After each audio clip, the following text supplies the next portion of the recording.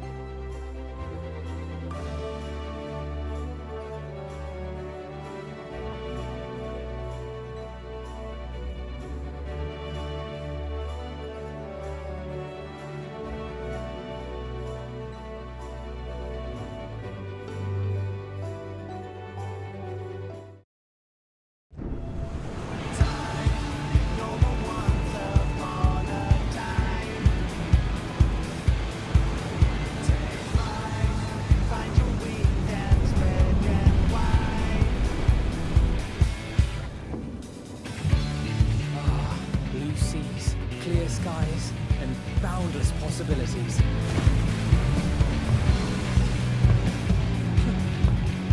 I dare say our destination will soon be in sight. Enjoying yourself for a change?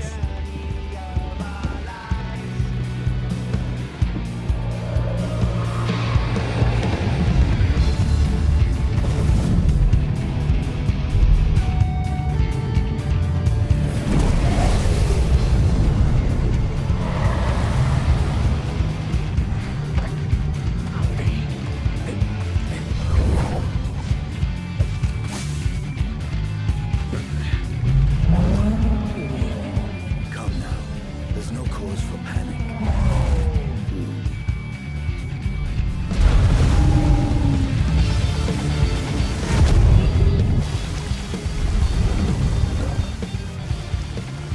This one might make for a worthy opponent.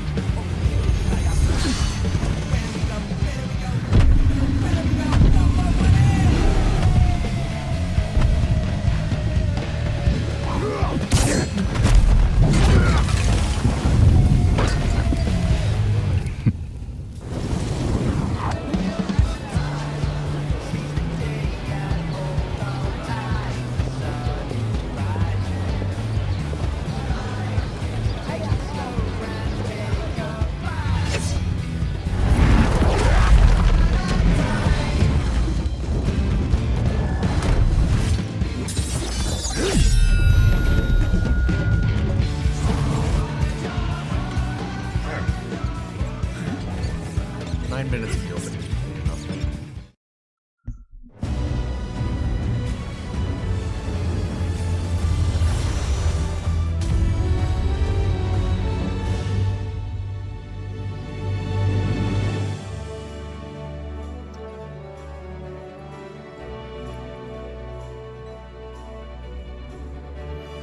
It's good to be back.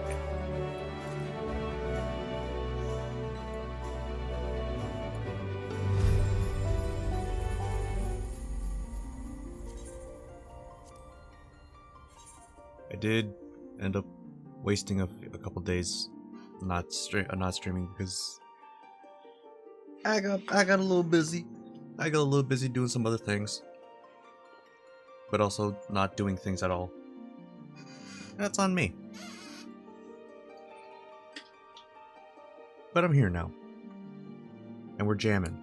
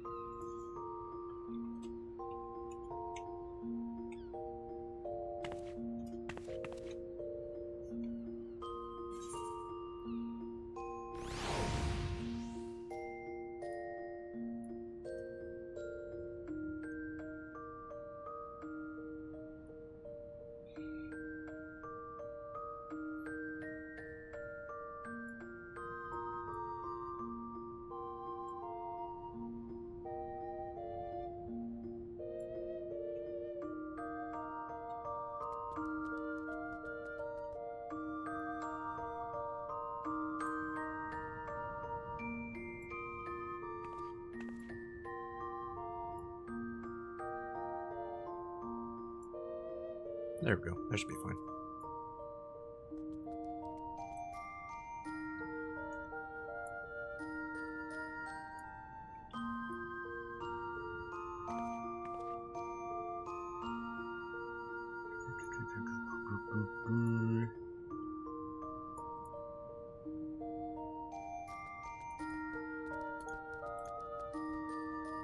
Copy text, because I gotta tweak this out.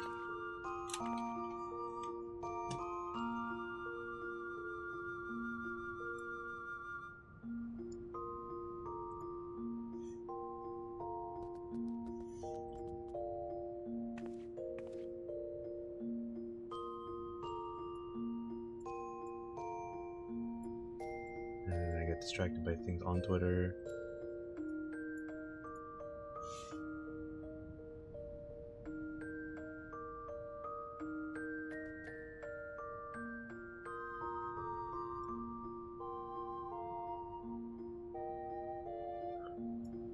Oh, rabbit.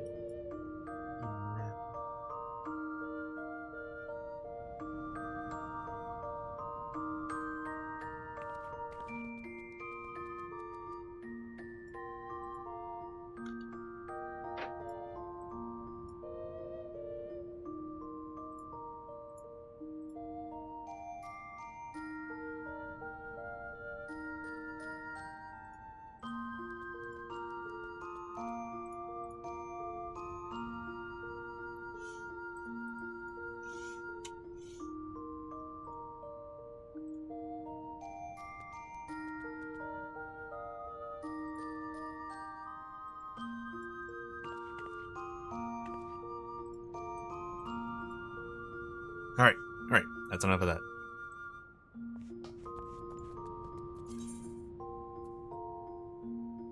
Just all the way back here.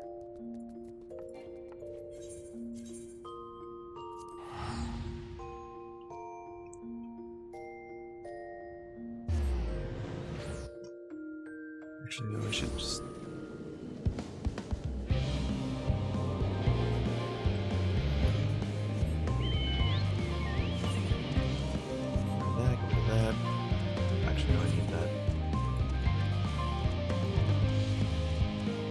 So I don't remember a lot of what happened before. I just remember that Alphino was going super off, organizing everybody to get the Allegan tech. Like all scavenged, salvaged, and just brought together and stuff. I thought I was in the level 87 area, or like a level 87 range of quests. Turns out I'm in the 88s, and I only have about 22 quests left. So I'm feeling good.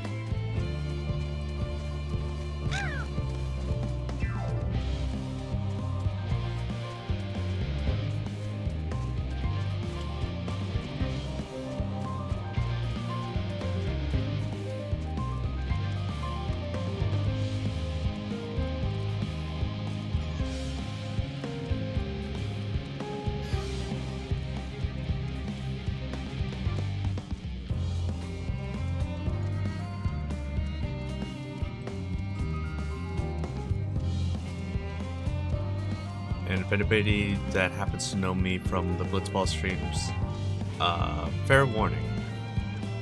I don't have as much energy as I do when I'm commentating Blitzball. Because Blitzball is so fast-paced and so chaotic, in a sense.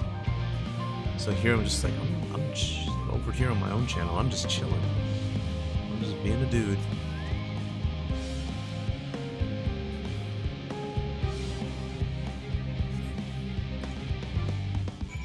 Also, I gotta do all the Aetheryte quests and stuff.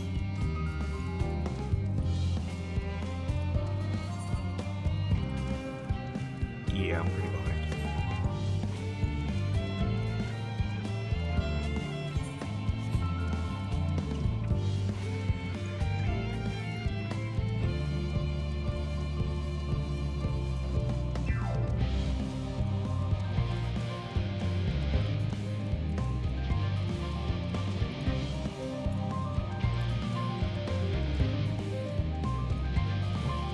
So I'm gonna just jump on top of that, but that'll make me work more. Don't look at me. Do not.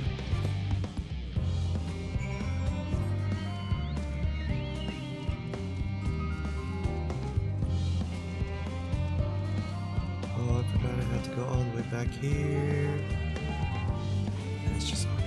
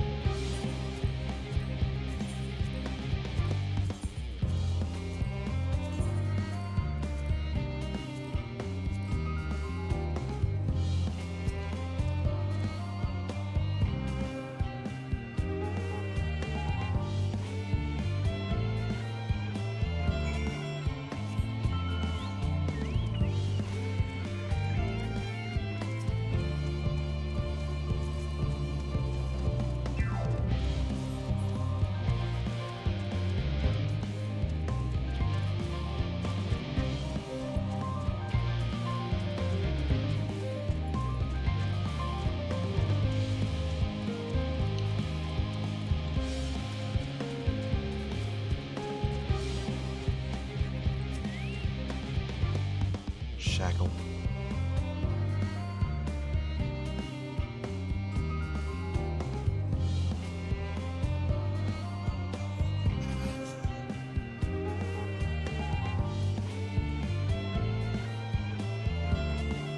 If I find it under thread. Don't. What actually is that even? That is a whole troll. Yep, okay. That's fair.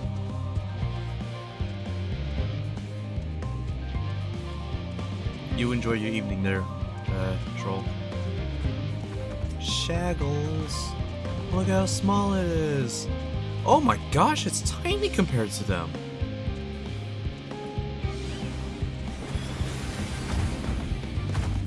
Only three. Only three.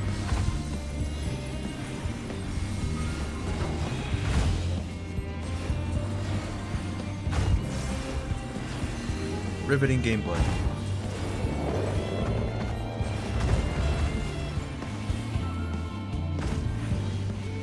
Magic missile. Magic missile. Magic missile. Magic missile.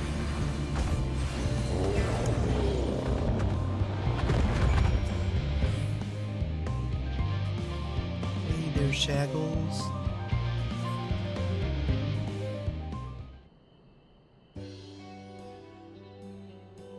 Oh, look at.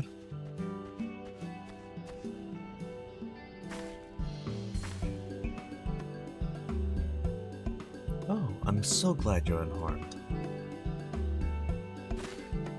You're all safe now. Come on, let's go home, sweetie.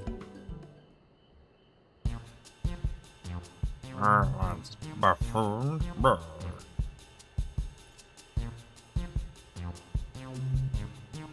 The Archaeon is under threat. I must do something. You can talk?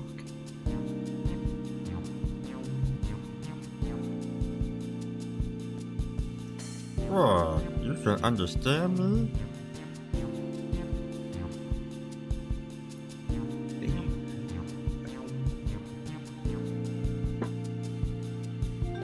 Wait, are you able to communicate with him? Yeah. I'm built different. Incredible! I've never met someone with such a skill before.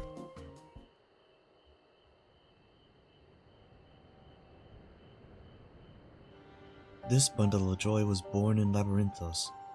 However, he was abandoned by his mother and in quite the state by the time we found him. He possesses... Excuse me. He possesses that. He possesses remarkable intelligence for one of his kind. We've elected to use him as part of a study into the effects of growing up in an artificial environment. I had seen him making gestures that indicated he'd been reading the tomes here, but I thought he was just copying those around him. To think he actually understands speech. Though I do wonder exactly why you are able to understand him and I am not. I'm sort of special. I'm built different. Again.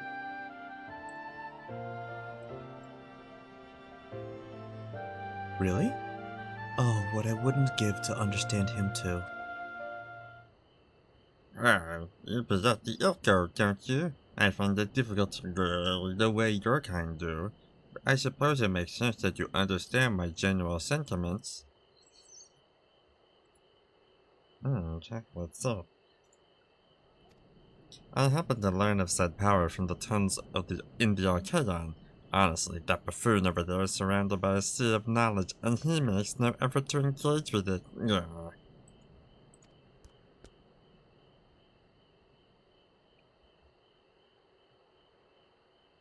Ugh. Oh, you poor boy. And at any rate, I'm glad to finally have someone to talk to. As I was saying earlier, the Archaeon is in grave danger. I don't know why I chose to do this voice. I have auditions to do tomorrow. Imagine. Some girlish gleaner managed to bring woodworms in with them during a visit. If you leave them be, they're bound to cause irreparable damage to the materials of the facility.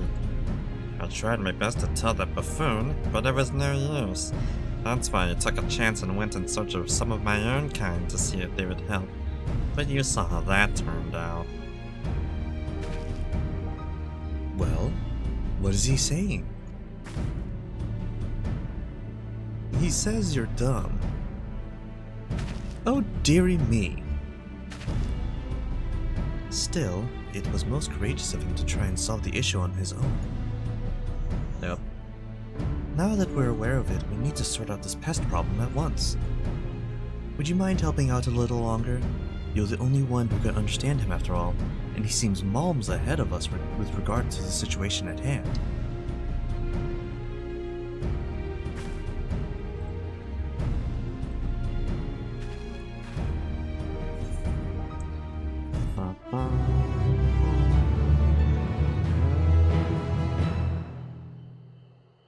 Excuse me, we'll bagel.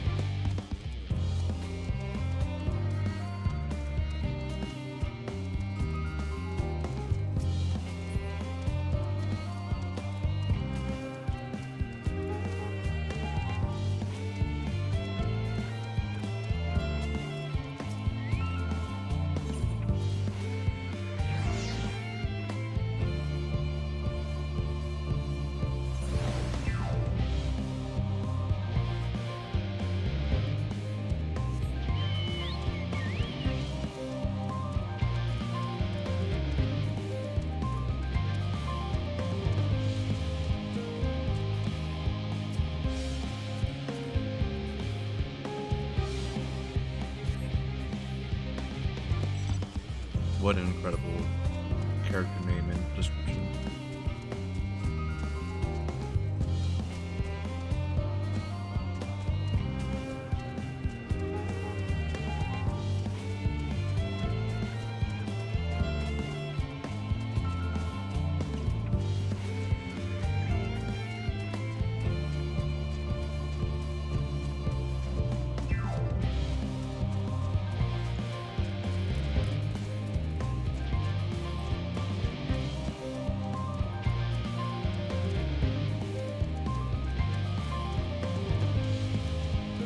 I'll get back to that at a different time, because right now I gotta get caught up. Caught up.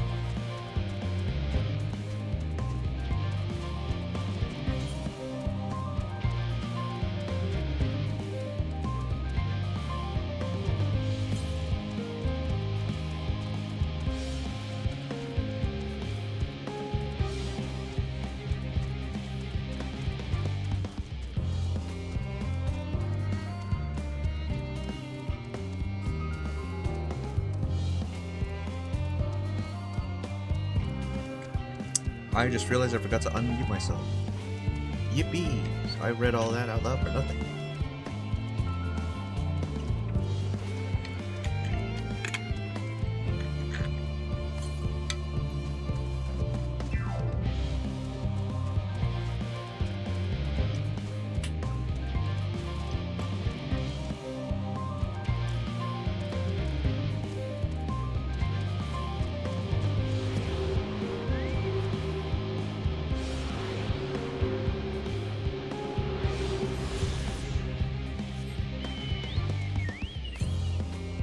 .420 to the west. Chublip!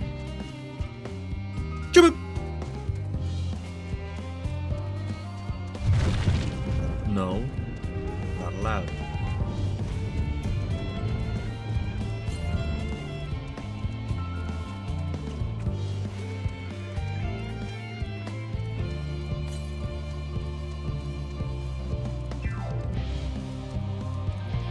Am I just doing a whole lap?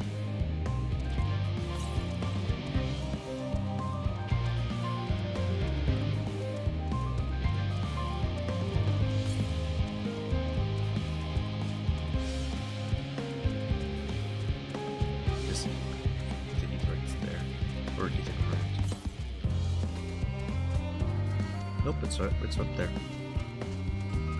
I almost fully ran past it.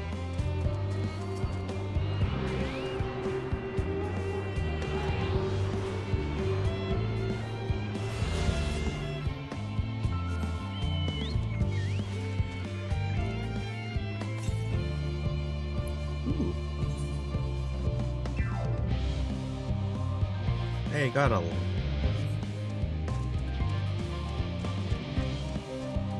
I'm already here, might as well get the heat right.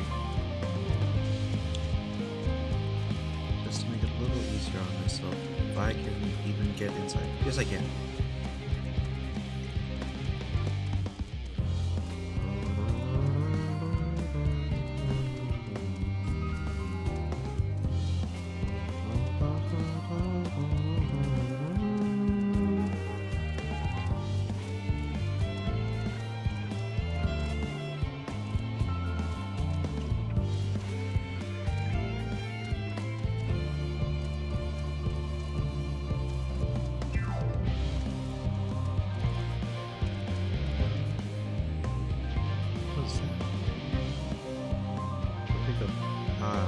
Who wants to see?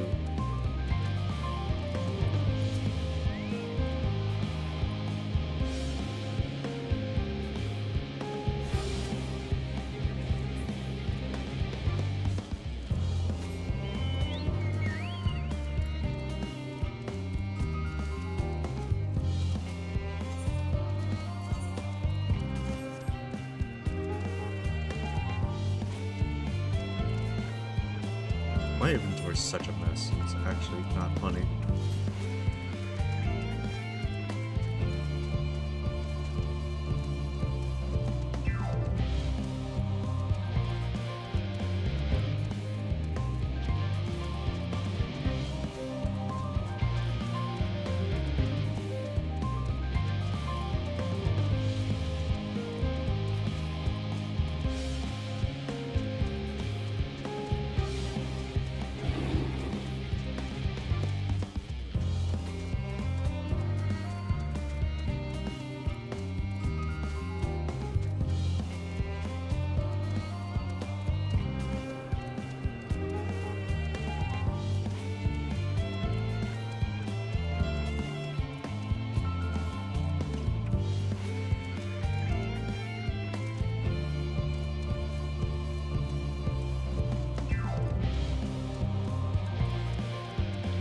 Yep.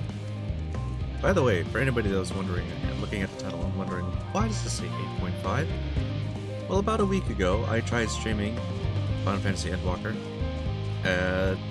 but because my character was on Balmong, and I kept trying to log in during the very busy parts of the day, not only could I log in to Balmong because visitors did not have priority, ferry was too full for me to world travel back so I could log in. So part 8 was a bust. I played Elden Ring instead with my buddy Pega. And now I'm here. I definitely could have logged in way earlier. But... yeah.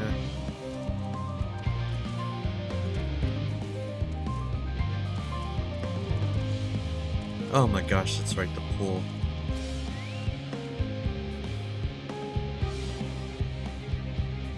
Shout out to the billboard.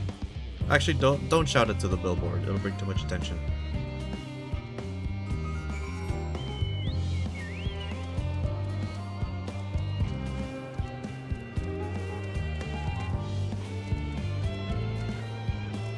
Steady current.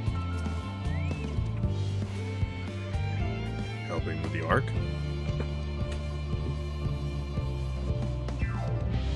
Even with all the power Master Kokol's managed to squeeze out of the ether burner, it's still not enough apparently. And now I hear the final days have arrived. Horrible creatures running rampant all over. If only we'd begun the exodus sooner. People are dying, and there'll be no end to it if we don't fulfill our duties. But we will. We spent years preparing for this moment. Believe in the plan, and all will be well.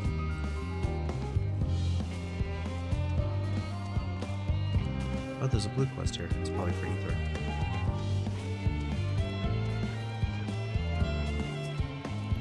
Oh, hello. Are you one of the new helpers? Working on the ether burner? Oh dear. I hear things have come to a standstill on that front. Even so, I choose that over my current duties, checking and loading samples day in, day out. It's tiring, thankless work. Still, no one will be cross if I misplace a few lagoons or what have you. The forum's got enough on their plate as it is, what with the deciding who gets to board the Ark and when. A lot of powerful people have opinions about that. My heart goes out to Master Fortuneau and the others. Hardly get a moment's rest, I expect. Do they even have time to sleep? There's... I definitely find like the last person, but I need that quest pronto.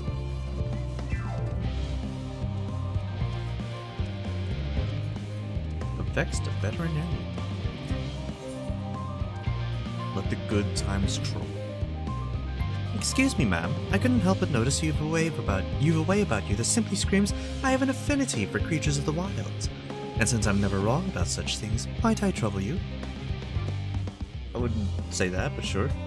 You see, amongst the troops of trolls living in the outer circuit, I came upon one who was sick beyond measure. I took the poor creature in at once and saw him healed, of course, but when I attempted to return him to his rightful home, he flew into a panic, as if he could not bear the thought of going back. To make matters worse, the troll saw fit to escape into a den of Analas. I would go after him, but I'm so fumble-footed I'd scare him off like as not, and be torn limb from my pains by the fiends. So I turned to you. Would you seek out this troll of which I spoke? I shall provide you with his favorite food, and with it, you should be able to calm the piteous thing. Hopefully that will be enough to see his senses restored, and for him to come hurrying back. And though I shudder to think of it, if any of those fell Analas seek to impede you or pester that troll, make those beasts regret their interference. Oh, and don't you worry, you'll be rewarded for your efforts. Thanks.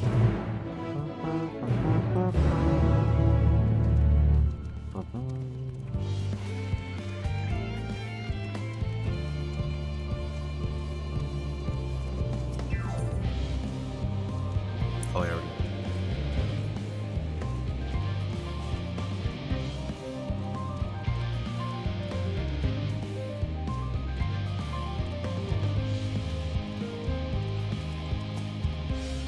Hey, Frog. Hold to Sun? Offering to help? That's very kind, but I should be able to organize the rest of the documents by myself. It's mostly lists of the things we'll need once we arrive on the moon, and then whichever star we choose as our new home. My duties largely concern the maintenance of living conditions, so I'll be a lot busier after we depart. I hear that our lunar collaborators have come down to assist on our efforts. I'm looking forward to finally meeting them in person after having communicated with them in such a limited capacity thus far. To be perfectly honest, I've not even the slightest idea what they look like. I do hope they're not enormous, looming giants. Why, I would much prefer something small and fluffy, like that beheaded rabbit that ran by. Well, you're in luck.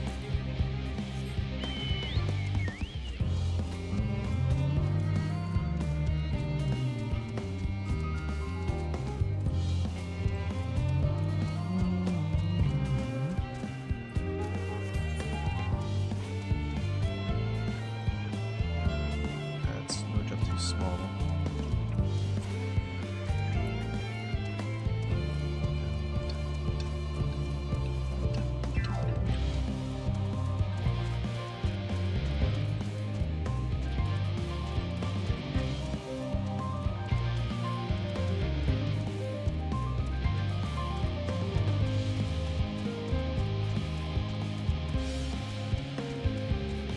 You know what, for what it's worth, my computer seems to have been handling the new graphics update pretty well. I have not changed any of the rendering settings, so it still looks great.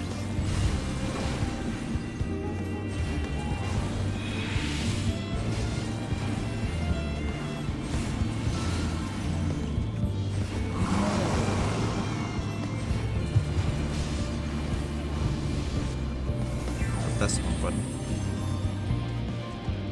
And as a treat, let me just do a little bit of this. And goodbye.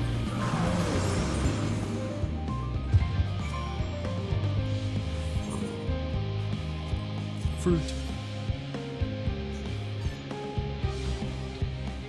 Wow.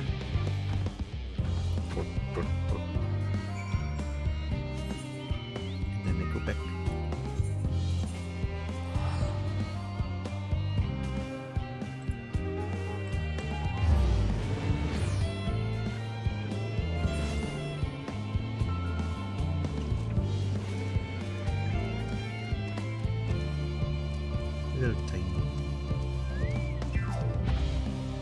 Look, he's returned! I can't thank you enough. I know they may not look it, but trolls are really quite intelligent. Indeed, they are an intrinsic part of the woodlands of Labyrinthos and keep it healthy and thriving. Though we've a responsibility to put down the more violent and unruly ones, most trolls, such as this one, are kind, docile things. In fact, my friend here has a real chance of becoming leader of his tribe, perhaps even guardian of the forest someday. It is we who saw these creatures removed from their natural habitats and relocated them within Labyrinthos. Thus, we have a responsibility to watch over them, to ensure they are well. And it would be too cruel to dispose of one simply because they're under the weather. Ah, yes, your reward. Here, as promised. Now then, it's high time I saw this fellow return to the outer circuit. Farewell, adventurer. Thanks.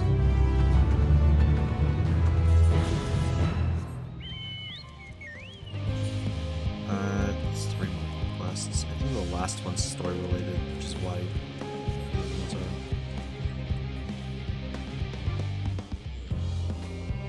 Yeah, the last ones might be a little further. Look! Would you look? Labyrinths.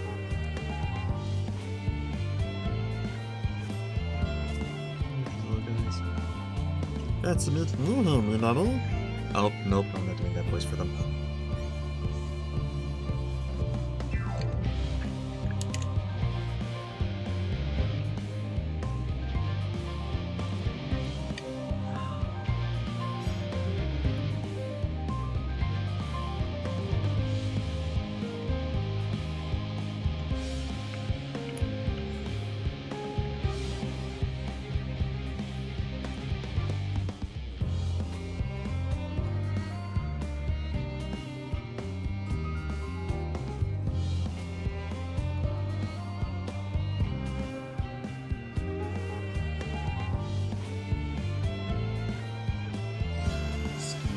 Second.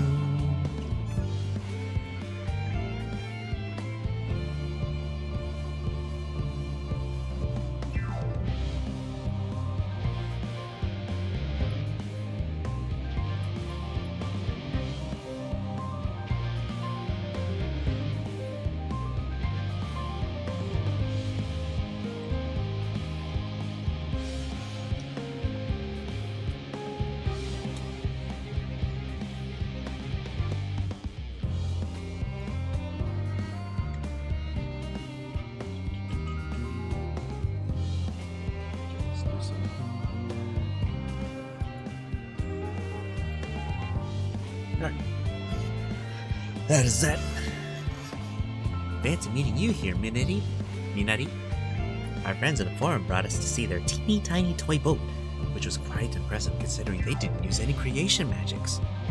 What we're really interested in is the Theris itself, but now we find ourselves in a sort of funny underground and miniaturized version of it.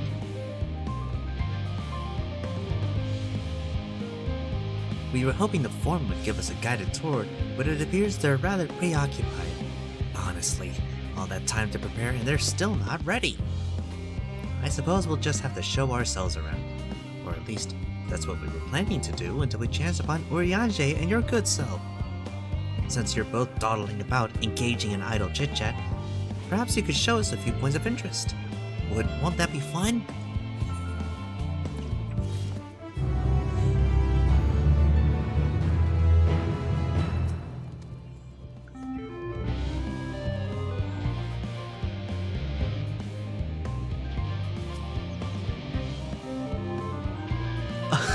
Oh. Oh, that's so funny. Singing Way has its own audio when you talk to them. That's adorable. Crikey. Wait, are they meant to be Australian? I didn't have a chance to say goodbye. And for having those other loporits attack you.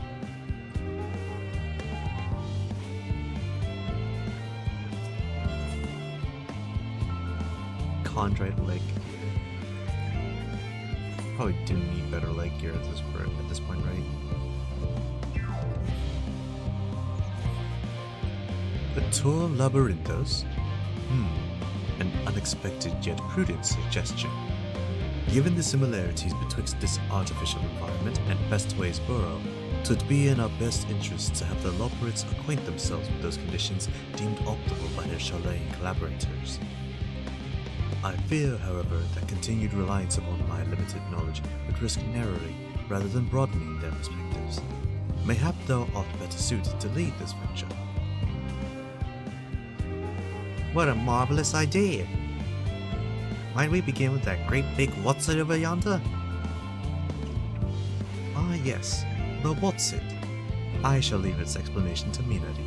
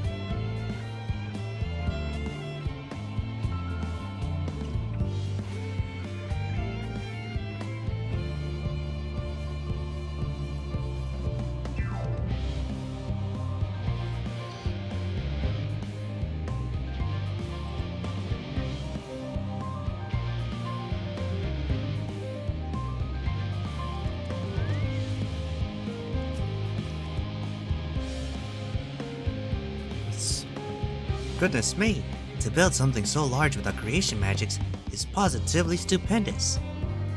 Perhaps you could direct our attention to its most important features.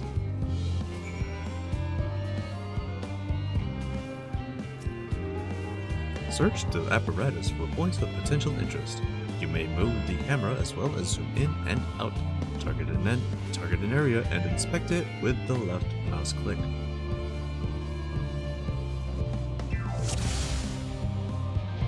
Gee, well, first off we got these tanks. They hold stuff in them. It's a little hard to see from here, but is that a golden pipe connected to the top of those tanks? And I can see through that window another pipe at the bottom. Ah, this must be for purifying water drawn up from below. Observe the mushroom-like thing.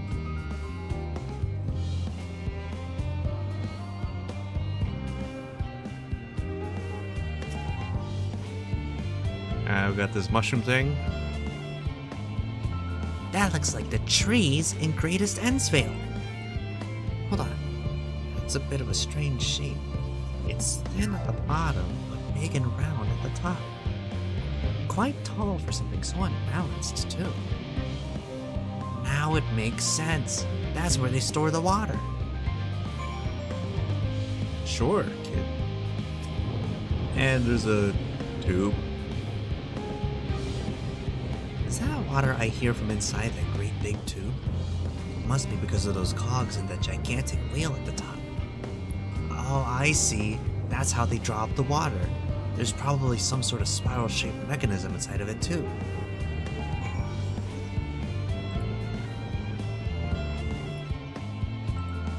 I don't know, Dad. Oh, dialogue, shush.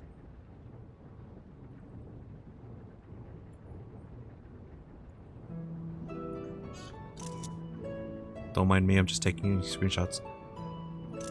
Well, if I were to hazard a guess, water drawn from underground, presumably with some other mechanism, is purified here and stored in that tower before being distributed elsewhere. I'm right, aren't I? I knew it! A design brilliant in its simplicity, I dare say would take only a moment to install in even the harshest of environments. For us Loporrits, that is. Indeed. Securing a reliable source of water is of the utmost importance for any fledgling settlement. We have read, however, that peoples of Aetheris sometimes make their homes in arid deserts and such. How are they able to survive?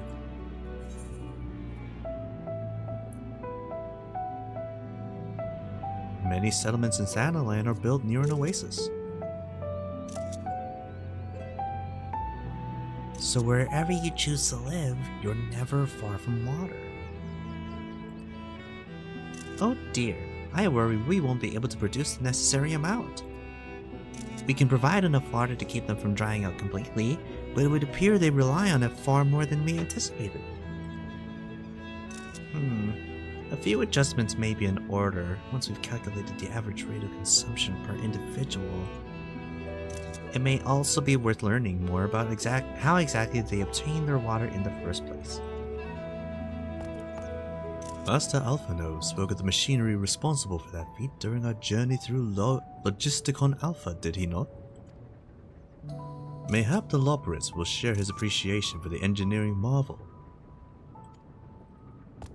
Oh yes, that sounds absolutely splendid. We must journey beyond the sanctuary of Chalet and Hamlet. I shall lead the way. You mean we'll have to brave the untamed wilderness? A valid concern indeed. We could not help but notice the many dangerous-looking creatures with big, nasty teeth lurking beyond the safe confines of this settlement.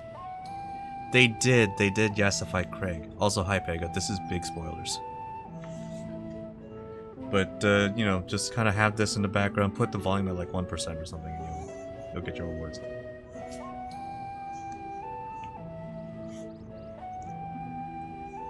Craig got a bit of a glow up.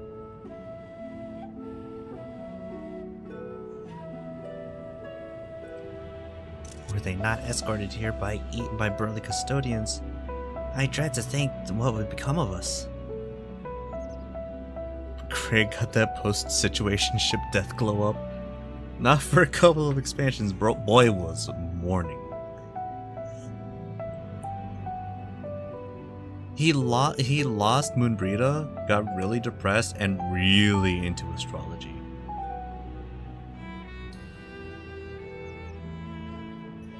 He got so depressed he kind of didn't show up for a little bit. And he came back and was like, the stars have their plans for us.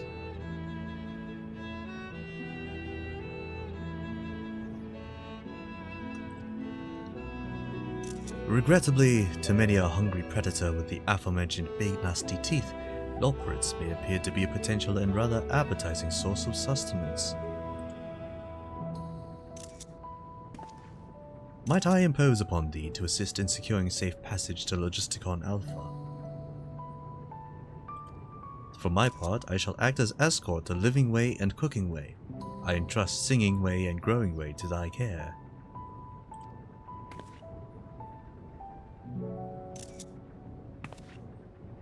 They did kill her off pretty quickly.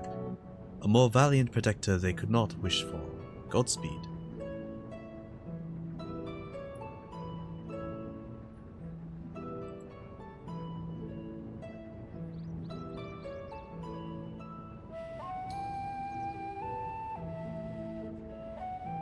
I apologize ahead of time. Actually, no, not ahead of time. I apologize now. I do like taking screenshots of the cutscenes, as you may hear.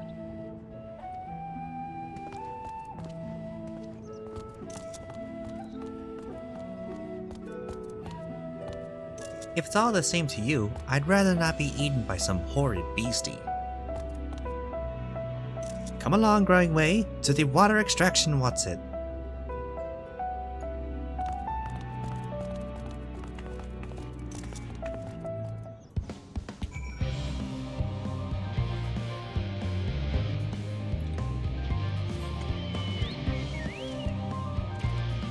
Never apologize for having an eye for art.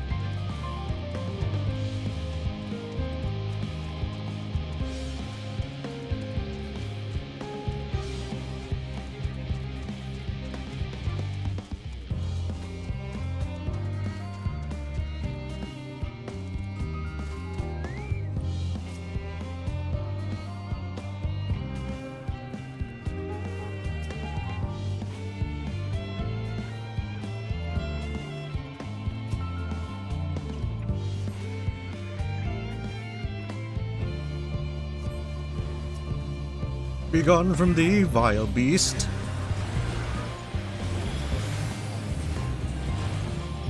Oh, did I accidentally swift cast? That's fine.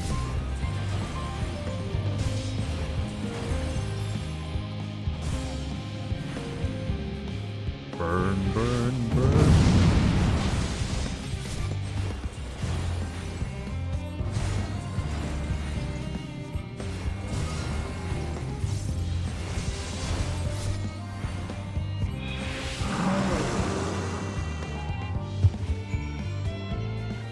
Jeez, so extra. Thank you so much. I really hope this water extraction once it is worth having these harrowing experiences. All part of the fun, some might say, but I'd rather not be burnt to a crisp if it's all the same to you. Wouldn't.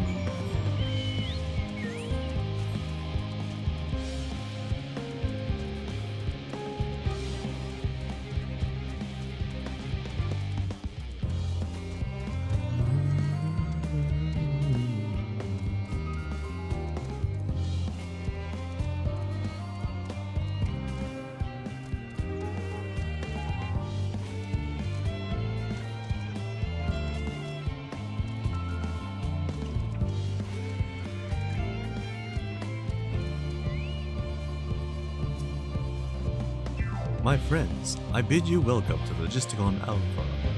Our destination doth lie at the list's top. Pray, follow me.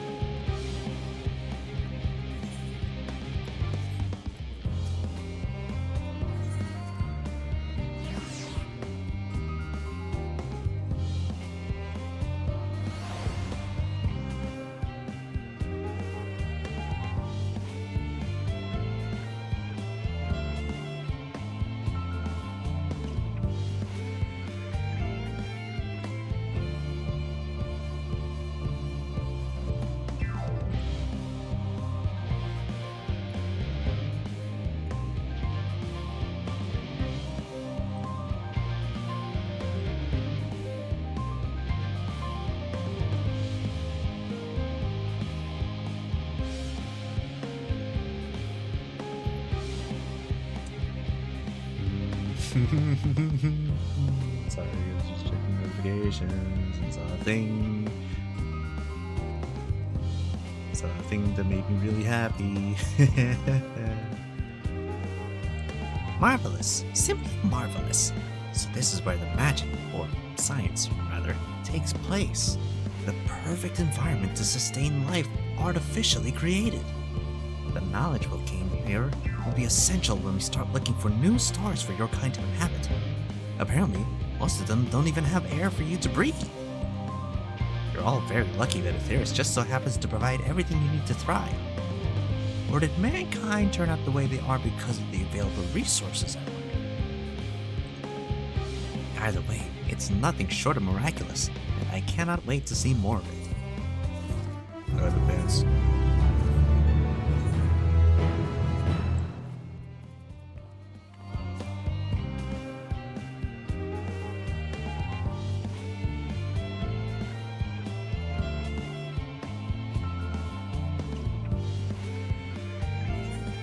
Do I already have?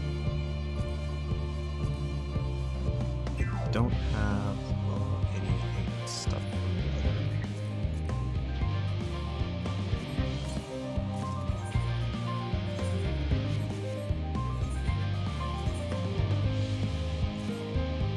Oh, I've lost my pants. I now only have shorts.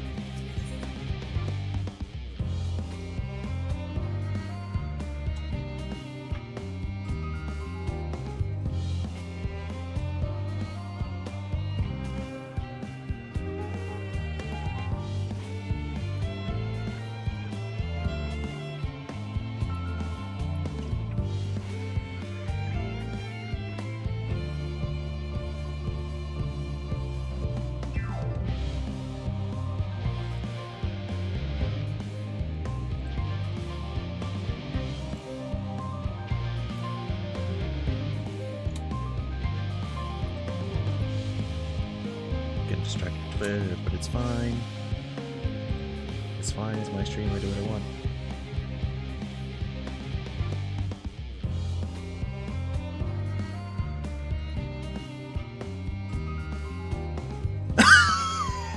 No! I just saw that.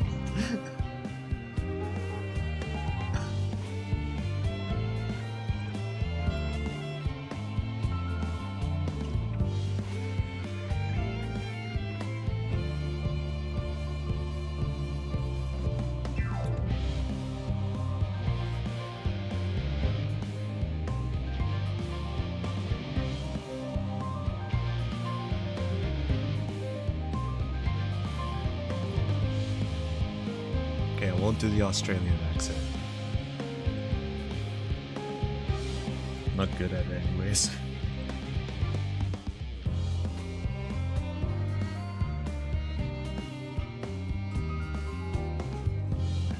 This is all very wonderful, I'm sure, but I was rather hoping to learn more about your nourishment provision facilities.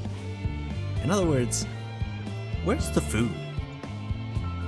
I believe that both the knowledge and consumables you seek may be found at Mariol Agronomics.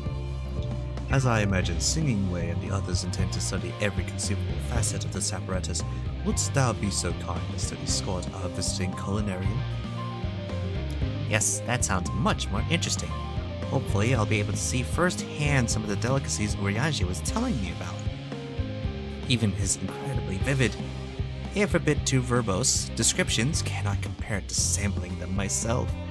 Not to mention Aetheris will soon be no more, so I must learn all I can while there's still time. Let us brook no further delay.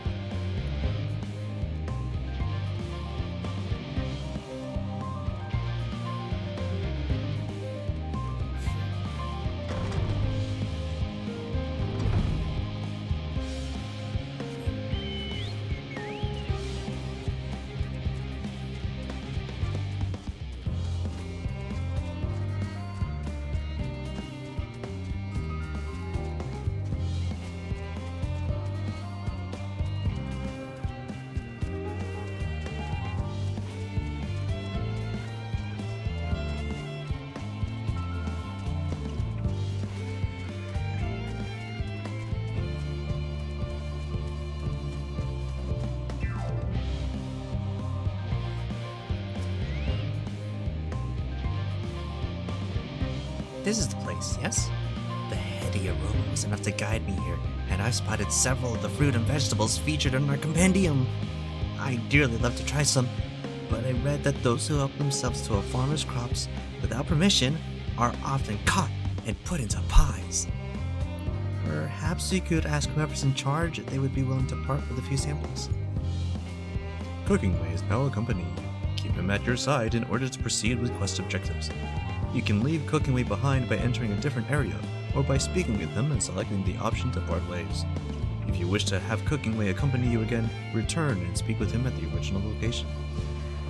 This way, my friend! Wait, if I dismiss the minion, does he still run to the side? Oh, he takes over the spot. That's actually no. Depends on the angle. Torgal, come back. Come back to me.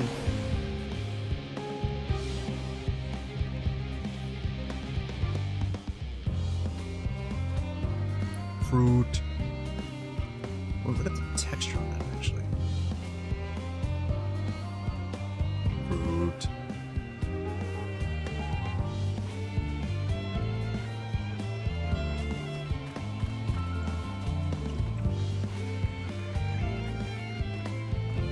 Pumpkin.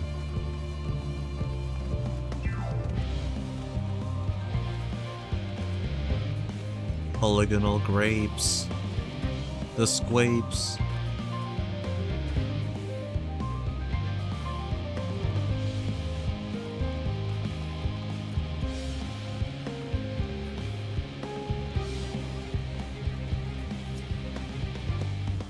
Your trolls showed me the woodworm sample. The best I can do is confirm that I've never seen it before.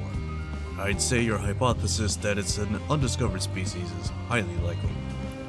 In order to ascertain how to best deal with the insect, we would need to learn about its original habitat. Well, I found it clinging onto a Thabnarian tool used to make medicine that was recently brought to the Arcana. It was delivered by a Rogadin Gleaner. Let's go ask Gordon about it. This and that and other things. Well, what are we waiting for then? To the Archaon. Anyways. That troll truly speaks to you, doesn't it? Perhaps that woodworm is not the only new species in our midst. Don't Jibka. What a fine mess this is. Ah, it's you. The one who climbed down the mine shaft. I'd show you around if I could, but I'm rushed off my feet preparing for the Exodus. And I'm not the only one. We've all got to find ways to do what we do down here, up there. First on the moon, then on whichever star the Forum decides will be our new home. It's all so sudden, so unreal. Don't you want to go to the moon? Well, it's better than waiting for the final days to claim us. But no matter how carefully it's all planned, we'll never be able to take every variety of flora and fauna with us. Even the ones we can take may not survive in their new environment. So many species doomed to extinction. Sorry, that's not what you came to talk about, is it? Nothing quite so dire, I assure you. We merely wish to sample a little of your produce, if we may. By all means, help yourselves. Much appreciated, my good fellow. So, where to begin?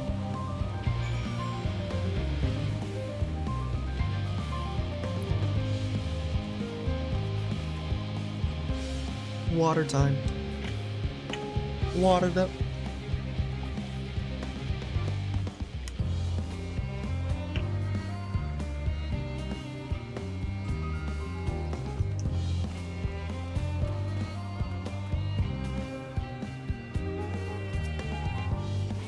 Oh, I know what these are. Grapes, yes? Let's see if they are as delicious as they look.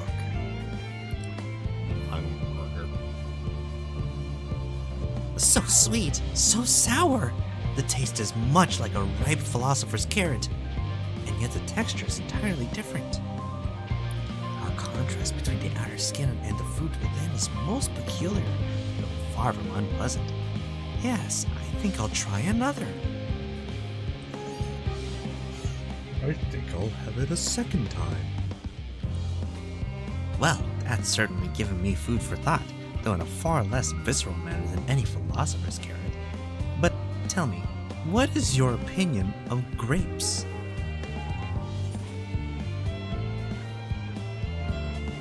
I'd brave an erupting volcano for a choice bunch. Meh.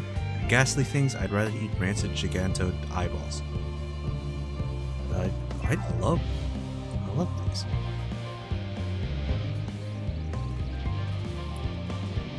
Yes, they are rather Moorish, aren't they? And from what I've read, quite versatile too. Something about people stepping on them to make intoxicating beverages, as I recall. Yes, and sometimes they fall and go wah, wah,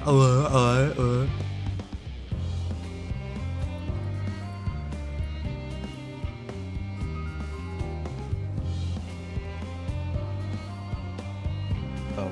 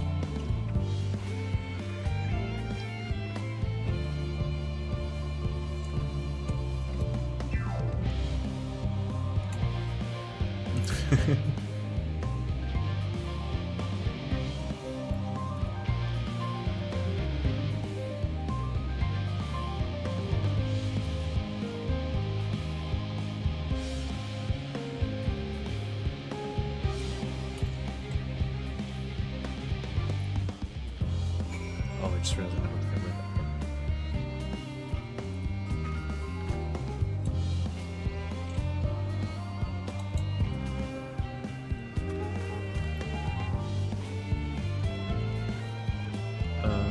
Orange Grove.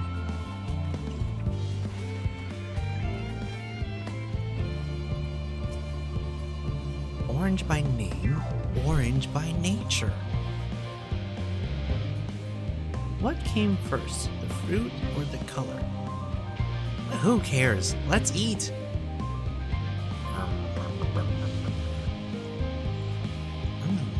Yes, that's... Equal parts sweet and sour as with the grapes, yet nothing alike. I may have to consult Oyage about expanding my vocabulary. I simply cannot find the words to describe it. Perhaps what I'm looking for is bitter. This is all very complicated, you know. So many flavors, so many choices, and each individual with their own personal preferences. Now I see why you all turned your noses up at the idea of eating nothing but carrots. Marvelous though they still are in my estimation. Let no one say I said otherwise. Ah, but speaking of carrots, I've yet to sample any of the vegetables. Let's see what's in that field over there.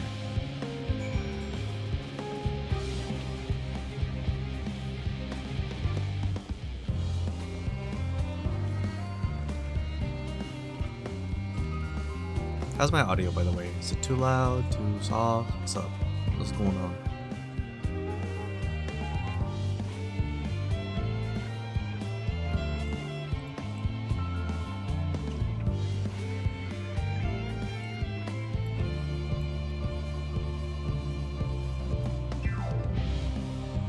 Oh, it's good? Cool. Excelente. As someone... Nope. That color, that texture. Are Are they some sort of enormous round carrots? No? In any case, proper nomenclature is less of a concern than the taste.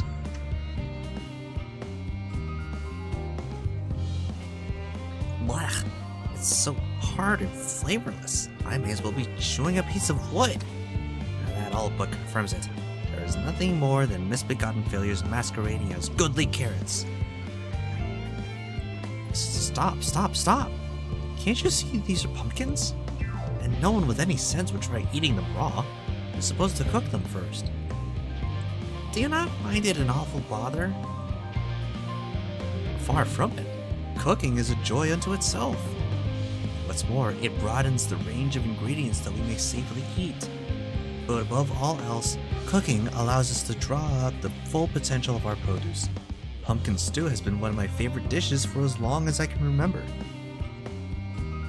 Then perhaps even these hard blocks of plant matter can become as delicious as the orange I sampled. I wonder though, if there is anything even more delicious, how about that yellow fruit over yonder? These lemons?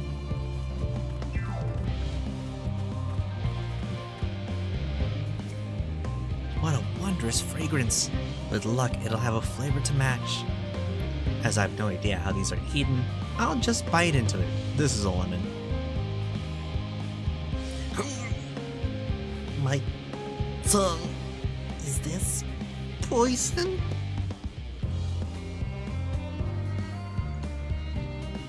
A lemon? You mean it's supposed to taste like this? How can something so similar to an orange be so revolting? Maybe some time before my palate recovers from this ordeal. As such, I had best call an end to this round of sampling. Let's say our farewells and return to the others. Speak with Yupka.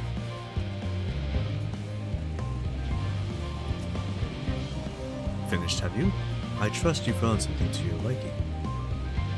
I'm rather enamored with the grapes and oranges, less so the pumpkin, though I learned the hard way they're not to be eaten raw. Then there was the lemon. The deceiver. I still feel so violated.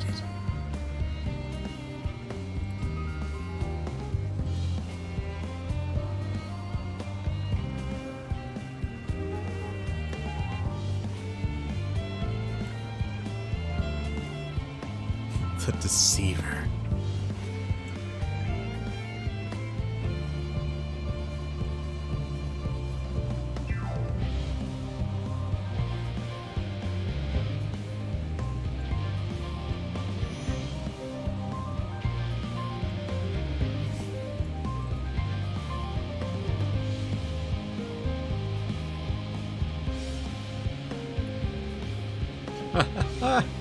First time, was it?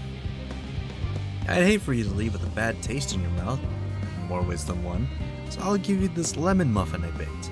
If this doesn't change your opinion, nothing will. More lemon? Have I not suffered enough? Nevertheless, it would be remiss of me to spurn this opportunity to... A bit of scent came up there. Learn more of your inscrutable ways. Very well, lemon muffin. Do your worst. Cutscene. That's a sound. This is delicious.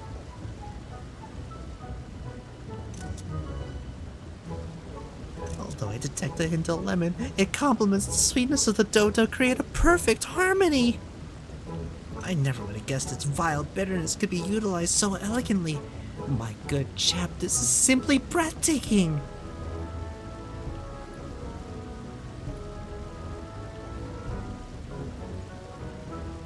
See, we rarely use lemon in its natural state, but it has a starring role in all sorts of recipes, and the same is true for many other ingredients. It comes down to making the most of the resources at our disposal. And sometimes that can even be the difference between life and death.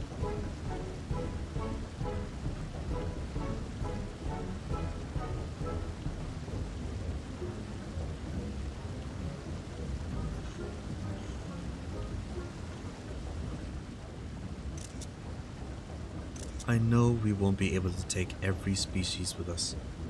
No doubt the Forum agonized over what was worth preserving, and what will be consigned to history. Hard choices, but make them we must if we're to survive. Such strength of will.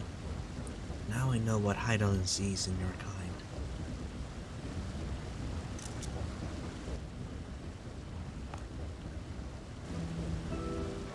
Mankind, elaborates, we were both born from the accumulated knowledge of the ancients.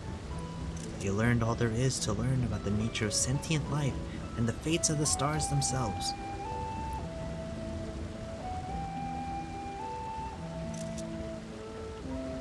Once a civilization has fulfilled the basic requirements for survival, it will inevitably seek to eliminate all forms of negativity and achieve perfection.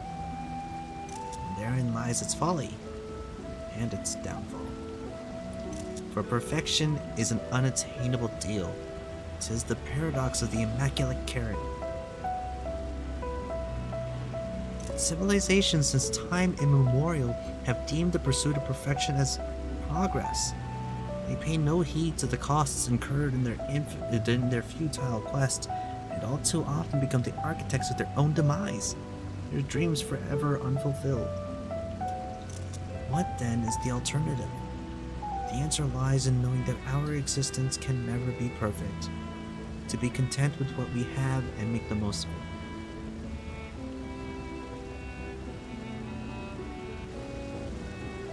When life gives you lemons, make lemon muffins.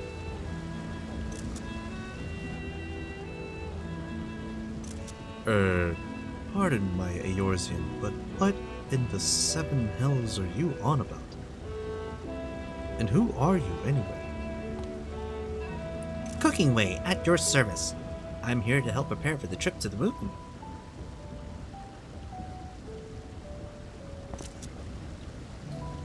And once you get there, you'll be able to try my carrots. I've been growing all different kinds. But don't worry, there'll be room for your crops too.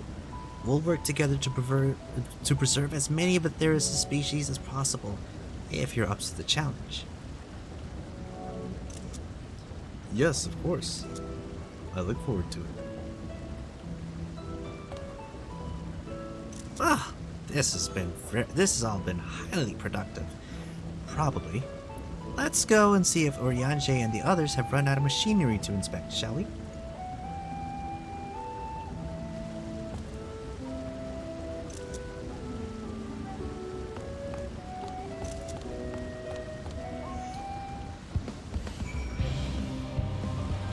Bro is learning the ways of the food. The num-nums. The munchies.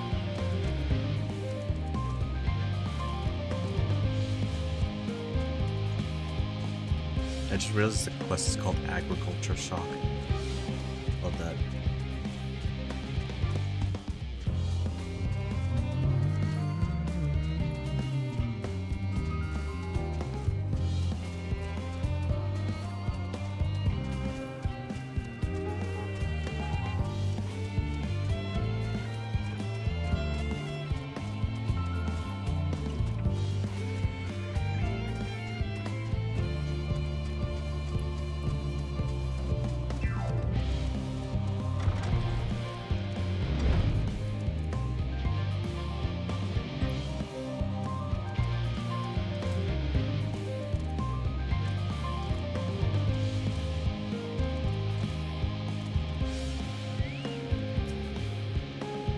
That was most enlightening, especially the part with the lemon muffin.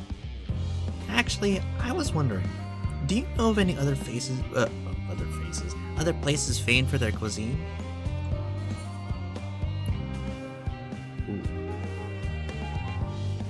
Limsa is home to the Culinarians Guild and many less than savory establishments. The Far East has oodles and noodles. I could very much go for a bowl of noodles right now, actually. Did I say actual twice? I think I just did. Whatever, I'm very much craving noodles and possibly lemon-based desserts. I love lemon desserts. You give me a lemon, like a lemon cake or something like that, so like just lemon flavored anything. Oof, I'm gonna eat that. I'm gonna devour it.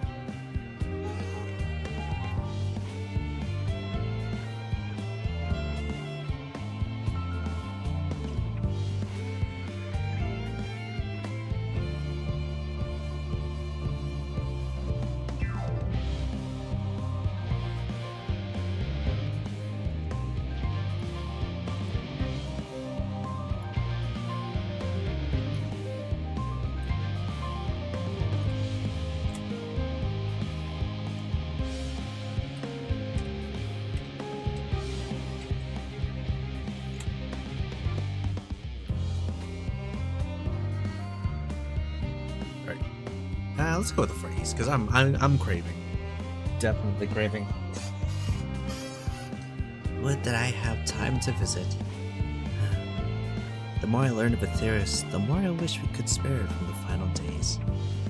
Alas, Eidolon's orders are to flee, not to resist. If only there was some other way.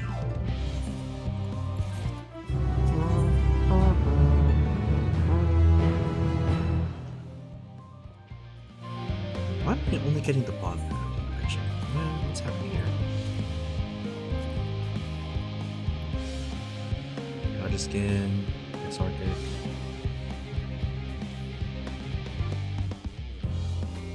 Is it just giving me the bottom half first?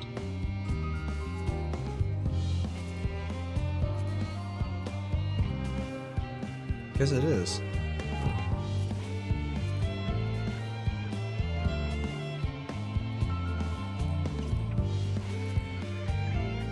Well.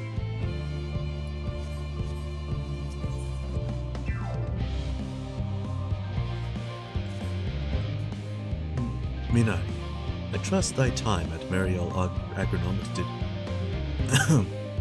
bear fruit. Our own efforts too were rewarded. We now possess an embarrassment of educational riches. No doubt our guests' relentless pursuit of knowledge could occupy them, and us for a fortnight. But could occupy them and us for a fortnight. Alas, time is of the essence. Let us return to Chalet and Hamlet forthwith. I shall gladly attend to each and every lovebird there, should further questions within my power to answer arise.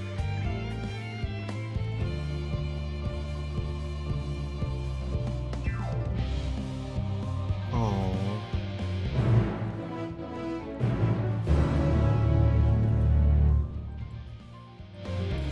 Teleportation! Away!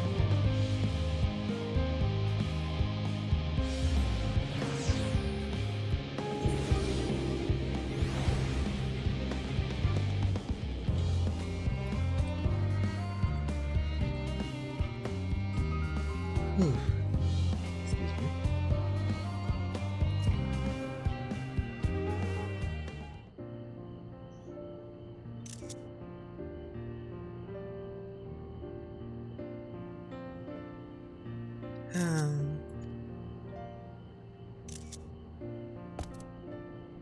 Yes, Minori, that was indeed me verbalizing a sigh to express my emotional state.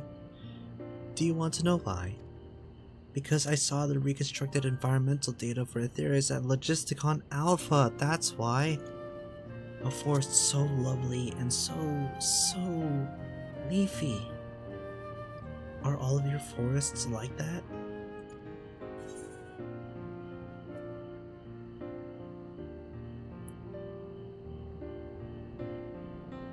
The Black Shroud is quite leafy indeed, and a place of utmost tranquility.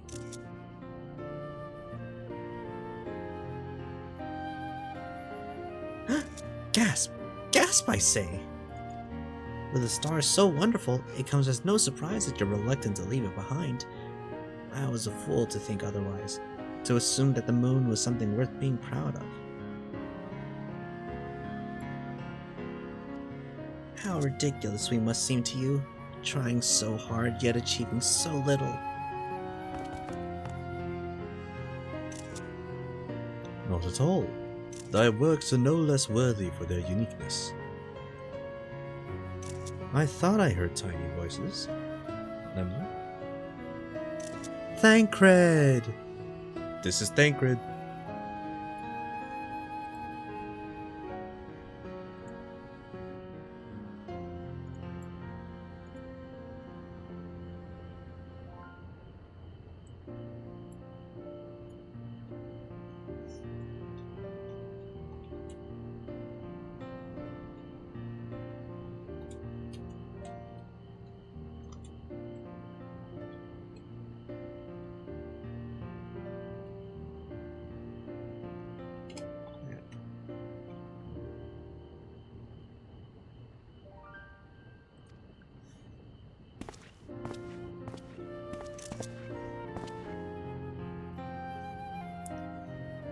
How didst thou fare? Oh, I was able to glean a fair bit from the researchers while helping to move their cargo. Preparations have proceeded without interruption here, despite news of the coming end. We have the forum's leadership to thank for that. That doesn't mean people aren't worried though. Quite the opposite. Knowing disaster could strike at any moment, they hurried to complete their work, equally aware that a single error could be the difference between life and death, and we can hardly tell them there's no cause for concern.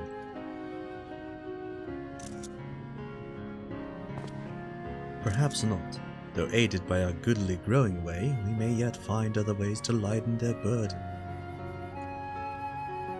Me? Be of use to people?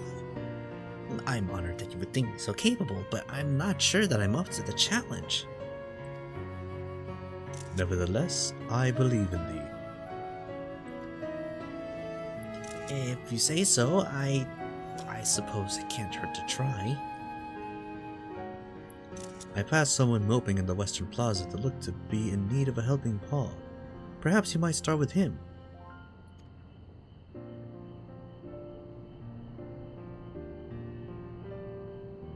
Tis as good a place as any. Come.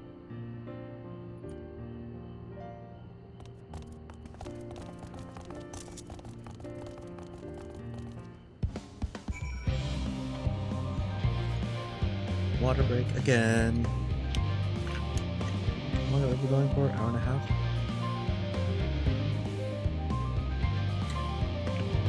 I'm definitely going for a pretty long while. So, if anyone's here for viewer rewards, you're in luck.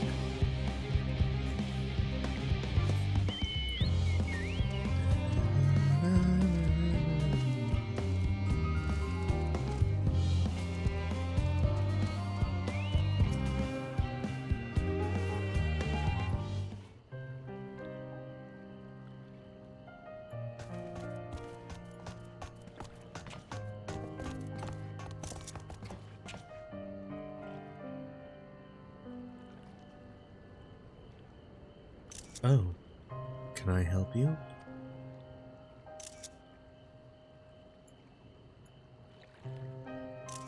It is you who would help me? Is my anxiety truly so obvious? A burden shared is a burden eased. Pray, tell us of thy troubles. Those little fellows do look like good listeners. I'm an engineer, you see, and I solve problems.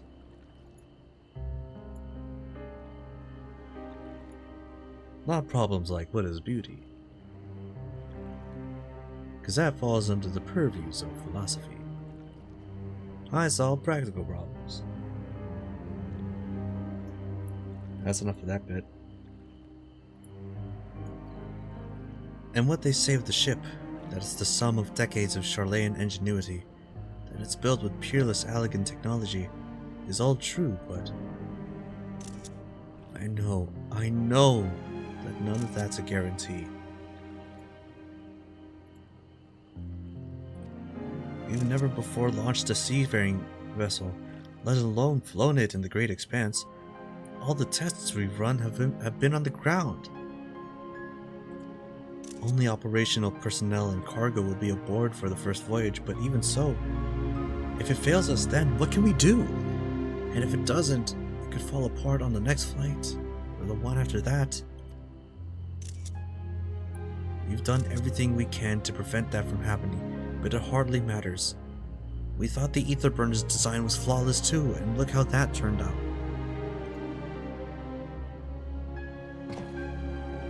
Thou art familiar with these most daunting technologies, and thus dost thou hold the power to allay his fears.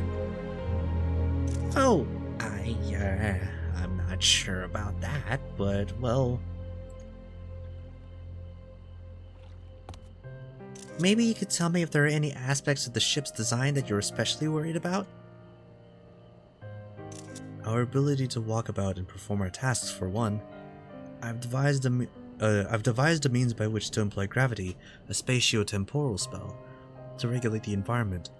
But what if it's not strong enough? What if everyone floats away and begins crashing into things as soon as we have left the star? Ah, gravitation! Maybe I can be of help after all. Up there is not so different from down here, you see. The same rules apply, and if you consider them as part of one great big cosmos rather than separate places. This and that and other stuff. But also this and that and other things too. I suspect both parties shall find comfort in this conversation. Why was my head tilted like that? Yet if Thancred's tale be true, still others would benefit from insights born of experience. Might I prevail upon the Lawbrits to attend them? An excellent idea, if I do say so myself. There is naught we'd like more than to ease the hearts of the fine people of Aetheris, and learn more about them while we're at it. Way! Full glad am I to hear it. Gather thy companions and bring them hither. Minari, thou hast a gift for finding souls in need of succor. Pray seek thee out the distressed and apprehensive, and inform them that help is at hand. I shall await them here, that I might introduce each to a suitable Lawbrit.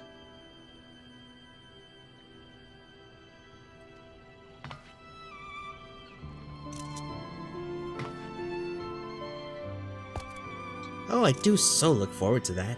A place for every Lawbrit, and every Lawbrit in their place.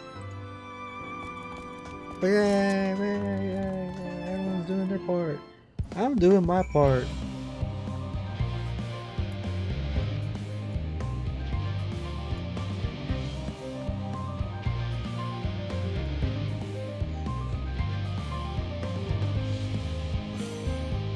Unconcerned gleaner. Well, I mean, that was the first one to show up, so I might as well go there. I stepped away to do work. Oh. Apologies, but I'm waiting a delivery. Whatever it is, we'll have to wait. It seems the gleaner is too busy to chat, for his benefit or otherwise. Come back, you're still talking to the mice. They're rabbits, for your information. They're gonna be here a while.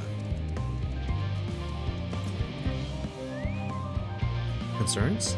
Nay, there's no point in worrying at this stage. It'll only make the work go that much the slower. This woman seems to be coping well.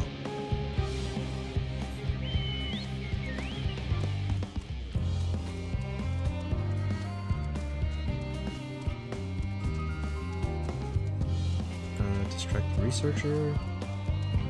Oh, maybe this guy. 56 bunches of weed in the ground. 56 bunches of weeds. Rip one out onto the mound. 55 bunches of weed. Hey, I'm not neglecting my duties, I swear. I was in need of a little break, you see, but then I found myself unable to relax at all, so I went on a walk, and then I noticed these weeds, and...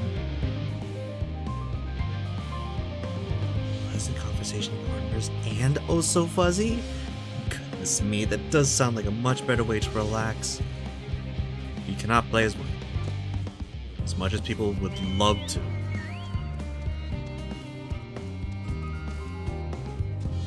Ooh, you do not look so good, my guy. By the gods, my chest is tight. Am I dying? Is this what dying feels like?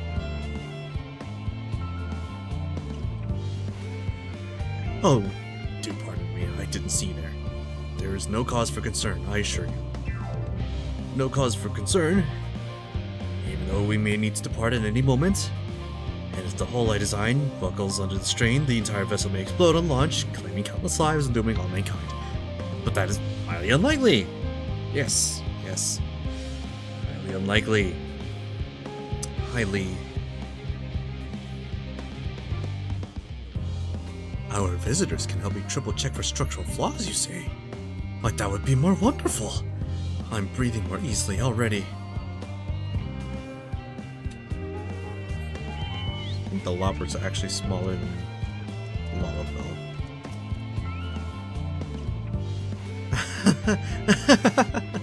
The end of the world is nigh, yet the work goes no faster.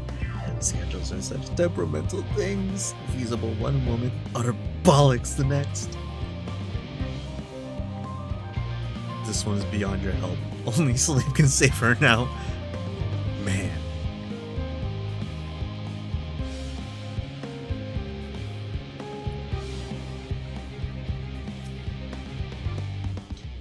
What am I thinking about? The medical facilities on the ship, of course. I designed them with the assistance of our sages and Kharadrins, but to imagine every illness or injury that one might face in that great expanse is beyond any of us. To say nothing of the effects that living out there indefinitely might have on the body. The crew from the moon! Why did I not think of that?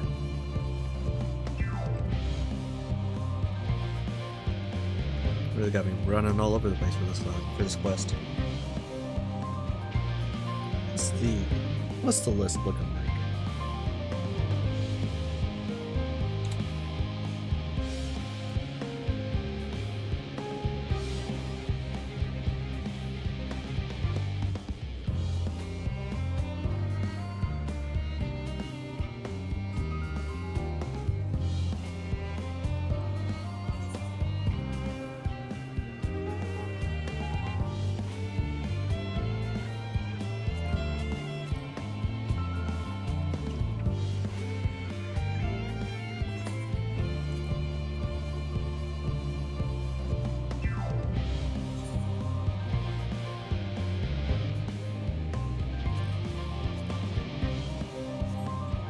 So strange.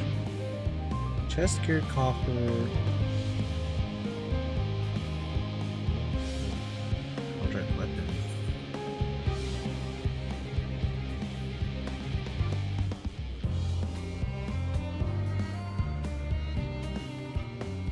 Oh, I'm already wearing it. Okay. Okay, so I'm already using some of the gear. I was wondering why I wasn't getting the other pieces. You! Yes, you idiot! Have you seen an envelope lying about? This imbecile refuses to give me the alchemic I ordered without that bloody slip of parchment.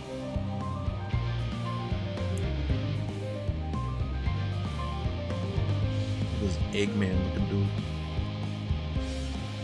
Unless your friends have a spell to make me remember where I dropped my damned envelope, I doubt they'll be more help than you. And you've wasted enough of my time already. It would be unfortunate for all involved to inflict this man upon loved ones.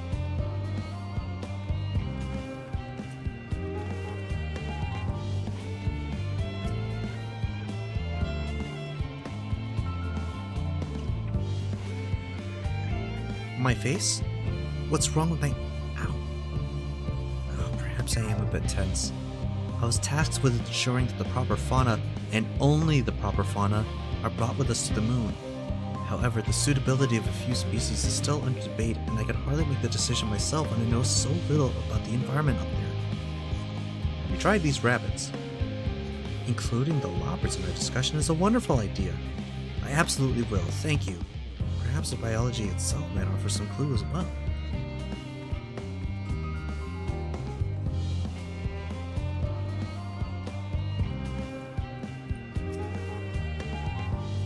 Ponder, ponder, ponder.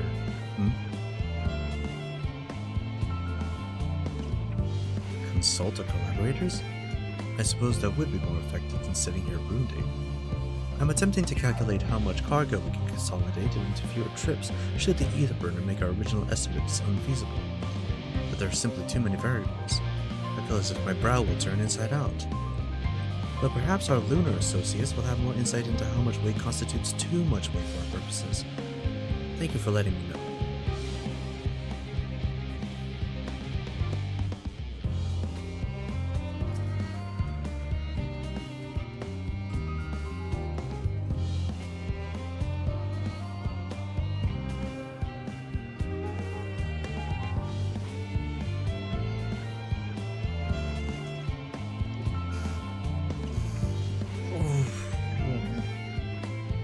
That was a big old yawn and stretch. I too noticed people becoming rather tense, so I rushed out to pluck some fresh and fragrant tea leaves. I need only track down 100 or so cups. Don't you worry, I can manage. I hope your plan to cheer everyone up goes well. This woman is doing better than you are. Oh right, you don't have to. Just relax, all right? Don't call me out like that. I'm doing all right. But you ain't gotta.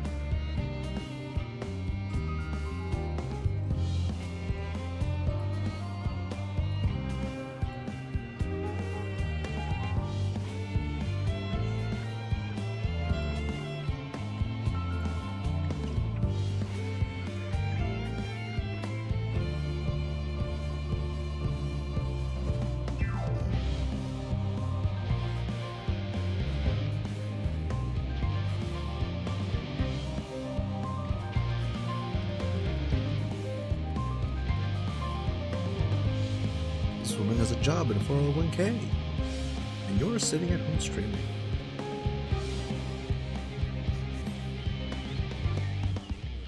Let's say the streaming isn't bad.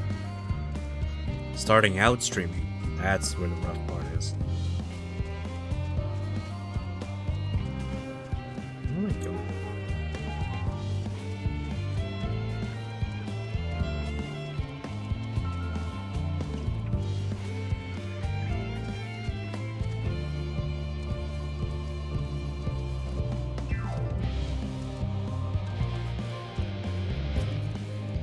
You probably don't need help.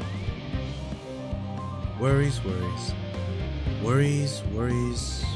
No, I believe I'm fine, thank you. I've been confiding in my colleagues, and it's helped a lot. Can't recommend it enough. This researcher already has the support she needs. Yep. Is there anybody here freaking out along the walls of the room?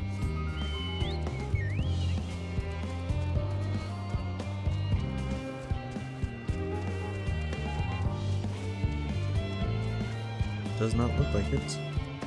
I can't imagine why that would.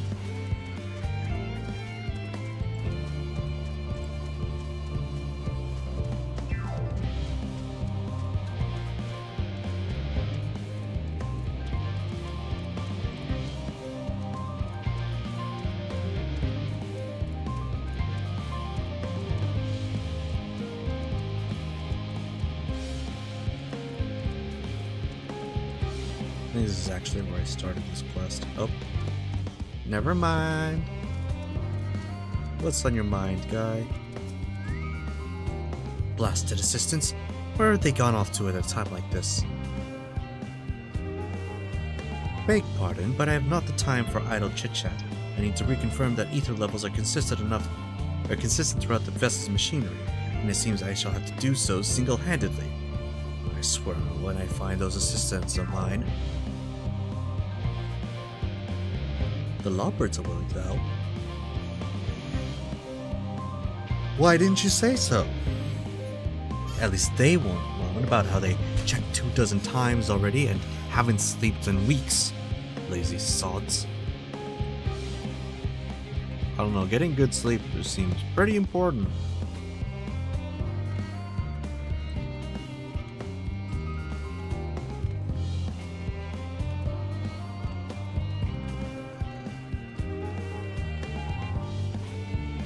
if I went out for college year?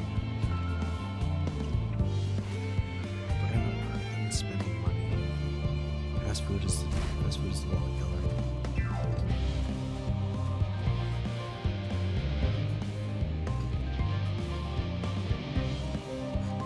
Fast food is the wallet killer. What's the mantra?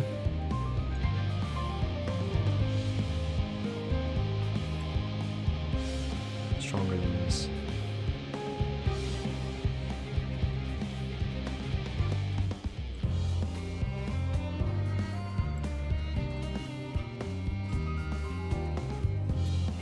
What am I doing? I have mounts. Where are these last few people that need my help?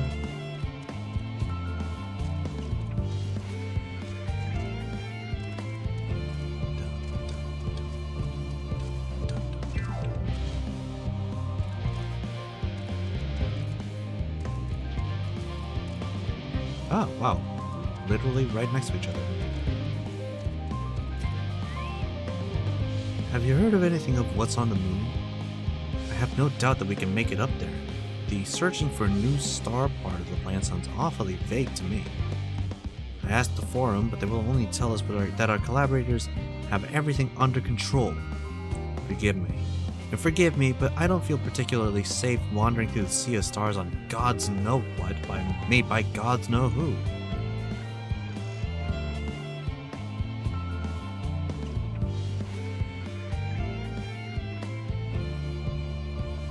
You mean to say that I can speak with them directly? Amazing! I hope they like questions. You sure do, bud. Hope you like questions too.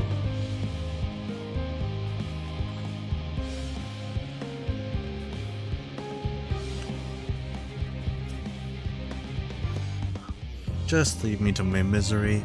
The forum can appoint someone else. I apologize. I simply don't know what to do. How am I supposed to pilot the Ark if I'm already falling apart under the pressure?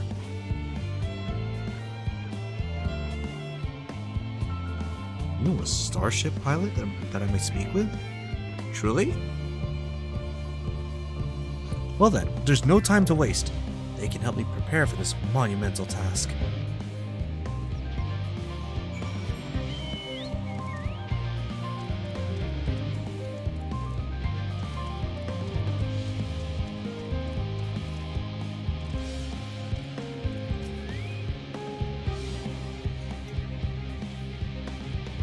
Oh my gosh, I'm yawning so much. I hate this.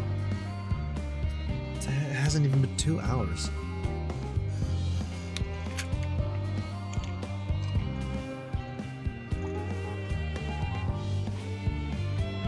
Like a coffee. Get like a snack and some coffee. That sounds about that feels right. Behold, Minari. Through thine efforts, word has spread throughout Labyrinthos. Verily, to a far greater number than we anticipated. Living Way doth gather more lovers as we speak. I shall assign each in accordance with their skills, that new bonds of friendship might be forged. Should greater matters require not thine attentions, watch over them, I prithee.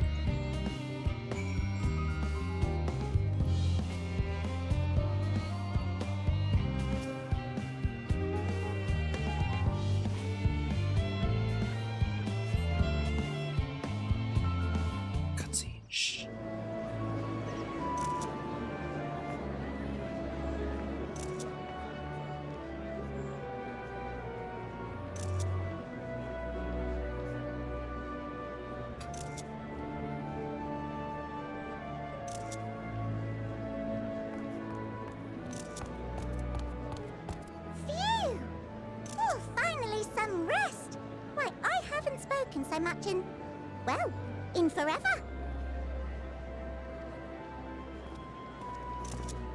Lively, isn't it? The town is abuzz. Everyone eager to meet with our friends from the moon.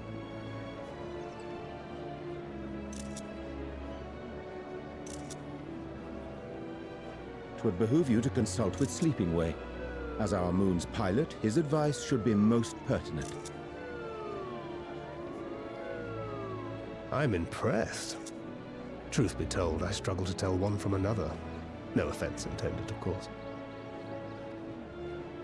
None taken. After you and your friends left Mare Elementorum, we spent no small amount of time with your Urianger. Oh, the conversations we had. He told us all about Atheris, answered our every question, no matter how trifling or trivial. Look! Every page filled to the margins with knowledge. When I first arrived, I was struck by how little I knew. It was daunting. But then I realized that, were it not for Urianger and his teachings, we'd still be stuck on the moon, gazing at your world and wondering what we've been missing.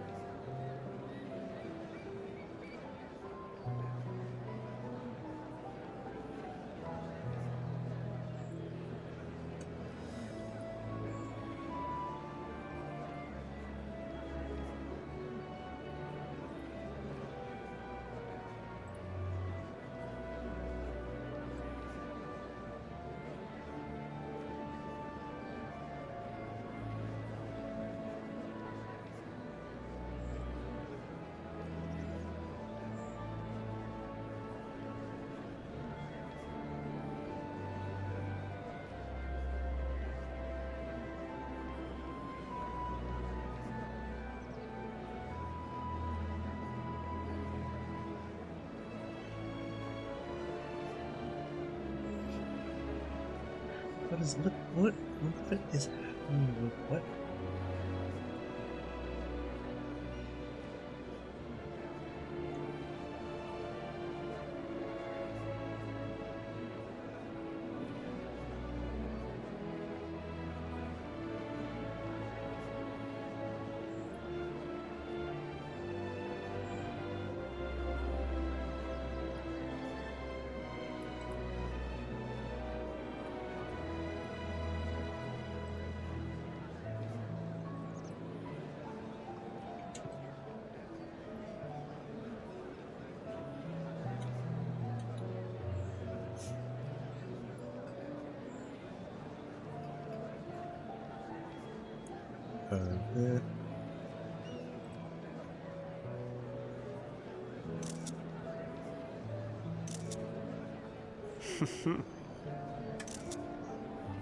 What would they think if they could see Urianger now? I dare say they'd be more than a bit surprised. And impressed, no doubt. Master Louis Soir, Minfilia, Papalimo, and not to forget,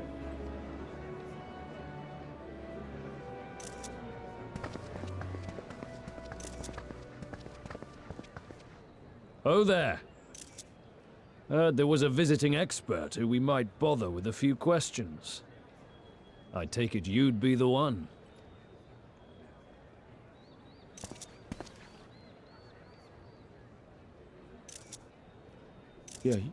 Yes, I am. What's happening here?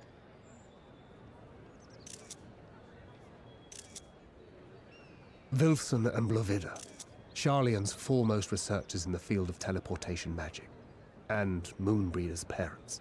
Ah.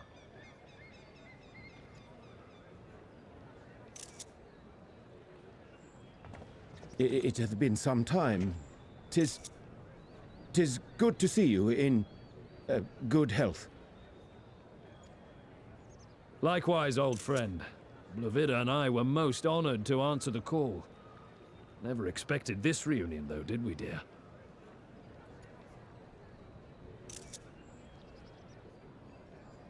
I'll say, the nerve. Sending that letter, then running off to the gods know where.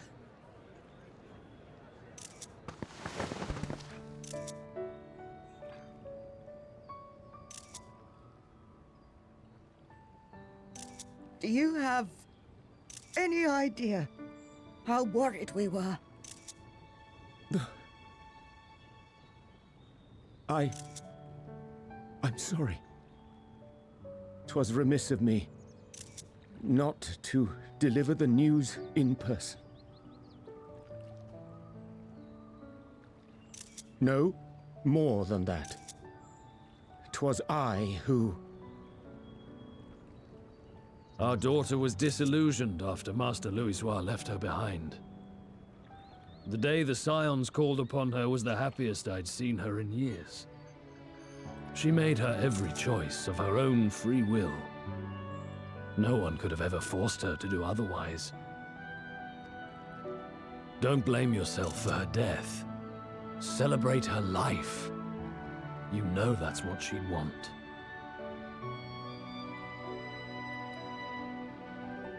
If there is one thing we resent you for, it was that we could not be there to mourn her with you. Reading the words you penned in that shaky hand, we must have cried as much for you as we did for her.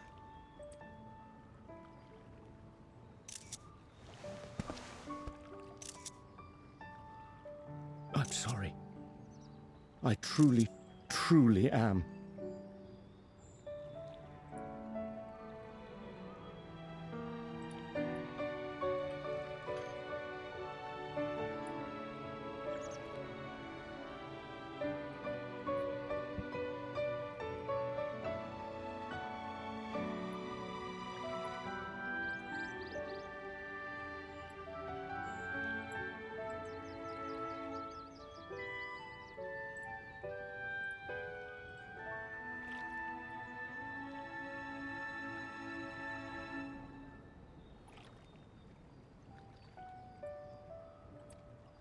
I knew not what to say, knew not how to express my feelings.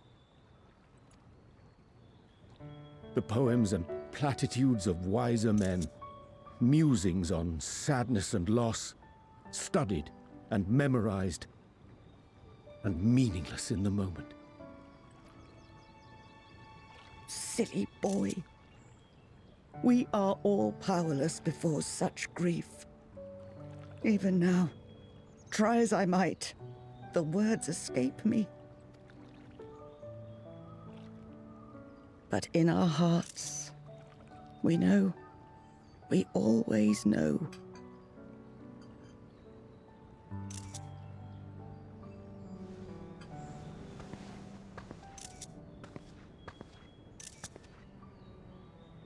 I remember when you were young, how the lads teased you for choosing the company of books over others. Our moon didn't take kindly to that. Be nice to Urianger, she'd shout, and give them a walloping, no matter how many times we scolded her. So we offered a suggestion. Rather than starting fights, why don't you be the bridge between Urianger and the others? She had to mull it over for a while, arms crossed, brow furrowed in intense thought. But from that day on, she never let you be alone. She'd drag you outside to play, pepper you with endless questions, read the same books you read, all to try and understand you that much better.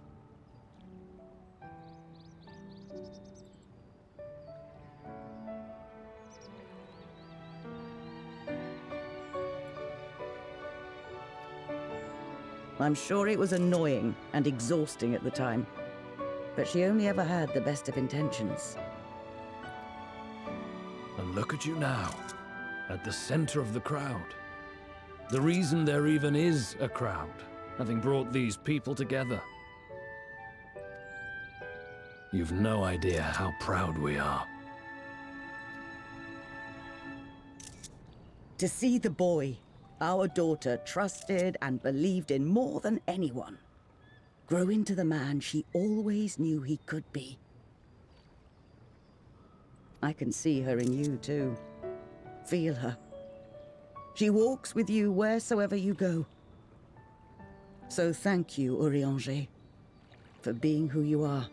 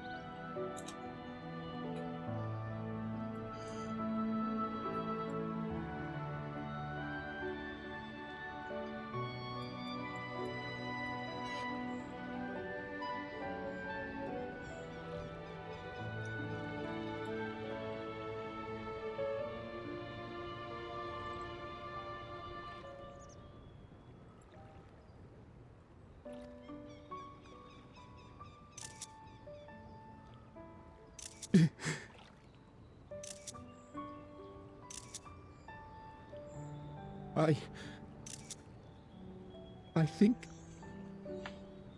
I can feel her too.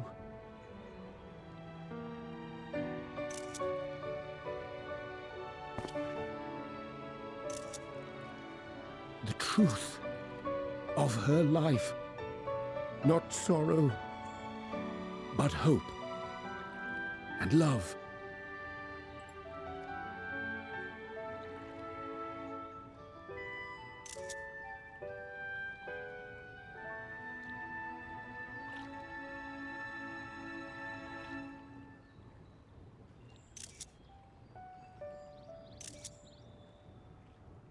This moon breeder. She was important to him, wasn't she? You could ask the man himself.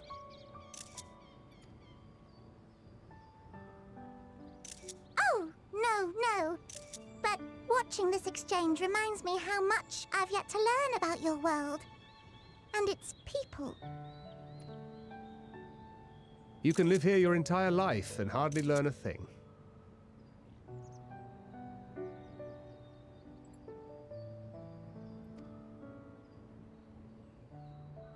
And that's why it's too soon for this to end.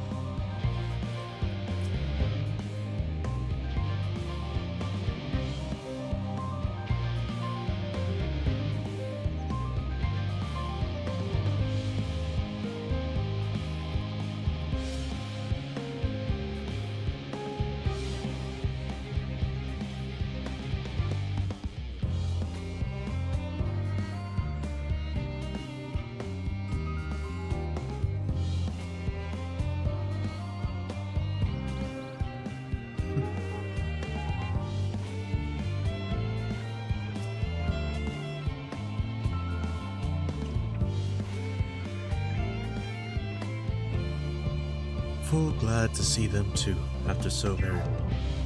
Gladder still that it was in your company. As difficult as it was to accept their kindness, it would have been far harder had I faced them alone.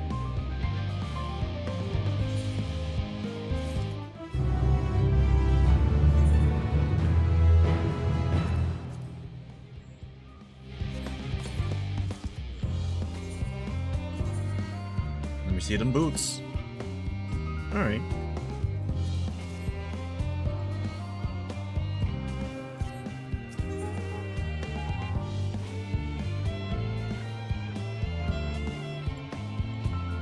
Well, as long as I can get to 89, right?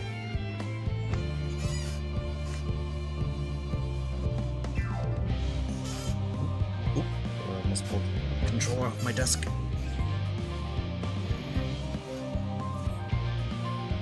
Ahem. Thou hast my gratitude for lending courage to the lowwards. Excuse me.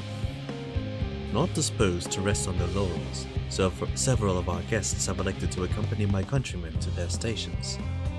Some few may still come hither seeking counsel, and so shall I remain to aid them as need be. If thou art needed elsewhere, do not let me detain thee. As a matter of fact, I was hoping you might check on Alize. Last I saw, she was struggling to carry an enormous pile of boxes out the west gate. I could go myself, but we both know whose help she's less like to scorn. Not to mention that, much to my misfortune, I can think of several other things I ought to be doing. Until later.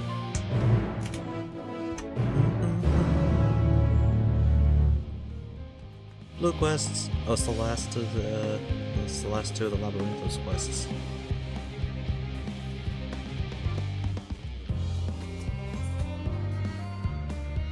Necklace. I think I actually knew that. Yep.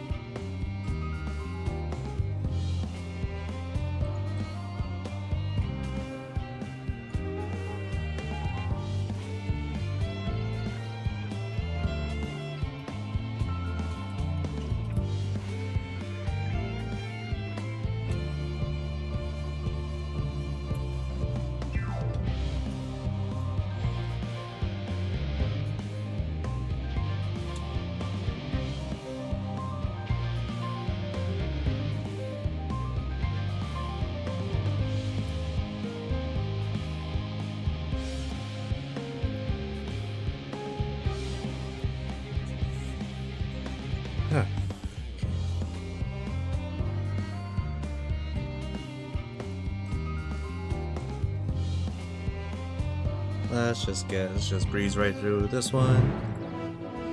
Da, da, da.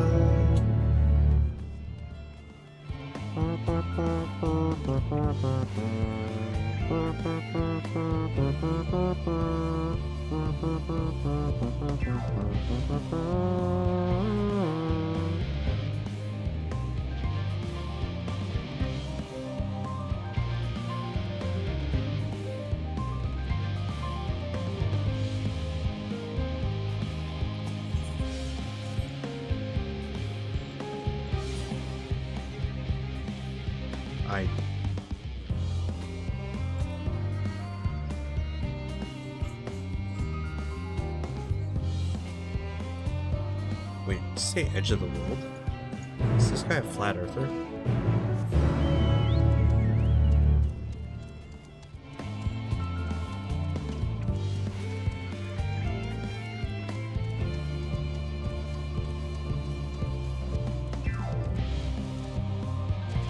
Higher, oh higher.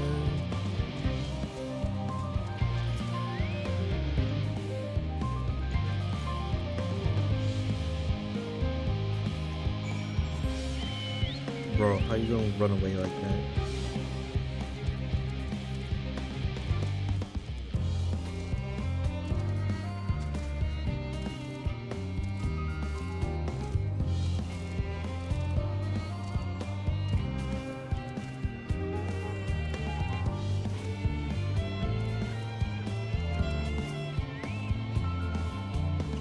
Oh, cutscene.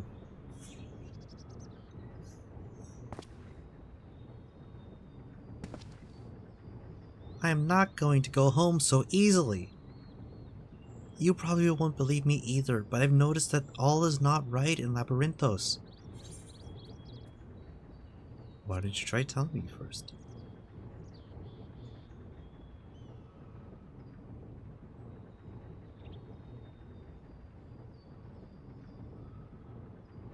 Fine, I shall tell you what I've seen. The color of the artificial light here changed recently. I'm sure most people haven't noticed, but when you spent your whole life here, the difference is like night and day. Even so, no one will take me seriously when I bring it up, all because of my age. Got into a big fight with father about it. But Labyrinthos is in danger. Who knows what would happen if the artificial sun broke? That's why I can't go home just yet. I need to get to the bottom of this first. Although, I'm scared to venture outside on my own. They say there's countless monsters out there. I don't suppose you would come with me? I could pay you. It's not much, but I do get pocket money from my parents. You don't need to pay me.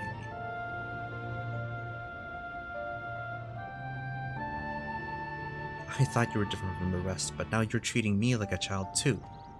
This is a proper deal, alright? You've got to take my money to make it binding. Sure, kid. Alright. Then it's settled. Alright, thanks for the necklace. Anyways, good luck with your artificial sun.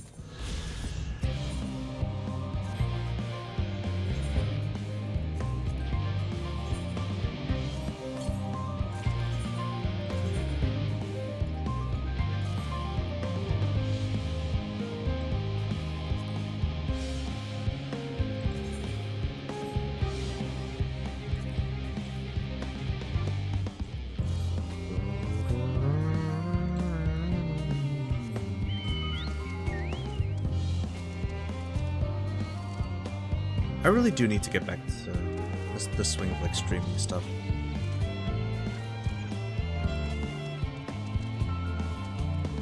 There's a lot of games I need to get caught up on. A lot of games I want to show everybody. I still need to finish Rock'em Sock'em's Reign of Terror in Fight Night.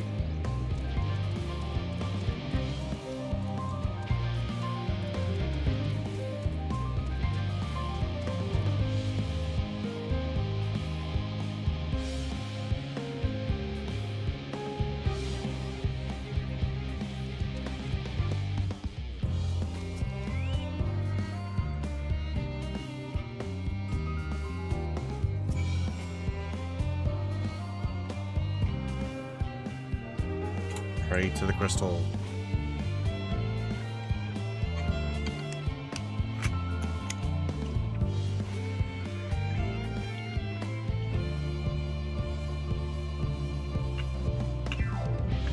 A colleague recently told me about the power of Akasa? Akasa? I don't know. I don't know how to pronounce it. The concept taught in Radzahan and how it corrects a strong emotion.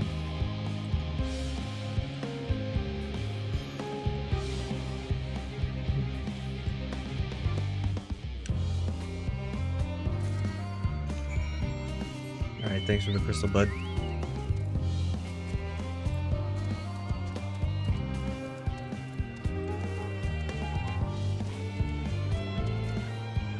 Oh, that's right. The new banner for Hungry Star Rail just dropped.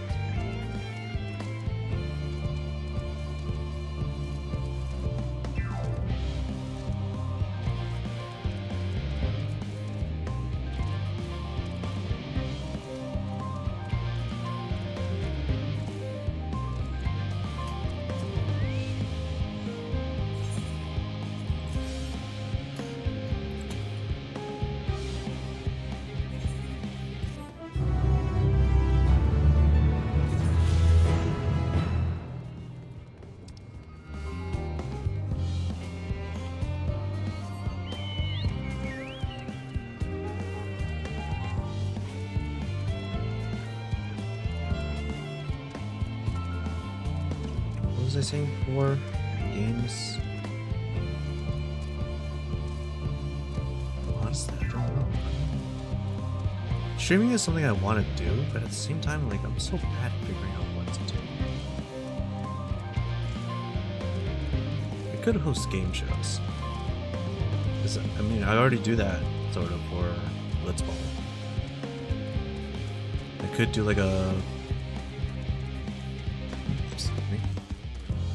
like an actually thing.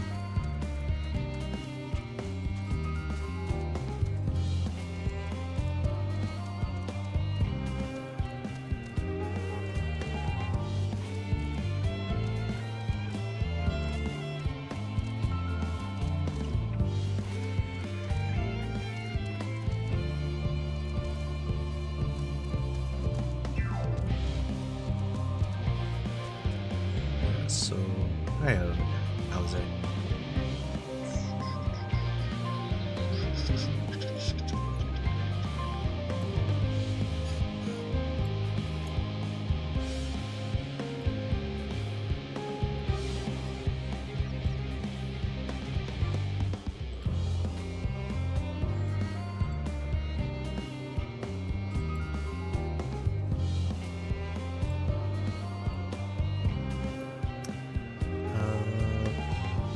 There's probably a Final Fantasy game I can play on stream.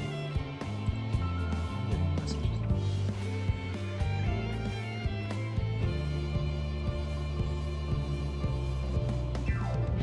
Oh.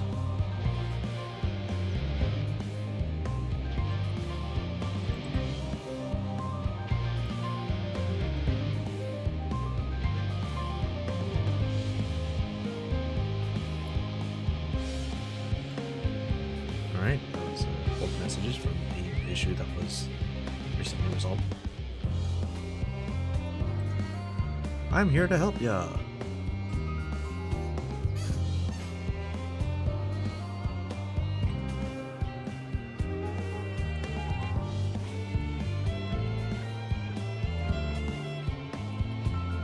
Time to help the twins. You will have 3 minutes to complete the task. Should you fail, return to the starting location and begin anew. Oh, so you're actually just awful.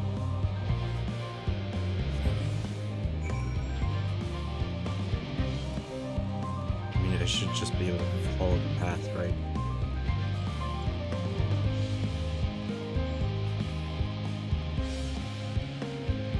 I really only have 3 minutes?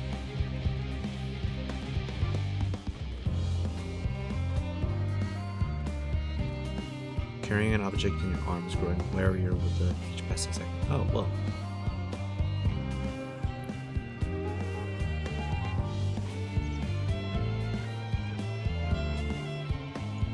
just run in a straight line, I guess.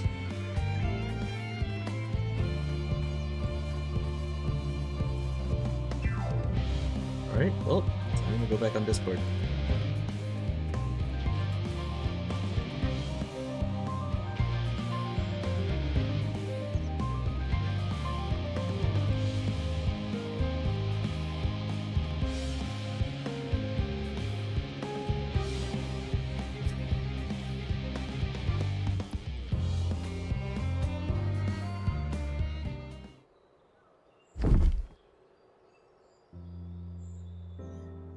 You have my gratitude, but how did you come to be involved in this? Huh, then I suppose I have Thancred to thank as well.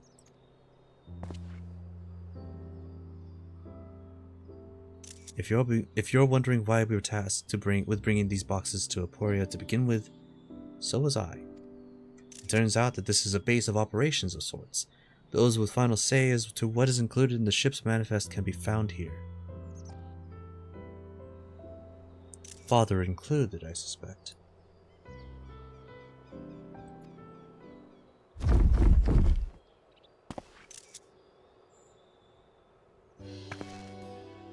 That should be everything.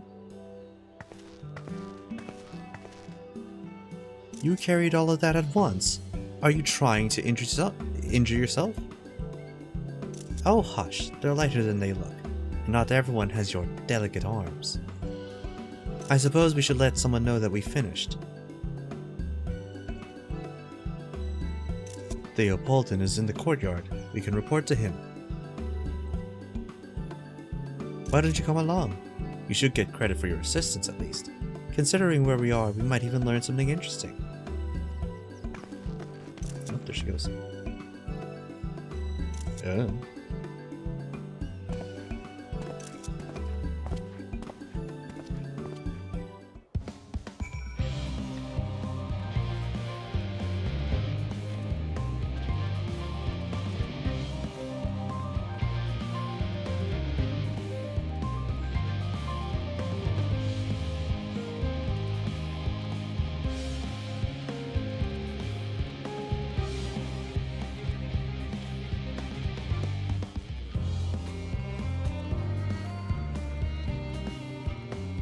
Just double checking whether I can teleport here. Yes. Gods, it never ends, does it? What can I do for you? We brought the samples from Chalet and Hamlet, Series 110. The crates are by the entrance. Ah, thank you. I had expected one of my colleagues, but we are dreadfully short-handed. Just a moment. You are Fauchelevent's children, are you not? Alphino and Alice, at your service. You're well acquainted with Father, I take it. Quite! I've been friends with your parents since our days at the studium. I remember when you were yay high, waddling hither and thither. Clearly it's been quite some time since we've met. 'Tis good to see you again. Wielding your father's knowledge, no less. You know our parents when they were young. What were they like? Pray spare no detail. I should like nothing more than to regale you. Alas, I am meant to be in charge here, and reams of paperwork want for submission. We can help with that, in exchange for the sort of stories our parents would never willingly divulge, of course. Very well then. There happen to be 3 sets of documents in need of delivery, so how about you each take one?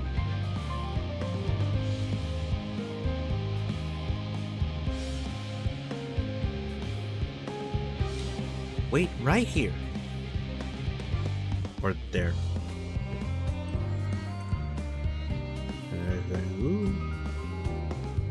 You will find a forum representative waiting to collect these near the southernmost structure. I hope I haven't kept her waiting too long. Never mind Alphino and Alice. I'm certain they will be back soon enough.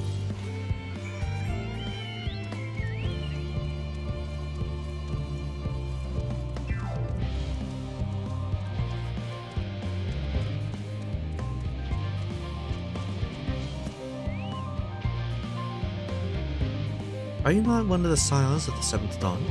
I thought you were meant to be working on the Aether Burner.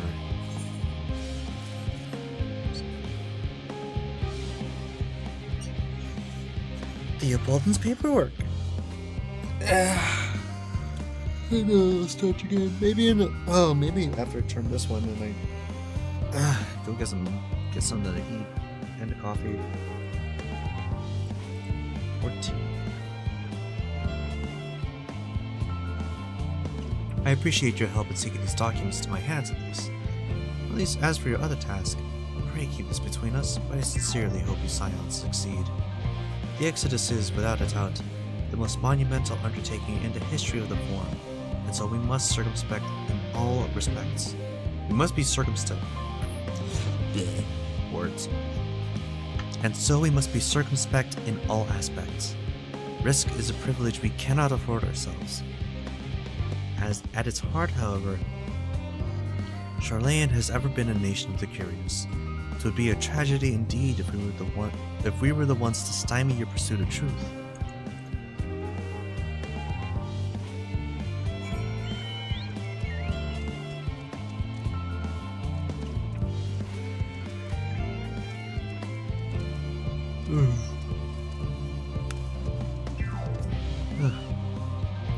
Quick and efficient. I dare say you have a talent for the work. The twins' papers only needed to be delivered to elsewhere in the facility, so they should be returning at any moment. Words and stuff and things.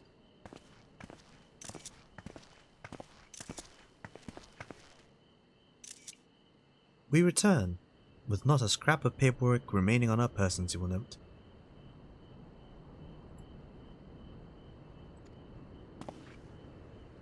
You both have my thanks, and my apologies for sending you on an errand far below your ambitions.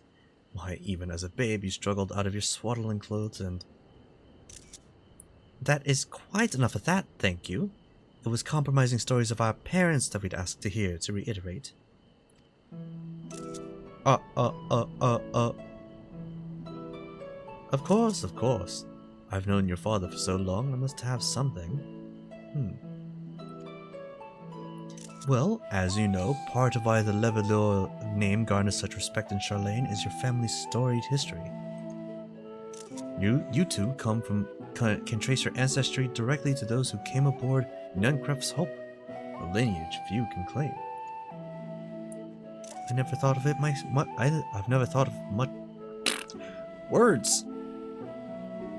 much of it myself. It's not as though our forebears founded our nation. They were simply there when it happened. Nevertheless, it has traditionally been a point of pride. Tis why Nuncref's pronouncement, renounce the ways of war and pursue enlightenment through knowledge and reason, has ever been our family's creed. Until your grandfather's time, aye.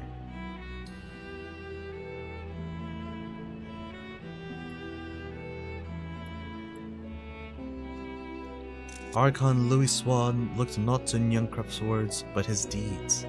He asserted, in defiance of his peers, that choosing to save the great and the small from the rising tides was the true mark of our founder's virtue. Perhaps it was his expertise, his knowledge of ancient prophecy and the fall of civilizations that led to him to conclude that to eschew conflict at every turn was to consign mankind to his doom. There will ever be conflict, and calamity will follow.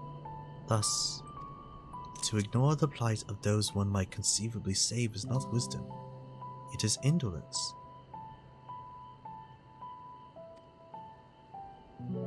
You remember his words well. Indeed, Archon Louis Soir lived by that personal creed, and used every means at his disposal to bring succor to those in need, Charlayan or no. No one loved and admired your grandfather more than his son.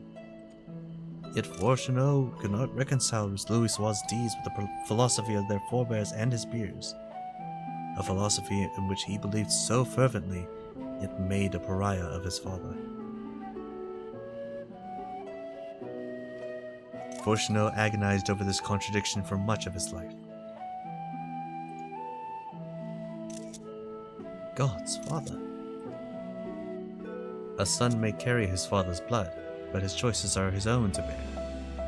Is it not always thus? Gods know Fortuno's a cranky old goat, so I'm sure you butt heads often enough. Yet even so, you must know that you are constantly in his thoughts, every moment of every day.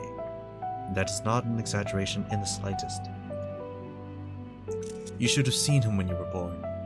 Barely recognizable he was, with a kind of dumbfounded grin I'd not seen since he first took a fancy to your mother. He was practically skipping when he told me the news. Take my word for it, he loves you to an embarrassing degree.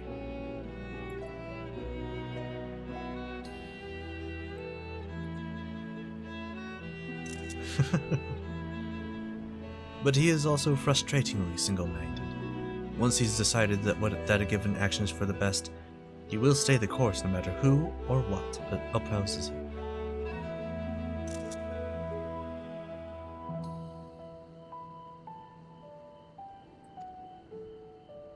A profoundly annoying habit when you're on the other end of it, as I'm sure you will agree.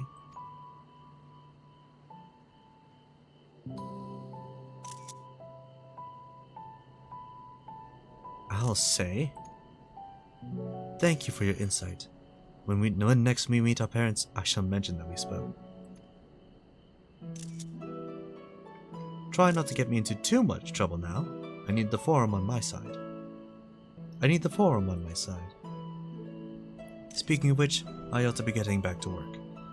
I have to make sure those specimens you brought make it to their proper places, or the cranky old goat will have my hide. We can speak again later.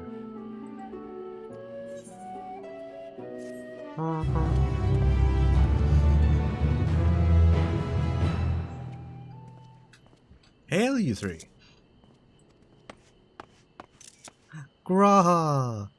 Surely Kokol hasn't driven you out of the forge already? For better or for worse, no. However, he has set me a task that requires more than my single pair of hands, and here you are. I could use at least one of you, but I won't object to more.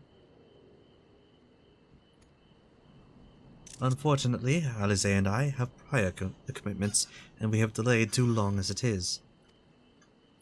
What about you, Minari? Can you spare the time?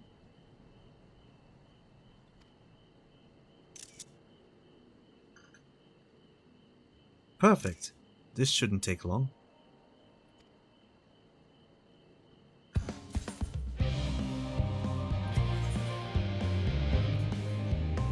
Right. I will do this in just a second.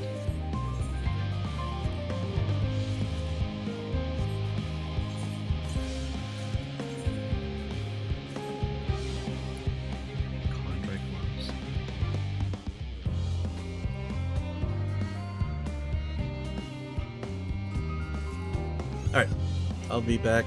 I'm just gonna,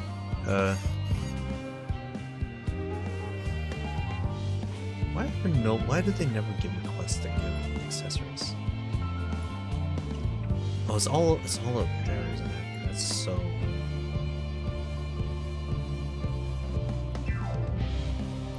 Okay. Nice to eat right here. I'll do the next story bit in a second. I'm gonna go on a break, get myself some more water, maybe a snack, and some coffee so I can stay awake.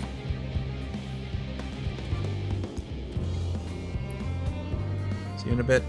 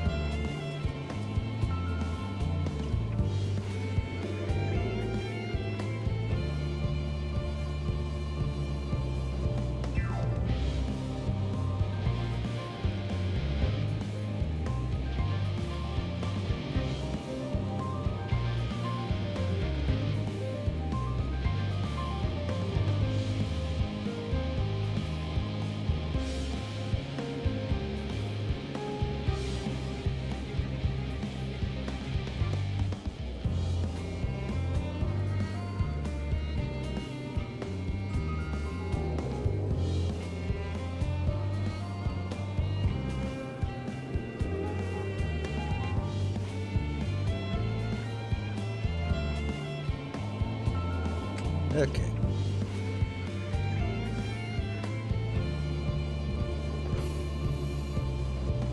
I just saw someone fly by with the triple triad mount. They're stronger than I am. I am back. I have a sandwich and I have coffee.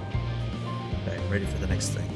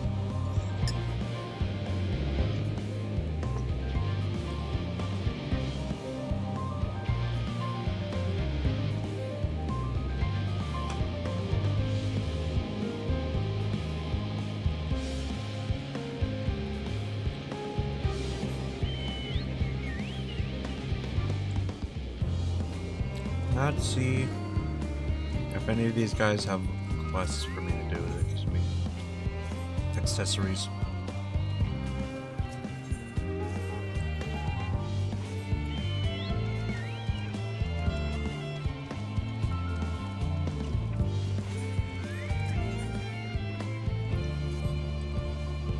Oh, it's an earring though. I don't need an earring.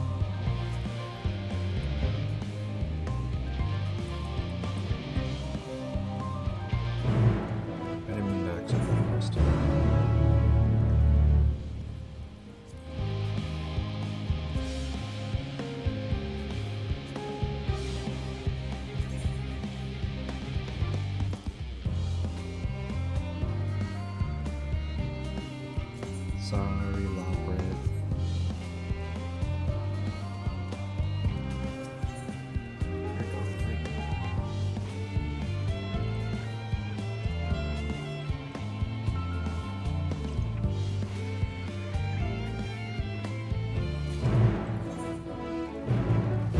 I'll take care of one.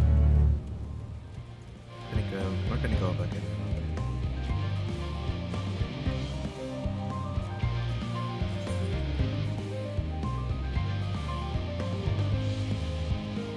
Ring, 2 rings and a bracelet, so that's really all I need.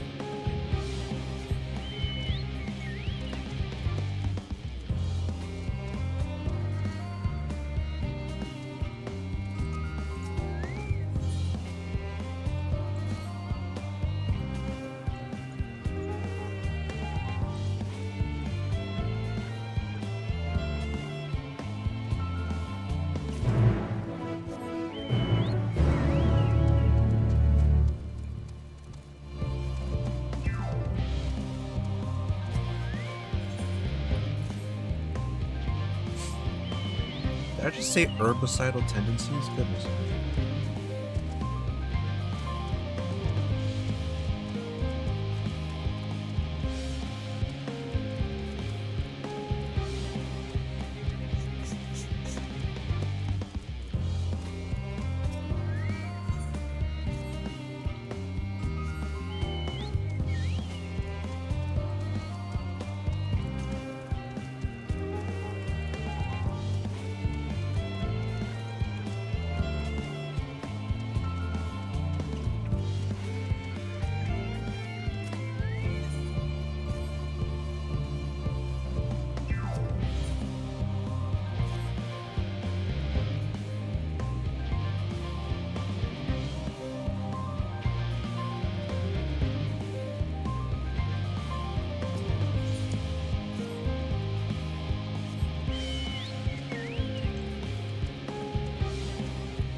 Surely one of these guys has enough for a second ring.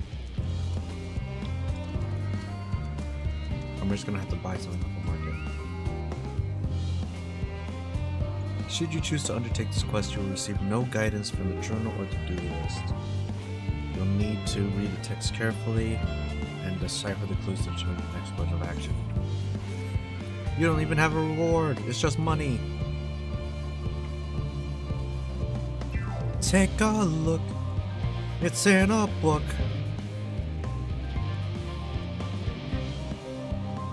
Anyways, can't sing more.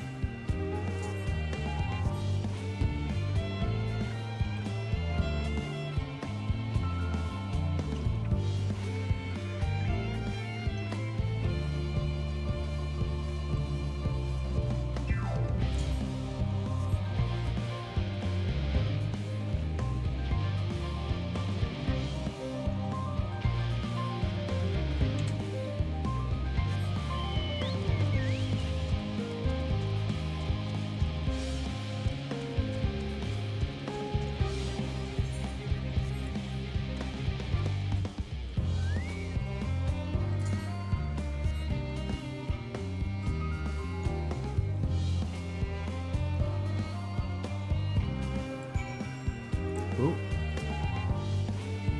Those are some big apples.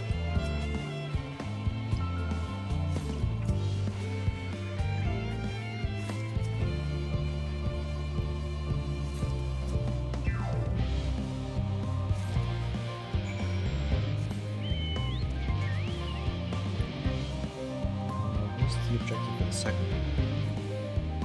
What's on the other side? Yeah, that makes sense. That's fine.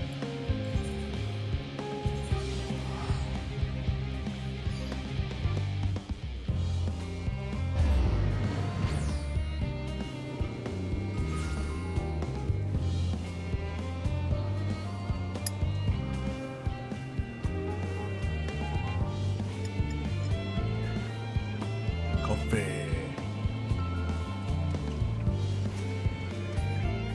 Ram tough. That's it.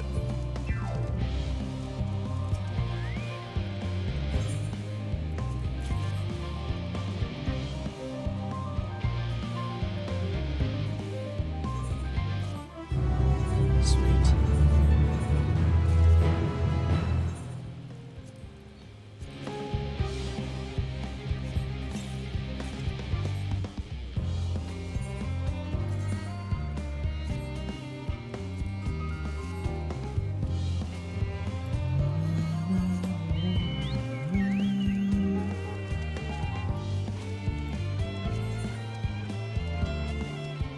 Gosh, why is this so far away?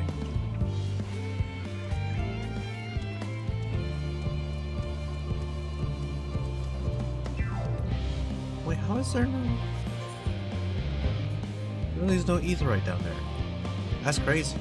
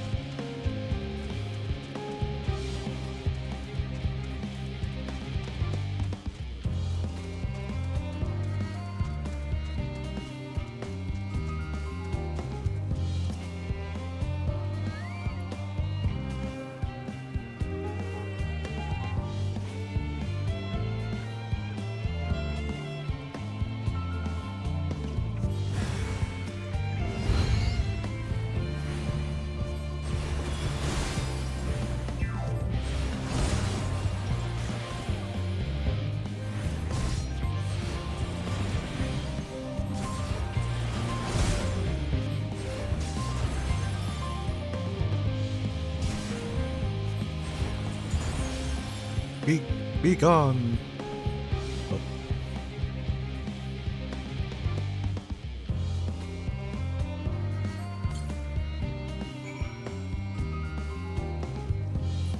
All right. Yeah, I'm not riding all the way back there. Let's just do one of those.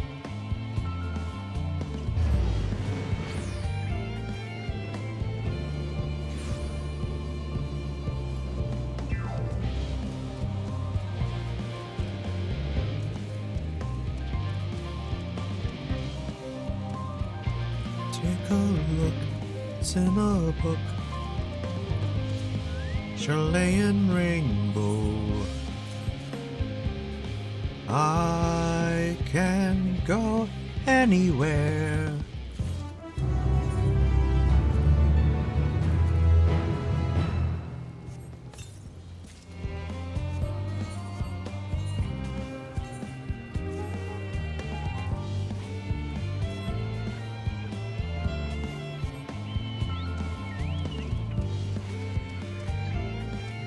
Maybe I can do a karaoke stream again in the future.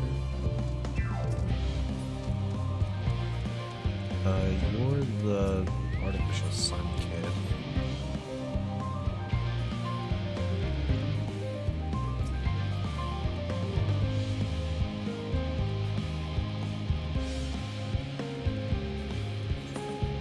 Oh.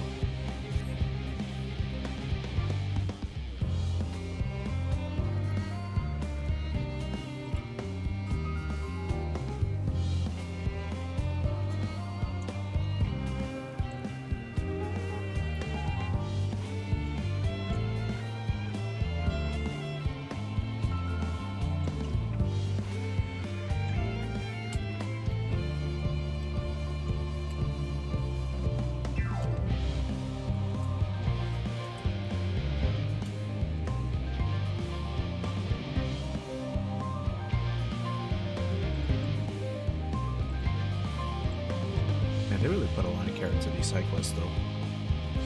Into like naming everything.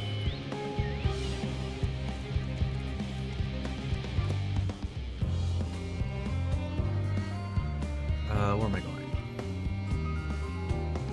I have completely forgotten to.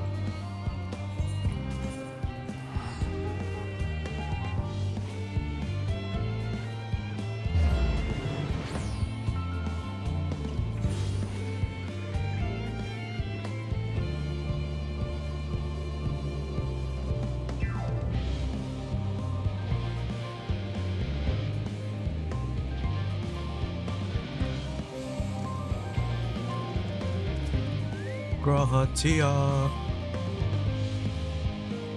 In the event that our, and I quote, promised heap of adamantite falls right out the bloody sky and into my lap, Master Kokol wishes to be ready to put the proverbial hammer to anvil at a moment's notice.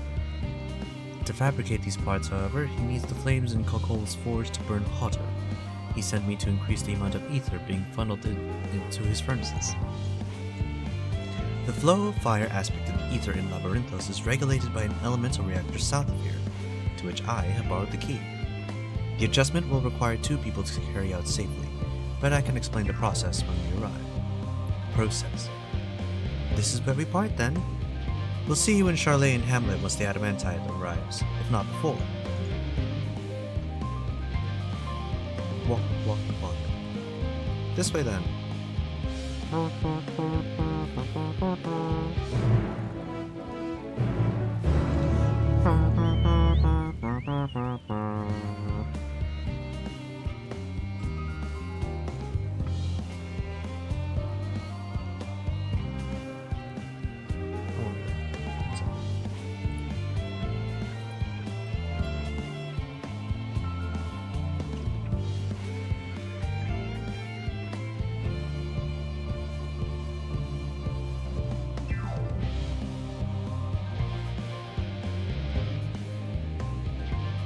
Never mind, I'll test it later.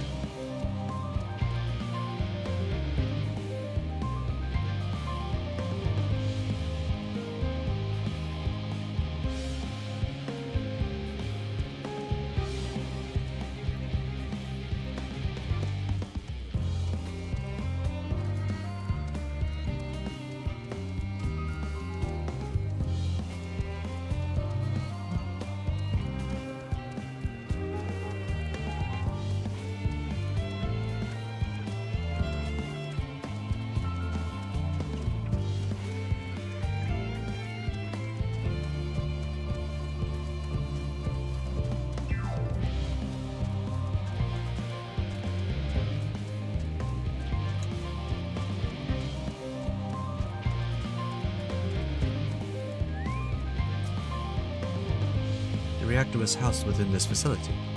I'll be the one to go inside and adjust the fire ether output. When I do, a rather large amount of water aspect of ether will issue from the vent at the top. I expect this to attract at least a few elementals, which we would both rather not be drawn into the reactor itself. Trust me. Can I ask that you put down any that draw too near? They'll pose you little trouble, I'm sure.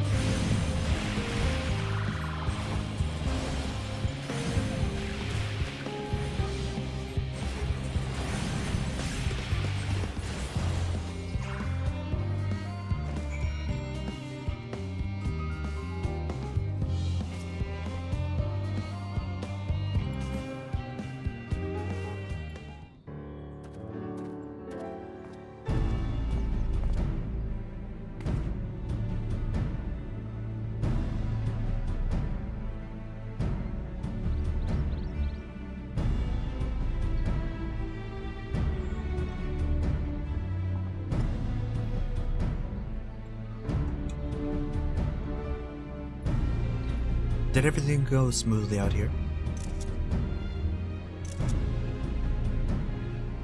I thought as much.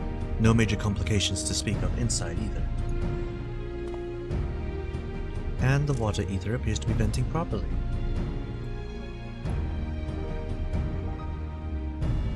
I expect Kokol will have seen a difference in his forge flames by the time I return.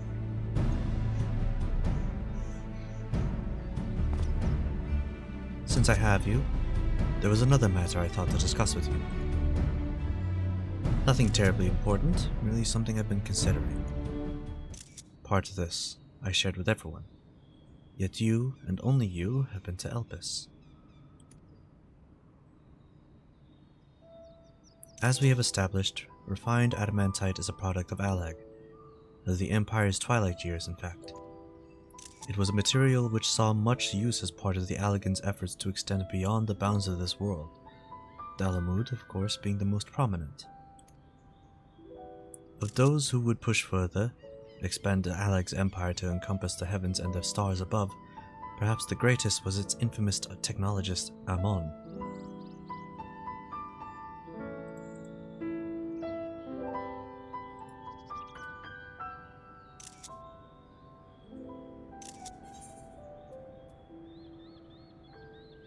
Did he remember his life as Hermes?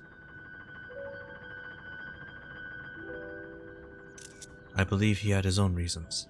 There is no evidence to suggest that he retained memories of his former life. He only joined the Asians once the Empire was all but dust, as you know. If not his memory, though, what drove him to pursue the idea with such fervor? This may seem far-fetched, but what if souls, like minds, have a personality, so to speak? A natural disposition towards which they are inclined.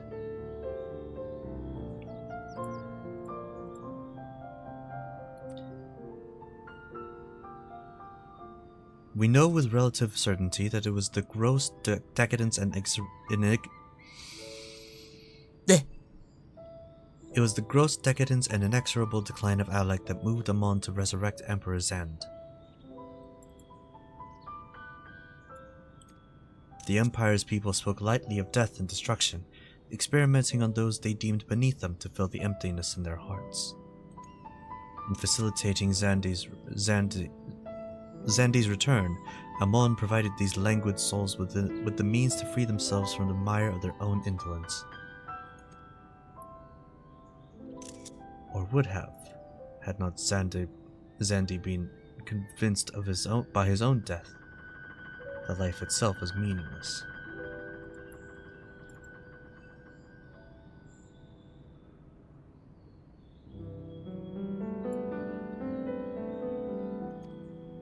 Amon's desire for his countrymen to conquer the heavens could only be a means to the same end, to instill the people with a new purpose.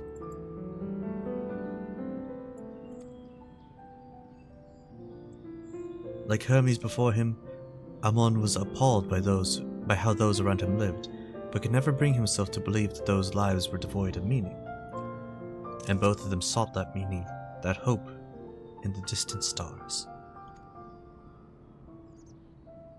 Such is my theory, anyway. Ultimately, it is the consequences of their actions which matter. Their motives are of no moment. And yet...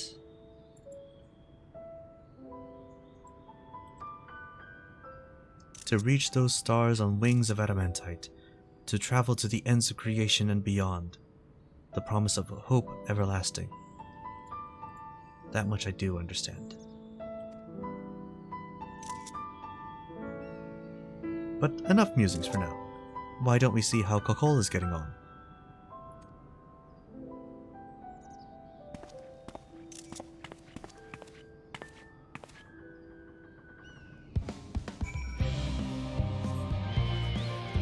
Can't wait to finish Endwalker because I have vacation glams in mind. Oh, I've forgotten an entire letter.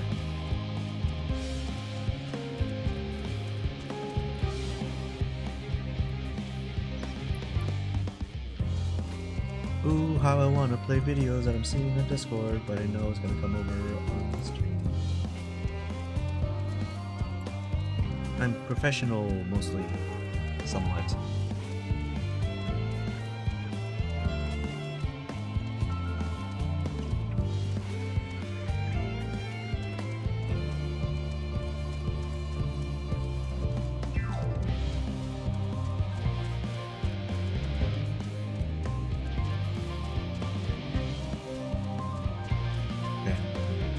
Tilt on the chocobo mount is...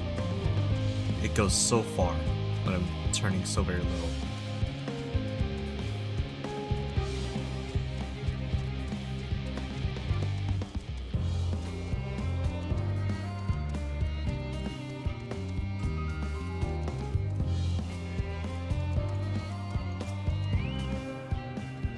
Oh, I can feel those flames ablazing from here. Glad you found someone capable, Graha, but there's not much left for you to do.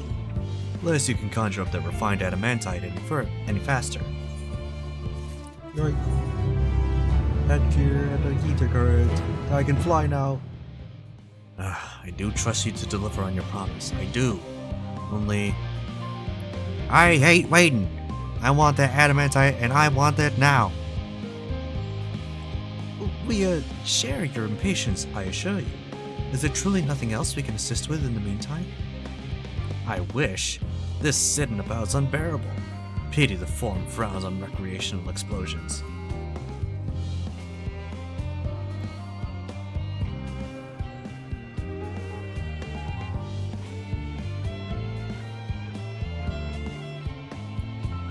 Well, so long as they can't prove it was premeditated. Get you gone. I have mistakes to make. In that case, I suppose I should go and return the key to the reactor. I'll have one more look to make sure that nothing has gone wrong, unintentionally or otherwise. I'm certain that there are better uses for your time, however. I would join you in Charlene Hamlet anon.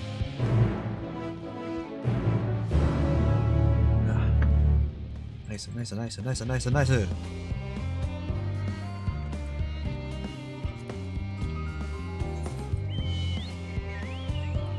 I'll just teleport.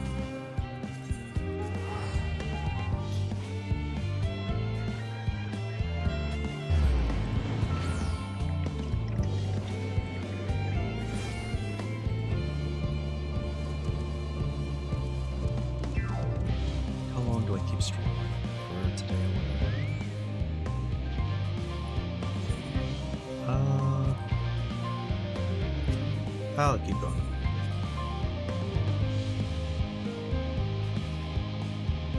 Wait till.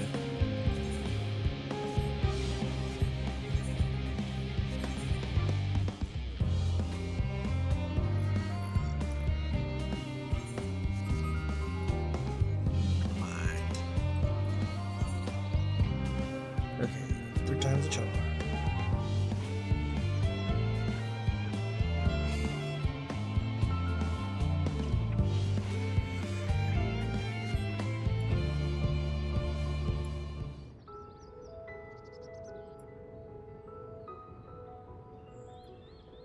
All set, I take it? Oh. You still, We finished what we could. Delivered supplies, tracked down escaped animals. Trivial tasks as they may be. Hey, Stinian. It's been a while. It's been a while.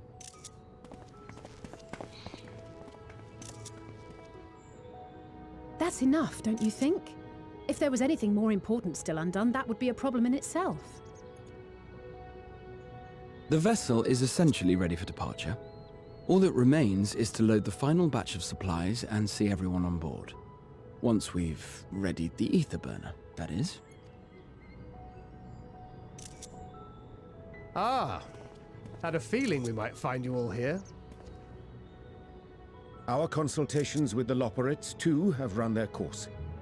Pleased I am to say that our researchers' concerns have for the most part been allayed, though some insist on making adjustments to the very end. For their part, Livingway and her peers have graciously offered to stay and keep the people company, lest any lingering queries go unanswered.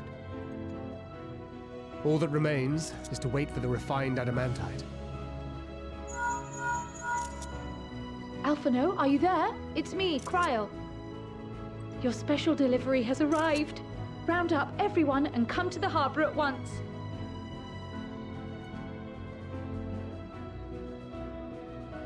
Speak of the devil. Let us go at once.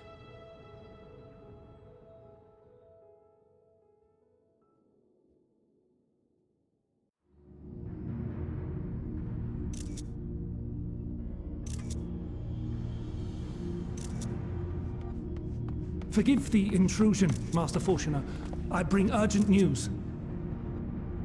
A great commotion has broken out in Scholar's Harbor. Your presence is requested, with all speed. Bro, Fortuner, what you doing?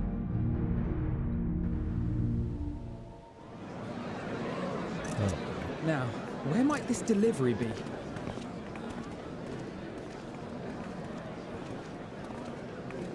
Oh. Oh, my goodness.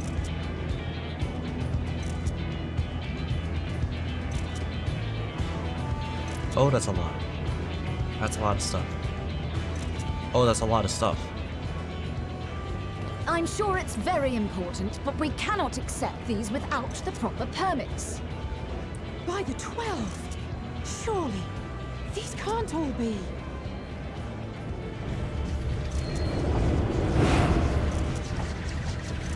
Hey, it's the Red Bills!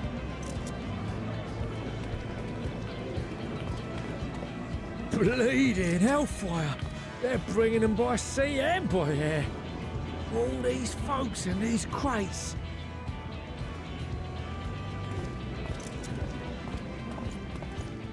And more on the way. Got your adamantite right here. A bigger haul than any of these sorry bastards brought, and that's no lie. The gang's all here.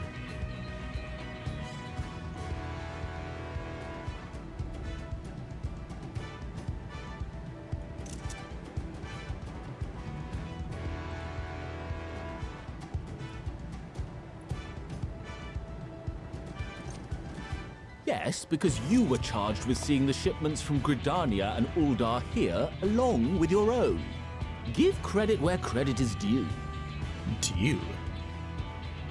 Sounds like the sorry whinging of a sore loser. An hypocrite to boot. Ain't no way a scrawny whelp like you took a dozen steps inside a Dalaman shard. Uh-oh. I'll have you know I went all the way to the entrance. Furthermore, 'twas my contacts that enabled us to enlist the cooperation of the Sky Pirates. Left you outside so you wouldn't get anyone killed, did they? Well then, credit where credit's due, you did a right fine job sitting on your ass. Take that back. Make me. I will not stoop to your level.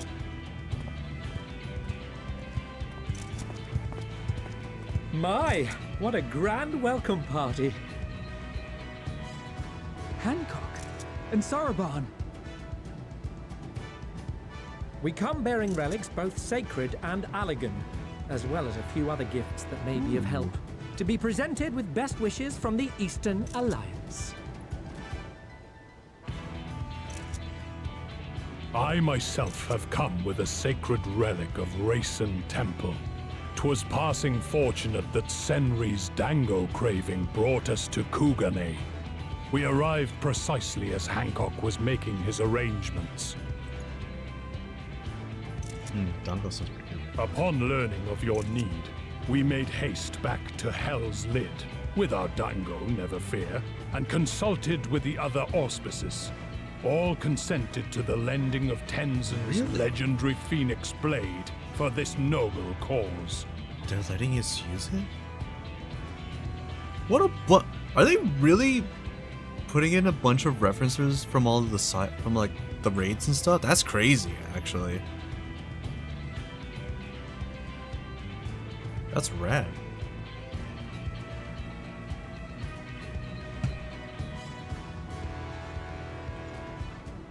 Suzaku and Seiryu were nevertheless worried that it might be lost in transit, however, and insisted upon accompanying me to Onokoro, where I had intended to entrust it to our Confederate allies.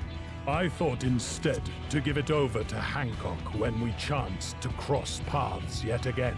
But alas, Seiryu remained ill at ease, and ordered me see the blade into your hands personally, or die trying.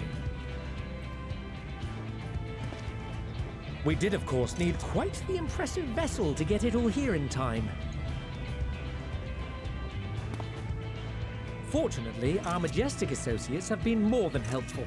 'Tis an honor to join the Warrior of Light on another adventure, they tell me. Man, they really are going in with the everyone's here.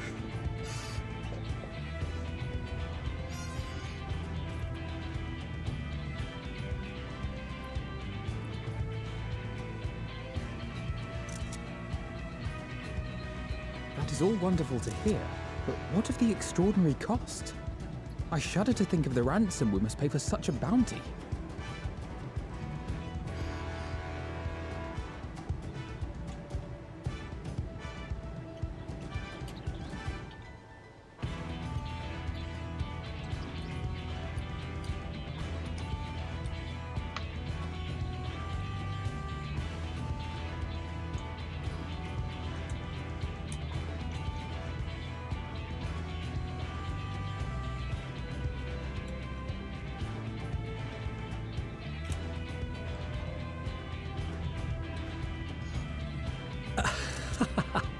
Fret not for your coin purse, young Alphino. Lord Lolorito looks ever towards the profits of the future, and thus the East Aldenar Trading Company went to some lengths to reduce the financial liability. Lolorito's a G. And since the Scions funded the entire venture, not a gill need be rendered up in compensation. Everything is already yours. We funded the venture? When? Tataru. Tataru! Don't let the name fool you. This coin keeper knows a thing or two about spending.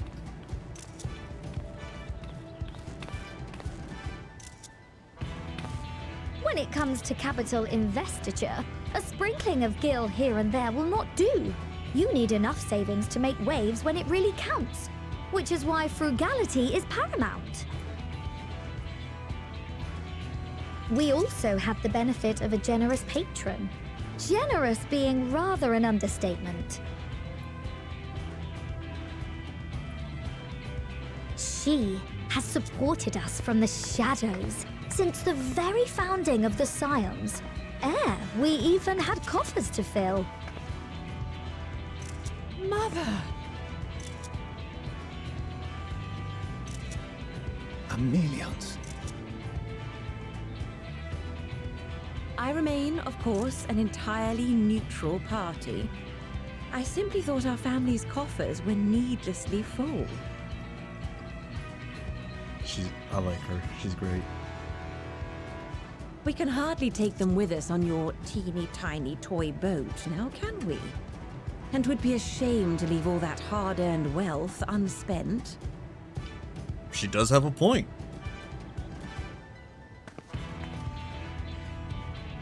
Waste not.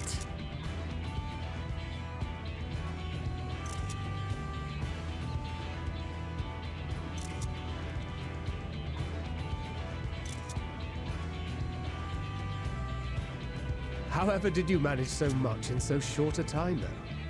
We expected word to reach only a fraction of our allies. Did I not tell you I have my ways? Hey. Erenville, you were involved too. I received a letter from Cryle after we parted ways in Labyrinthos. She explained what the Scions were trying to accomplish, and why you might soon require the services of the Gleaners, spread across the world as we are. I pray you do not interpret this as a betrayal of Charlotte. I accept that the Forum's aim in pushing us to our limits was to preserve what knowledge we have, and I bear you no ill will for it. Yet, in collecting that knowledge, what I came to appreciate most about our star is that there remains so much we do not know. That is why I chose to help the Scions, to combat the obliteration of those countless, undiscovered wonders. I held no illusions that they would be less demanding taskmasters. Though, rest assured, if I had, I would have been sorely disappointed.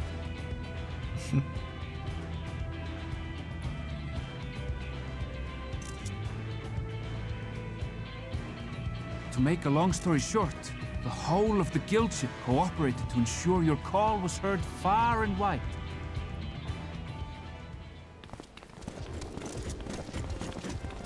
Omega! Alpha! Oh my god. What's this about a ship that can fly to the moon? And why didn't you mention it sooner? The one time you don't beg my aid, your problem's a bloody ship that can fly to the moon. See it? You brought the team. Of course. Garland Ironworks' finest. You need only point us towards my new favorite ship. Oh, I nearly forgot. We stopped by Whirlint before coming here and picked up a package from Gaius. Alright. He's still of the mind that actions make for better penance than words, contrite or otherwise, so we offer none of the latter.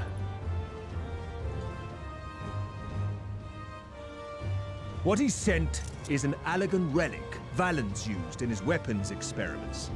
Has a fair bit of refined adamantite in it too. Referencing the Weapons Raid series too? What is happening? Oh. So we have the Omega Protocol from Stormblood. We have the Auspices. The weapons raids and Shadowbringers. Can't wait for them to bring up the whole of Alexander. That would be rad. Speaking of which, the Heaven's Raid Alliance raids. Did I say Heaven's Raid? Heaven's Word Alliance raids.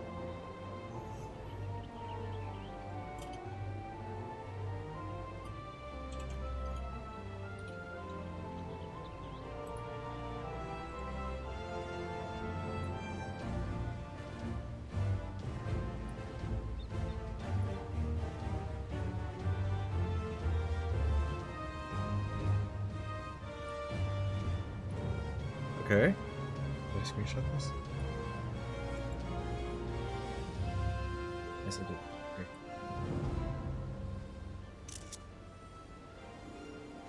As you like as not suspect, we've also brought adamantite for Mordona's Dalamud Shard.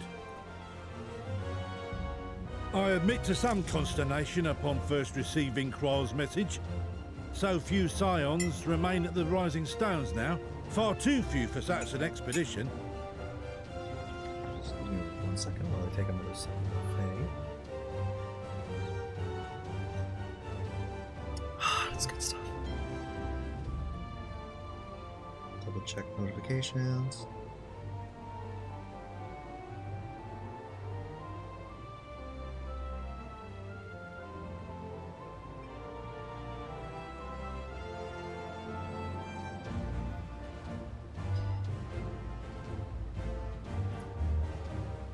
However, the Gleaners were able to secure us reinforcements. Idleshire's treasure hunters, not least among them. I know. How the Gobbyflock fought. Slowfix's gratitude for the safe return of his daughter has not waned, and he gathered his kin to our side with an astounding quickness. Way. The clash between their machina and the Allagan defences was a sight to behold. I wager even you would have been impressed by the magnitude of the gobby booms.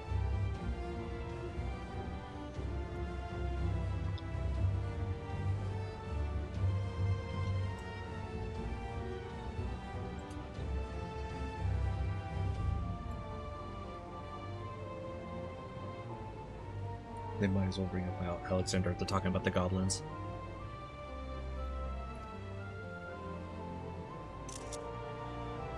Fascinating as all this is, I fail to see how it explains your presence here. Does Razat Han not have more pressing concerns?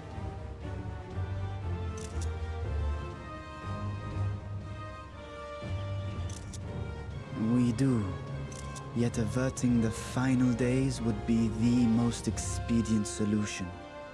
That, and I am indebted to you.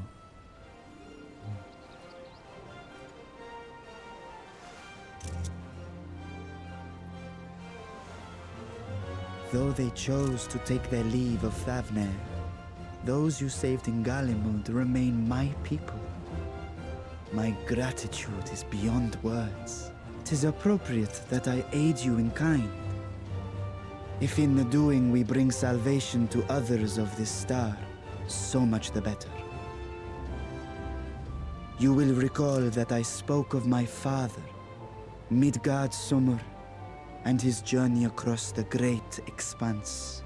As he traveled betwixt the stars, his resplendent scales drank of the ether in those nigh empty surrounds, and imparted to him the strength to persevere. Thinking they might further your cause, I called out to my kin for consent. Ajdaya's answer was silence, as ever. Tiamat and Chrisvelgre, however, responded favorably to the suggestion. Tiamat too? Wait. Tiamat was in the Coils of Bahamut, wasn't she?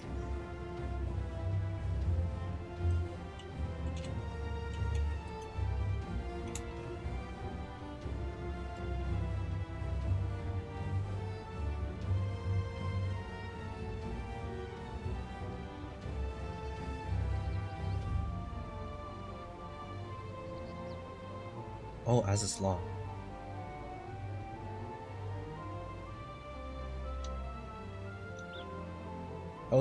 It's been so long since I heard any of these names.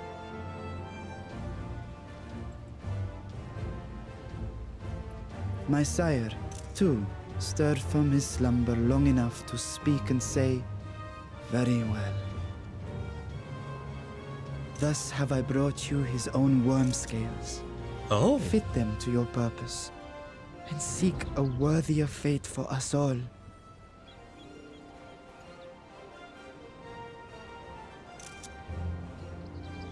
You'd be hard-pressed to find someone else so familiar with the unique properties of dragon scales.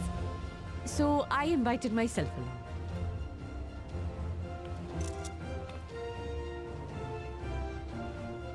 Bugger me, this is so unbelievable. I've gone right back round to believing it again.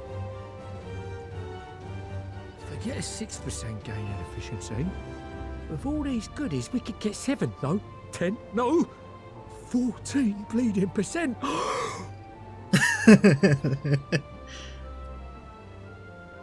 Think of how far we could go. What we could do with that much power.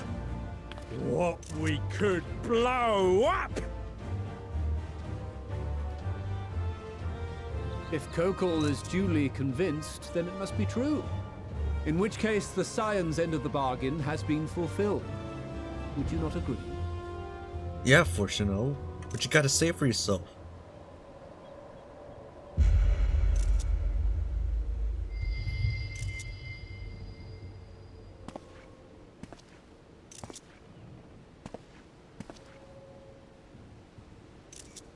Yes, Father?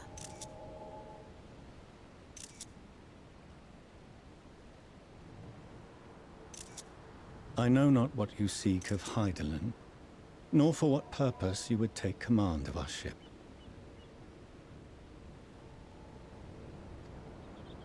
Yet this much is certain. To do so will be to dictate the fate of this star and the lives upon it, the lives of each and every creature, in their magnitude and their fragility. Do you understand? And are you prepared?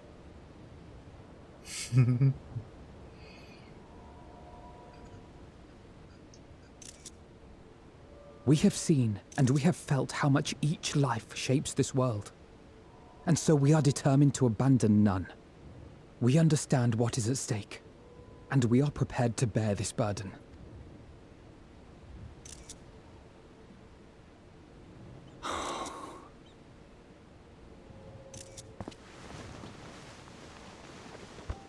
Then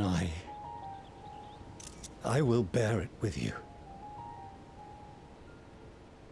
I beg you, share your struggles with me. As family.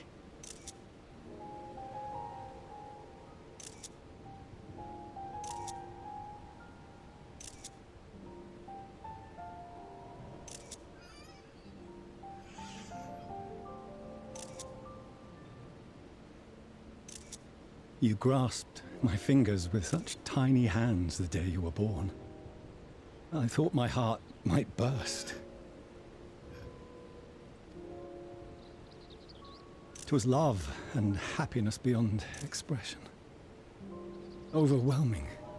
And a conviction so powerful that I trembled with something close to rage.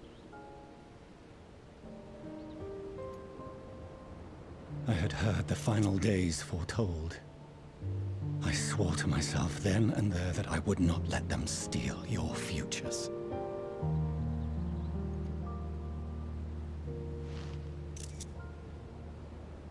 The great Exodus would succeed, must succeed. No sacrifice or sin was worse than the alternative. If anything gave me pause, 'twas mine own father. The Archon Louisoix openly decried Charlian's policies, a perspective which I regarded with increasing disdain as I grew older. Yet even as part of me thought him a fool, perhaps I also hoped that he, of all people, would devise a brilliant means to save my children. A naive hope, but stubborn enough that I could never bring myself to keep you apart.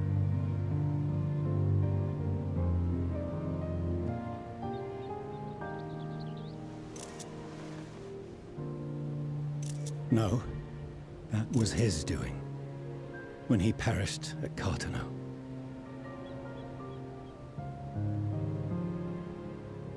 As we pulled that twisted slab of Dalamud from the sea, I remembered the warmth of your newborn touch. Chastened I vowed never again to suffer any interference in my mission to protect you. No matter that you yourselves wished otherwise. Detest me, fight me tooth and nail, I would suffer it, and more, and be satisfied so long as I could force you onto the ship.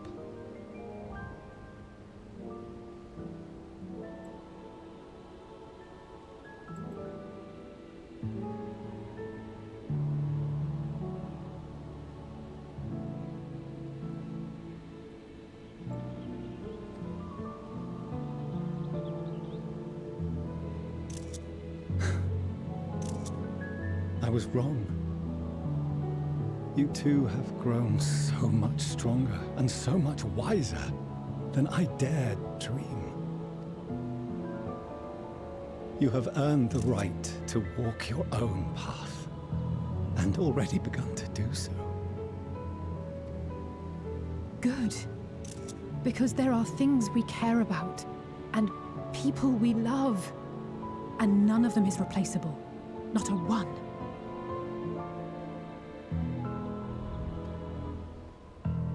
It cannot have been an easy journey for you to have come so far.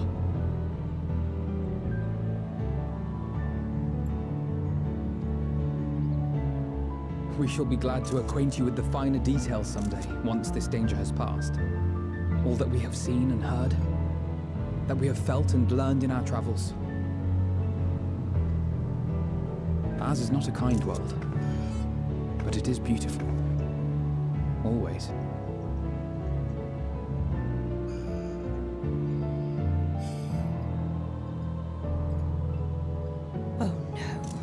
Are you quite sure that's wise? After all, someone turns pale and flees the room when he sees so much as an envelope containing word of your adventures. Whatever will happen if he learns what you were really up to? Amelians.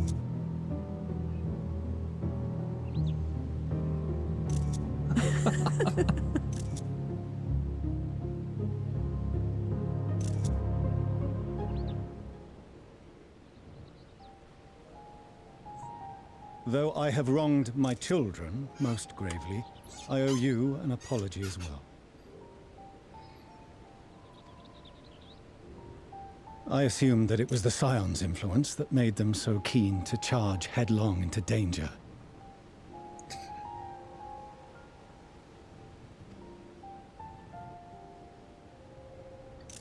Yours, in particular. I see now that said influence instead brought them together with the many fine people gathered here today.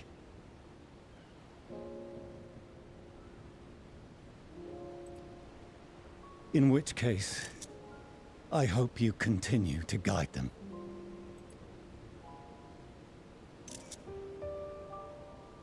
If we've finished loitering about the harbor, might I suggest we put our plans into motion? People are beginning to look confused.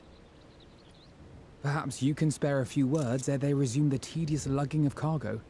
You've no small number of friends and admirers here after all.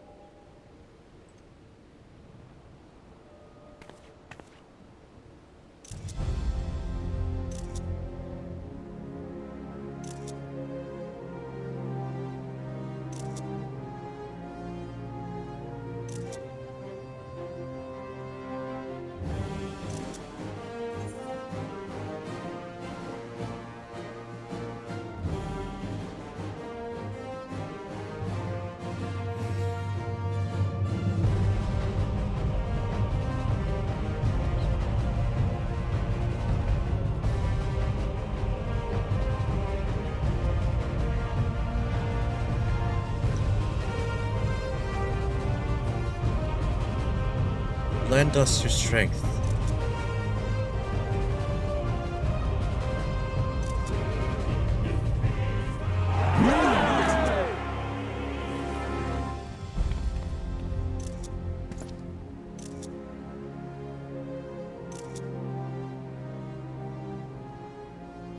Your assistance is appreciated. Now, in an orderly fashion, if you please.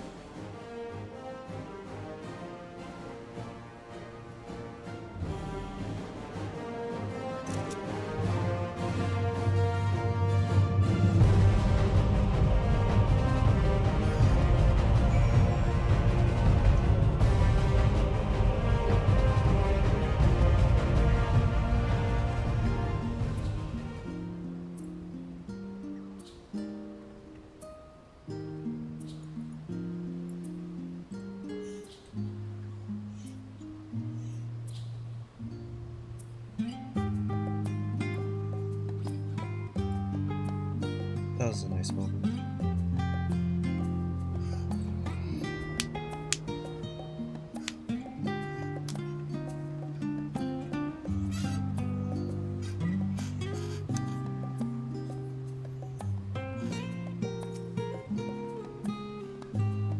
We finally managed to clear the harbor, which means the rest is in the engineer's capable hands. Meanwhile, Father has issued to us an invitation. As was agreed, he will reveal the means by which Hydaelyn may be contacted. We are to meet him at Aporia when we're ready. Given the vital knowledge she holds, I suggest we leave without delay. It transpires, however, that the Foreman's method for speaking with her is not without risks. I'm curious to hear what those might entail, but regardless, be warned. Most of those who arrived with the adamantite might have offered to stay and see to any remaining tasks that need doing. The Forum has already asked for my assistance in overseeing the process, so you needn't worry about a thing. Thank you, Tataru. We're off to Aporia then.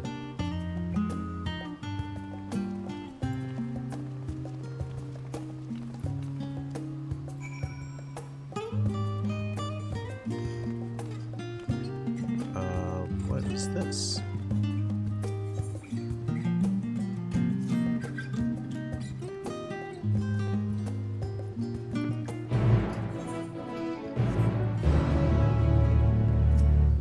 Oh, it's hunts, okay.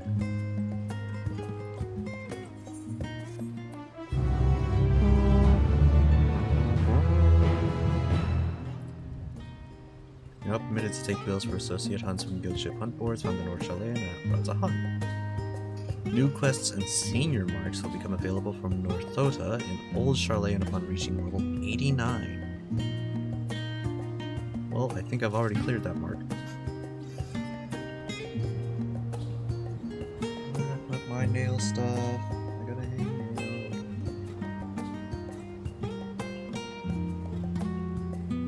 Oh dude, I appear to have misplaced my stuff. It's somewhere around here, I know that much.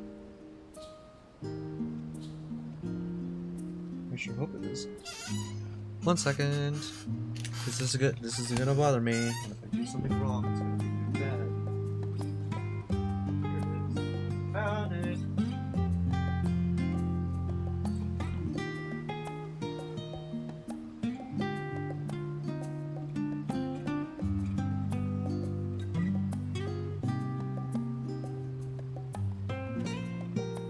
Here we go. All done.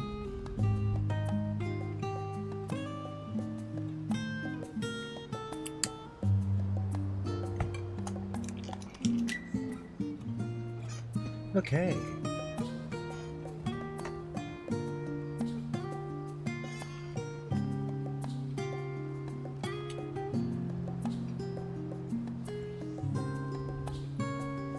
Anyways, to Aporia.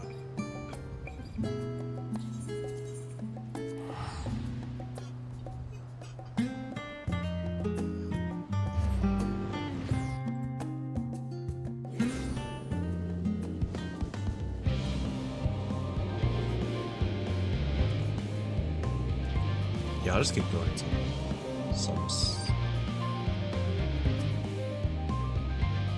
Minari, I have already shown the others inside. You will want to speak with Claraline. She has the key to the lift and can send you down after me. Why don't I just go with you?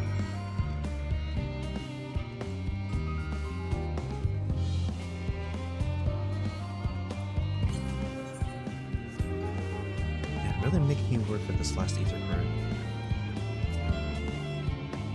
Whatever. Either.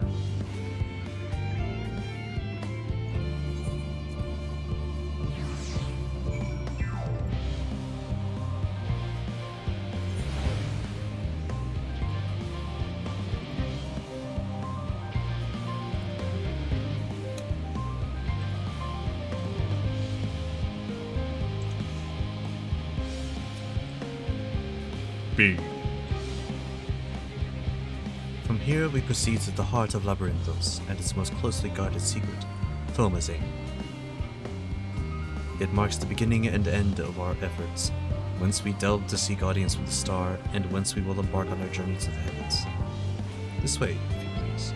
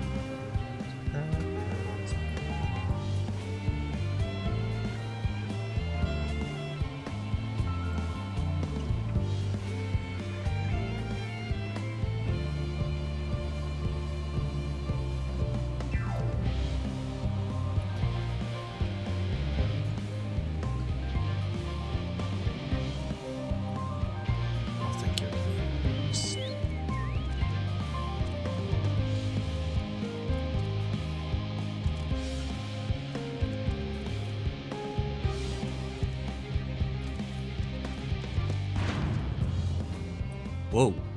I probably should have walked up more slowly.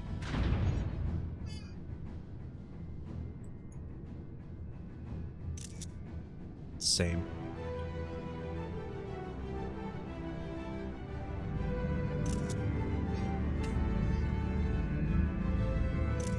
Goodness. Okay, Star Destroyer.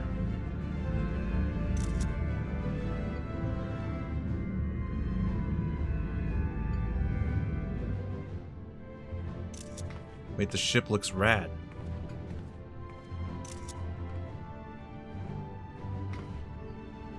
I bid you welcome to Thomazane. Direct your attention towards its center to behold the ark over which we have long labored.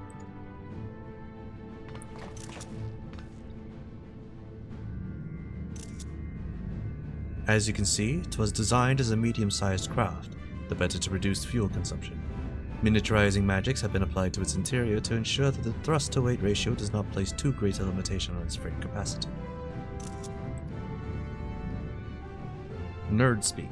The ether burner, as you know, has been removed for further modification, but we shall reattach it soon enough. I received word that Kokol and several of your allies are working on it with an intense fervor. They are sure to see it done. 'Twas by their expertise that many a prior disaster was averted. If anything, I fear that they will not afford us much time for speaking with Hydaelyn ere they finish.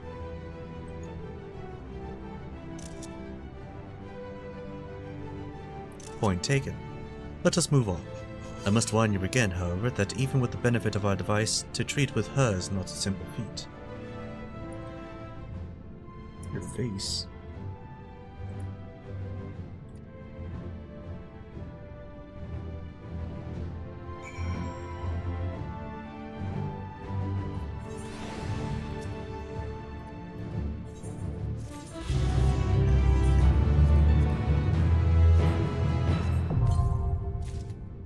Yeah, ether current attunement complete. And I got a new hat. I got an eye patch. It is cute. I do like this.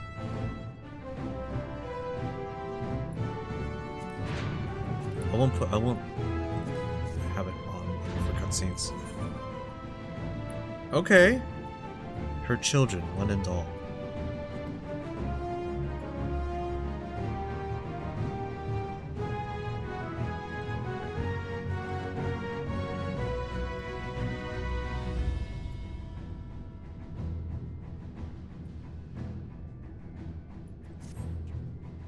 We make for the lift at the center of this chamber.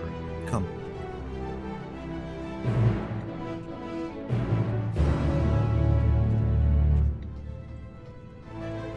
Oh my gosh, man, you gotta...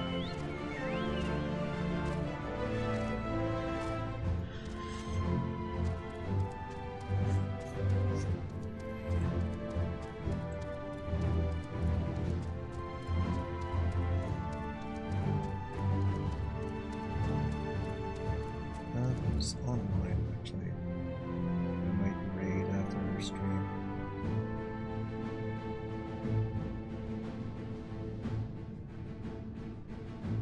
No one that I know.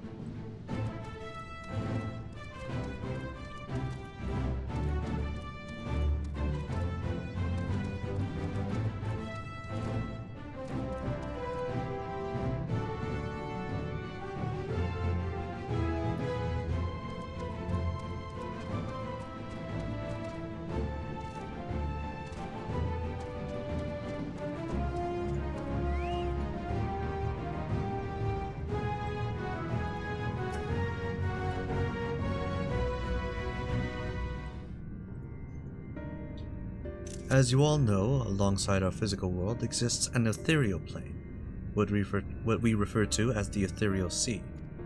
At the heart of the star, the physical and ethereal are one and the same. Thus, the deeper we go, the easier it becomes to pass between said planes. We utilized this principle and constructed the Anti-Tower, and once more here in Thalmazane. Oh, my throat's getting a little scratchy. Now it's time for water.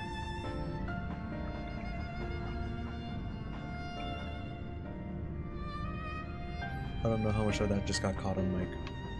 Try it again.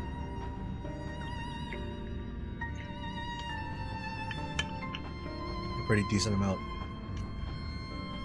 Fair enough. Mayhap I don't do that again.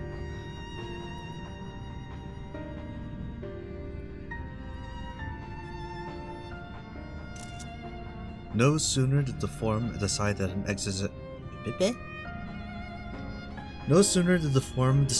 exodus from the star would be necessary than it began work on this facility. Our work culminated in a device that allowed us to peer deeper into the ethereal sea than ever before, in search of Heidelin's ever fainter echoes.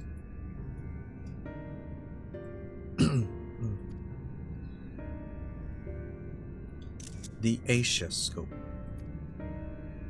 And you would communicate with her through this device. Why are you pale? Rishtor, what did they do to you? Why are you so pale? For a time, yes, but since the 7th Umbral Calamity, it has been rare to hear even a whisper. If you wish to reach her, you must journey closer to the center of the star than we have ever dared, beyond the Asia Scope. Even so, I make no guarantee that you will find her, nor of your safety, not so deep in the ethereal sea.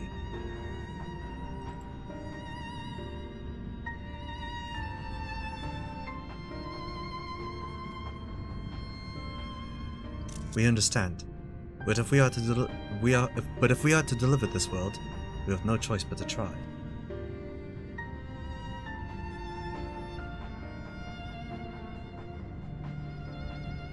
I know. I only wish we could do more than observe your progress from afar. The Asia Scope's ocular lens, by which we may peer into the ethereal sea without placing ourselves at hazard, lies above us. Through it, we can watch and guide you. In those swirling depths, there are pockets of ether so dense and turbulent they can unravel one's soul. Unravel? I tried to go into the song, but my throat's not allowing it.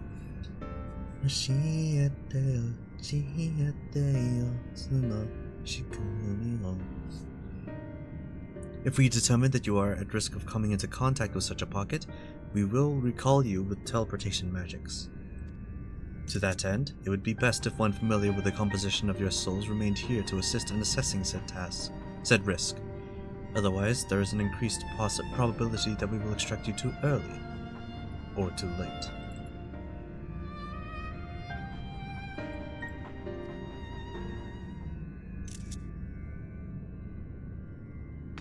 Please, allow me.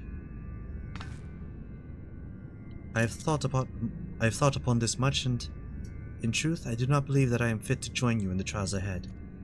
The events at the Tower of Babel drained me, yes, but even before that, your capabilities far outstripped my own. This is no time to have a weak link in our vanguard, no matter how much she may wish it were otherwise.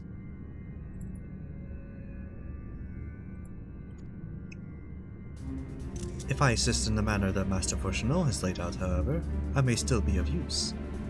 Will you trust in me to do so? I can think of none I trust more. Compared to all that effort you put into keeping us alive while our souls were in the first, preventing us from dissolving into ether on a single expedition ought to pose no challenge at all. And even if we did, I expect you would hunt us down and restore us to health somehow.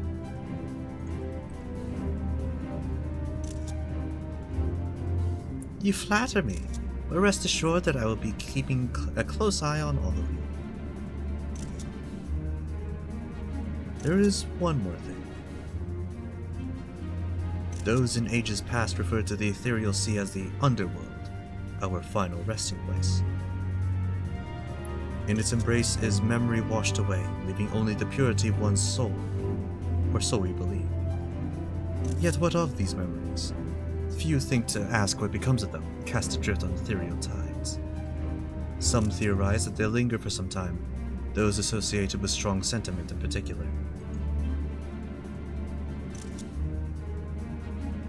In those depths, memories of the departed may even coalesce around you, for hatred or for love. Thus I do caution you to be wary, but also to have faith. Remember those who did gladly extend a hand to you, that they may lift you up once more.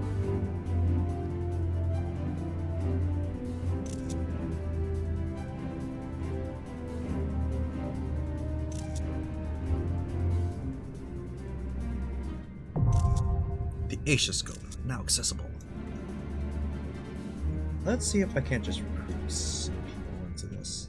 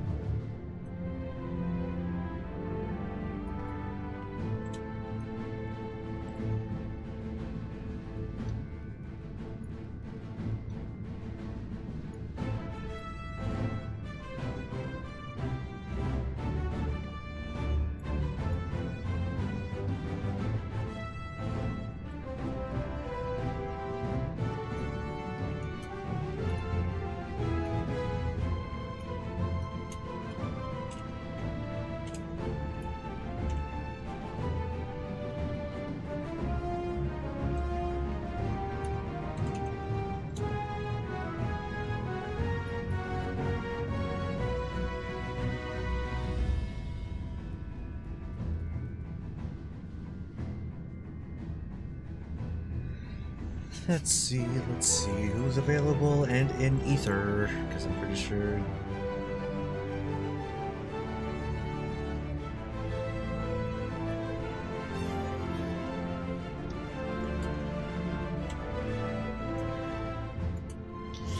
Do I want to do I want to just take a trust with me, or do I want to recruit people to actually join this? Are there people even available? That's the question.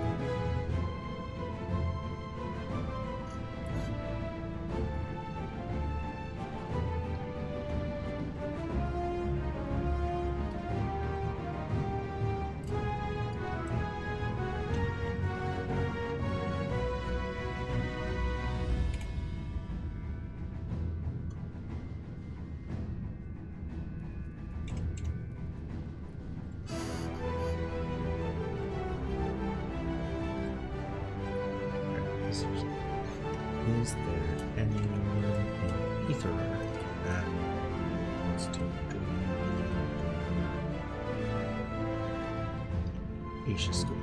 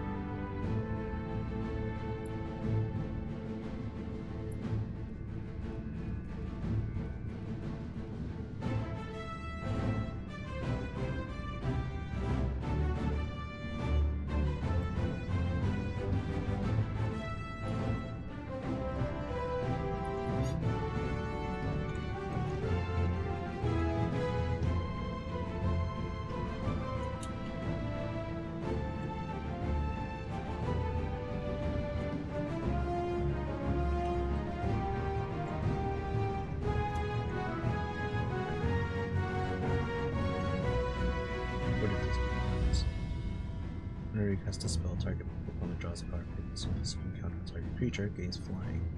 This is the second time it's resolved.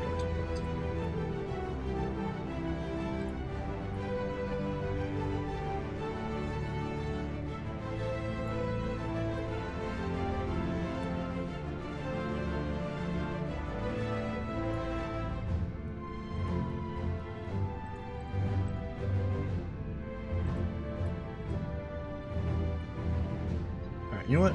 I'll just do trust.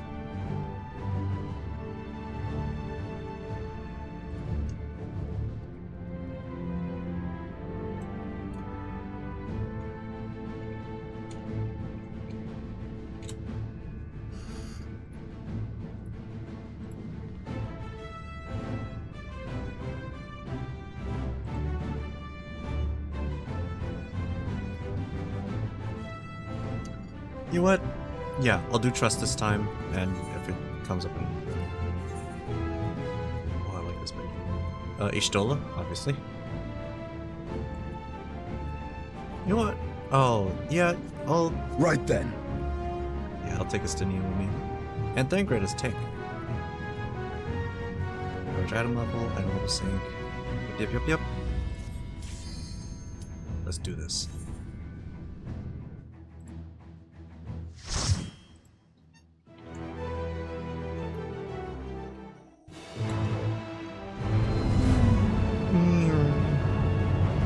Goodness, hello? I like the design already. Elevator ding. The Northern Empty. The Asia Scope. Ooh, we looking good.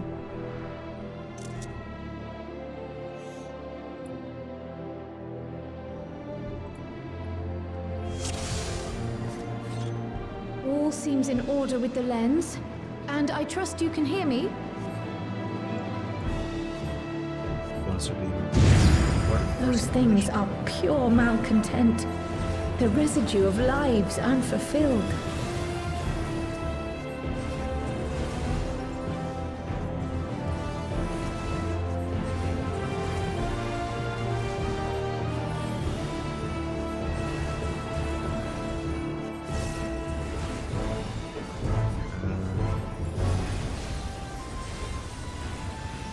It's better to sync the target with this one. It's only 10. It's a 10 potency difference, but it counts. So everything counts.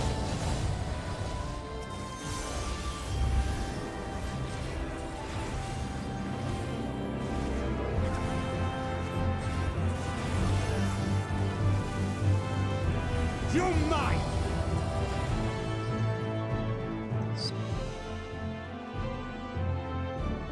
Surely you think we're just talking about the whatever those were. Sinking cynicism. Sinking arrogance. Gloves are off.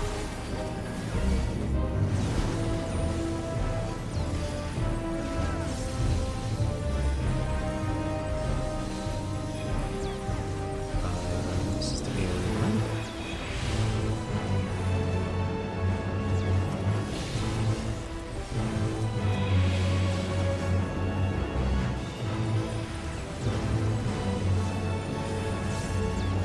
Silent went for a pretty long time there.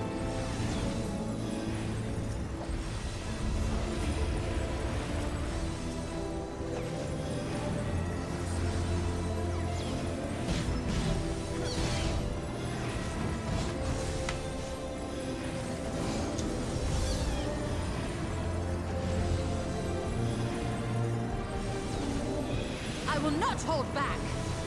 I would certainly hope that you don't.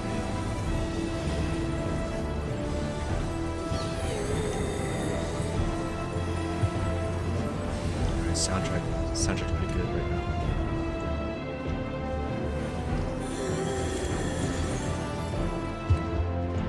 Where do I go here? Let's go.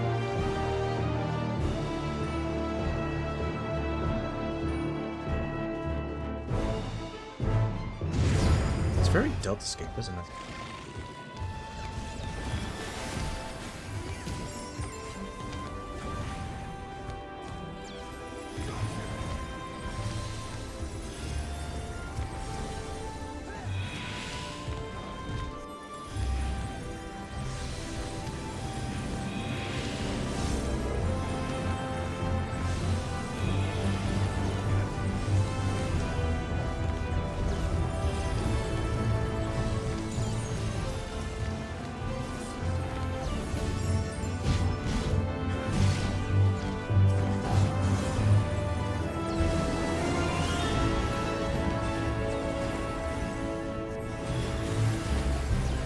This will hurt. Goodness gracious, system here. Relax.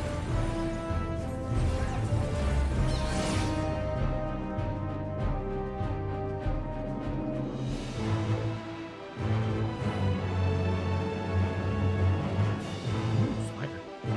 Oh, is there a mechanic for this one?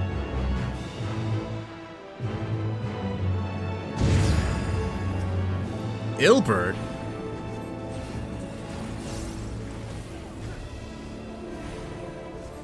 Wow.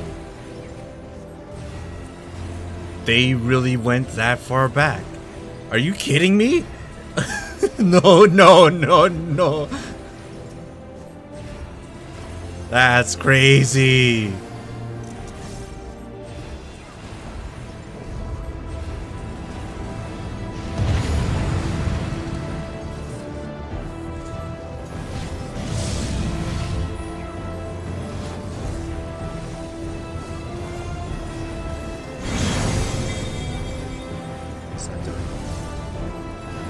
Memory of a principled silence. No!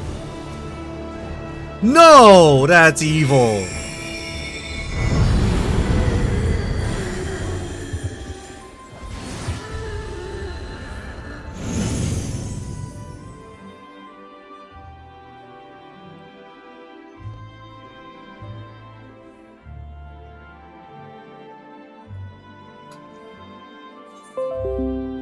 Oh, that's actually so evil.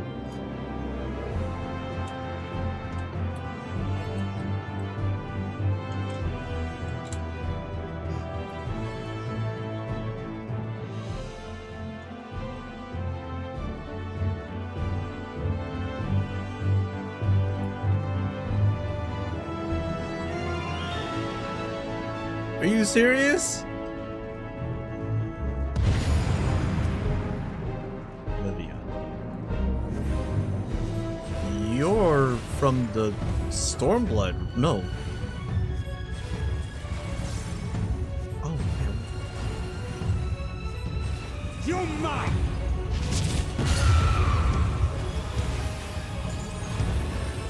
Where are you from?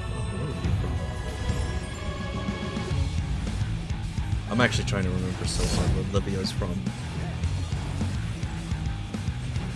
This is a knowledge check in itself.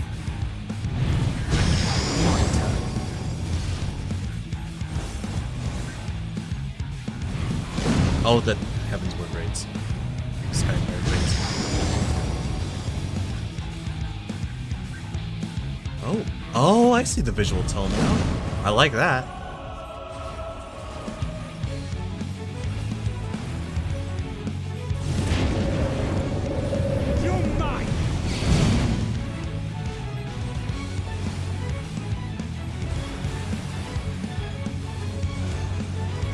Thin air makes executions executed without MP cost? Free res?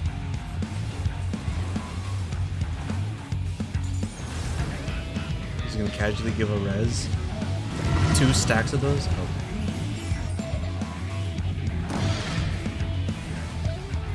You're mine!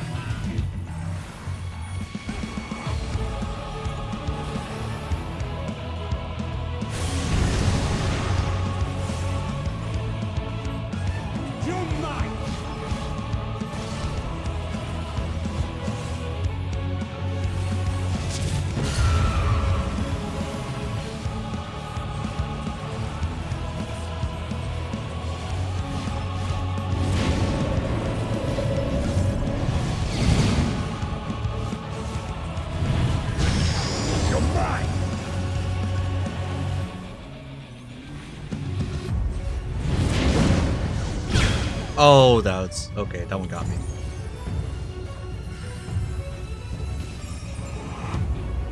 You're mine! You underestimate me! I appreciate the intensity there, bud.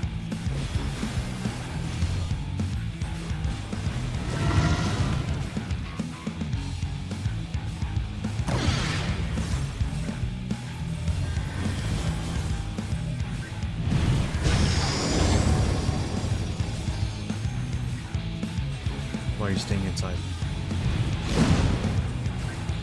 Why are you not attacking this thing? What was that about?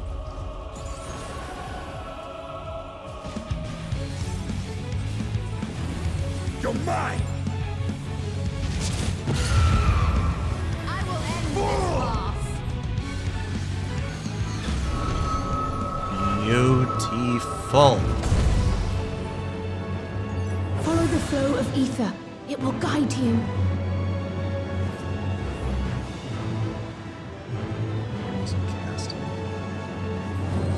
The ether is too dense. Ah, I'm losing you. Yo.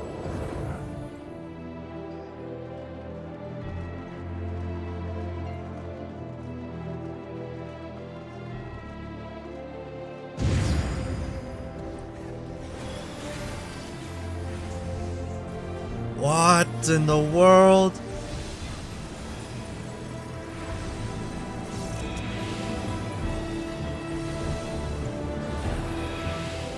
You're mine!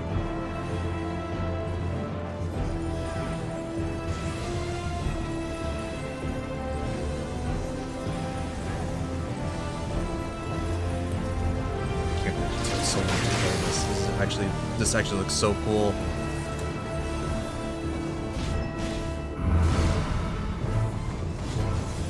My turn.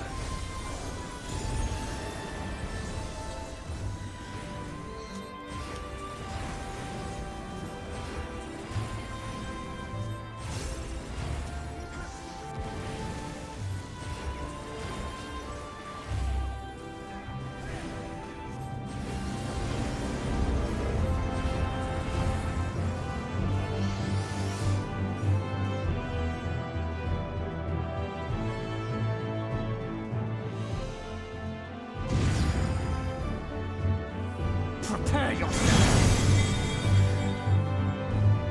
Moonbreeder?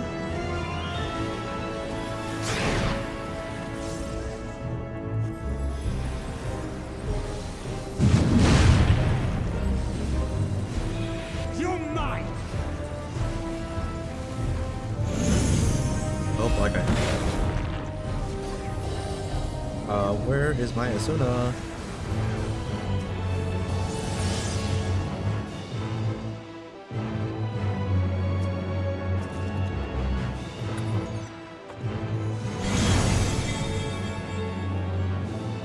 No!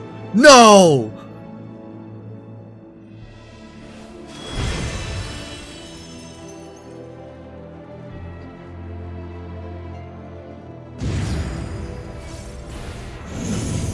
This is so evil. It's actually so painful and torturous.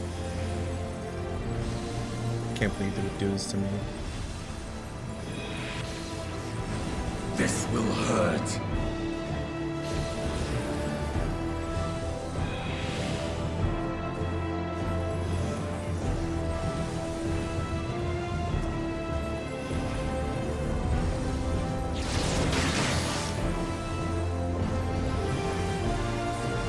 Gloves are off.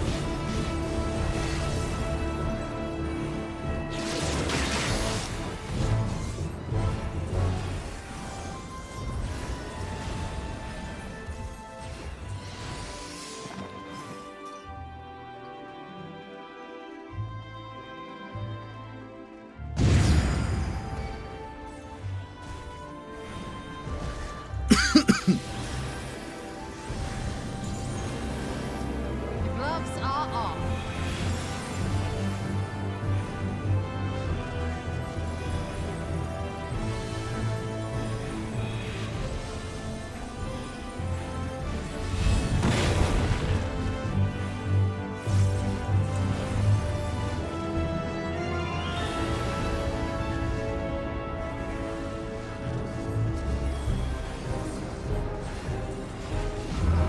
My turn.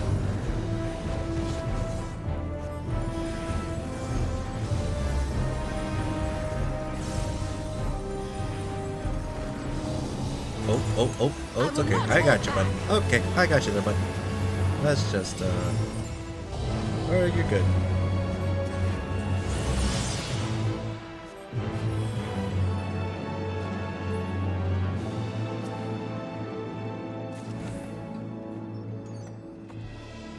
Final boss.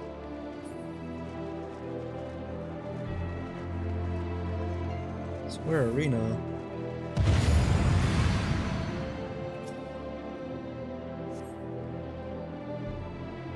Wait.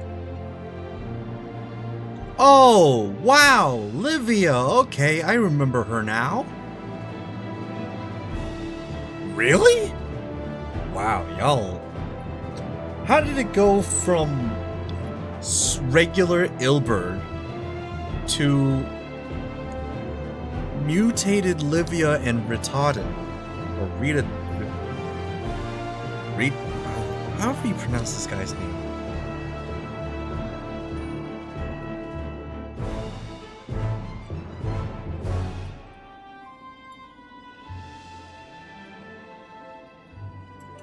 Weesh, aye.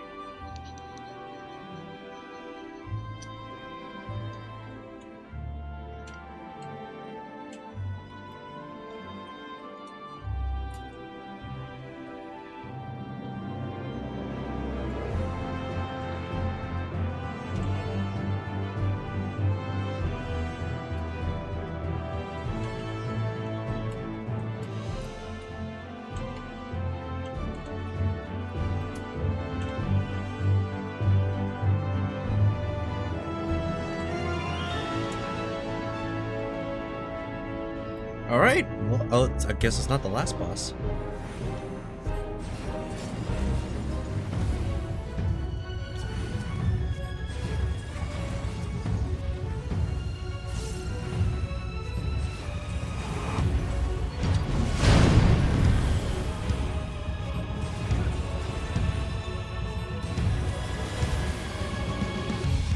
I will not hold back.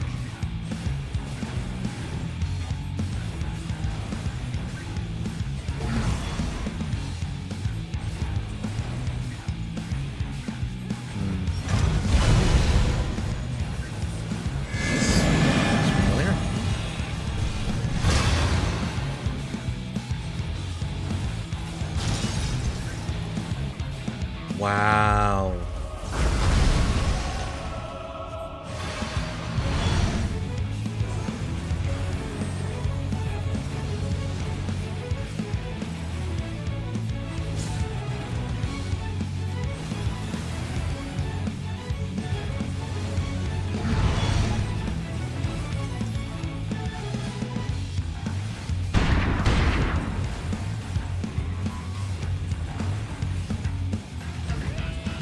They're going this way. I'll follow them. Sure, why not? Oh yeah, no, that's fair.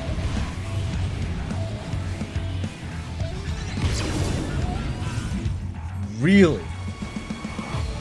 Gloves are off.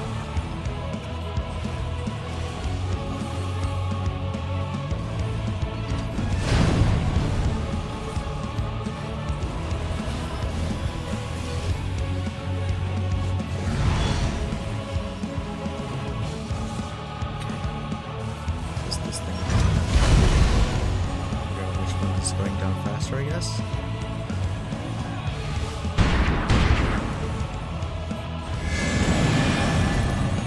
Looks like that one. That's getting targeted, so I guess not.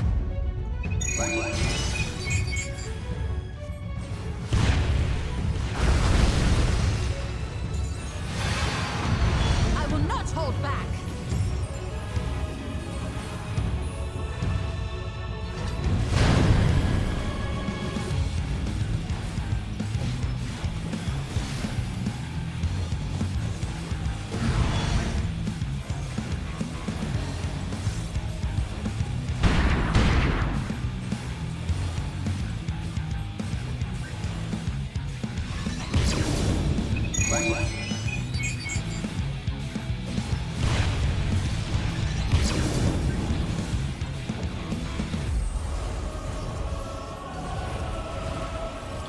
Stinian? Oh wait, it's the tank buster, it's not clean.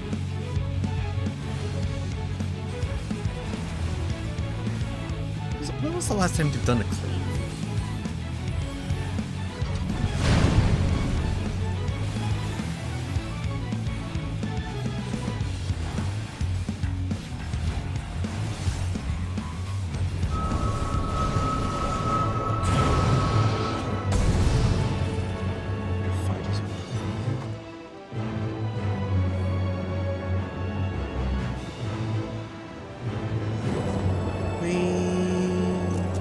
Oh, that's beautiful. Who is it this time?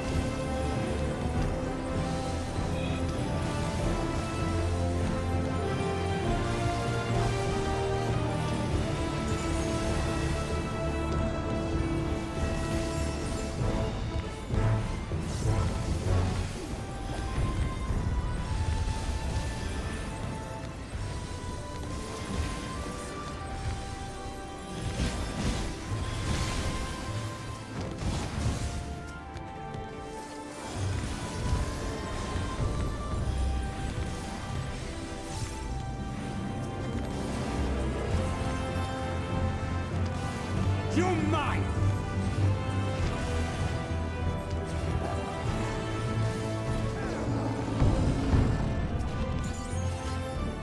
I did not think that was going to count as a stack.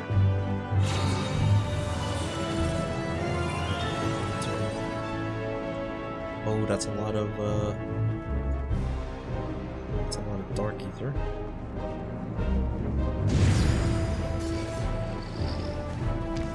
Sinking imperative. What's imperative?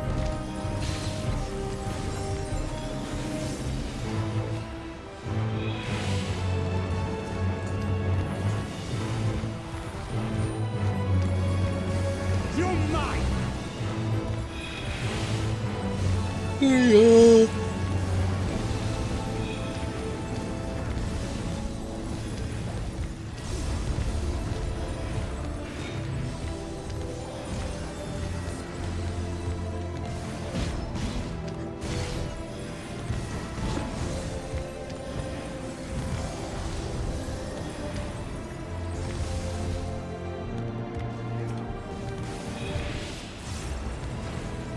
what imperative is. Imperity, the quality of not being equal or similar, especially in a way that's not fair. Sinking in. Okay. You learn something new every day, folks.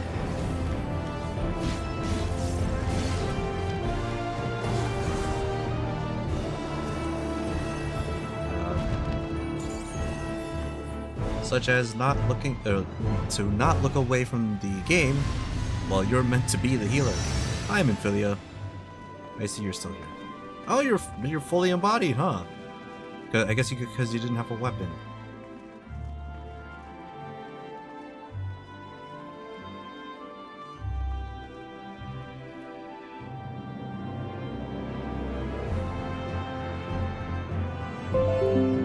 Let's just taking screenshots of this dialogue.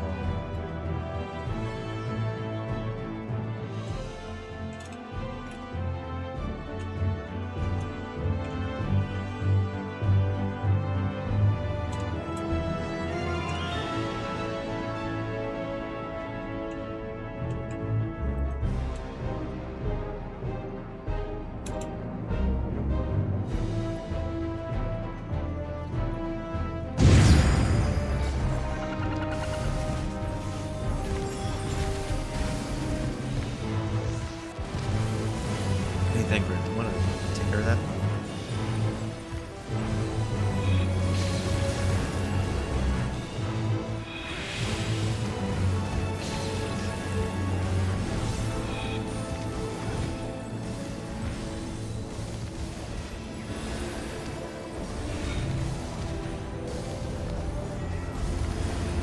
My turn.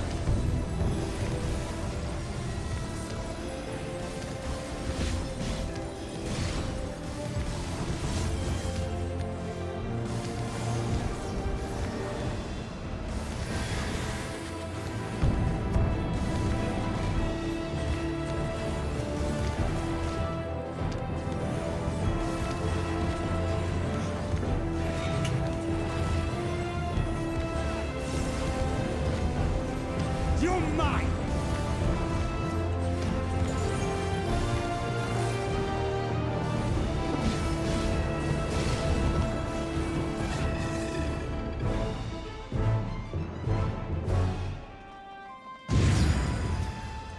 Sinking regret, huh?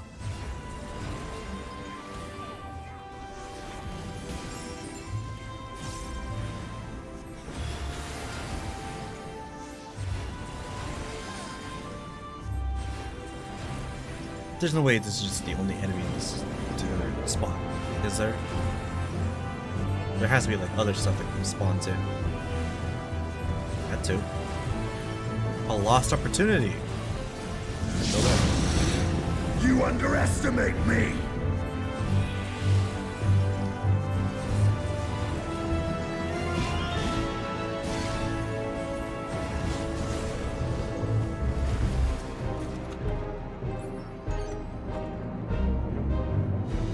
Of all the things to get, it really did just give me skill and spell speed material. Oh, what's it gonna be this time?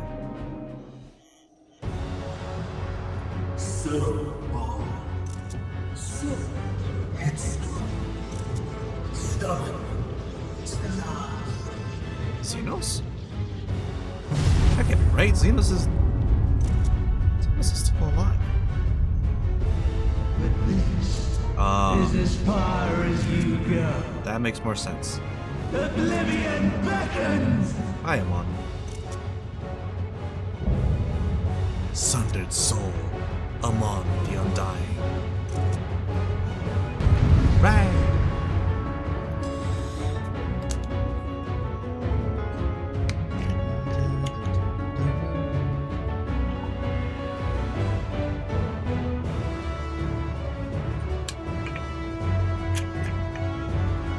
Oh, I'm gonna have to do this quick. I had to use the bathroom.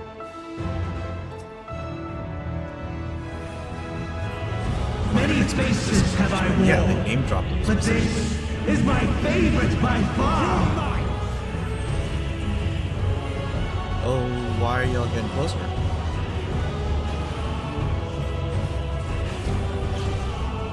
You will persist in this folly no longer. Daga Forte. This will hurt. Oh, that's rad. The stage is set. Struff.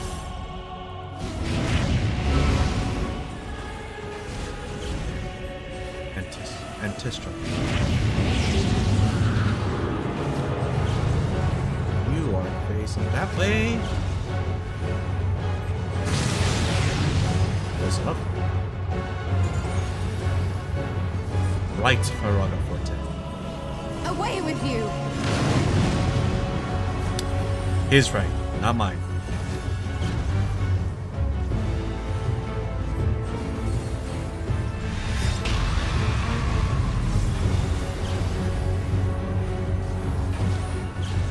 Let the curtains rise for the main attraction. Is there something about a break here?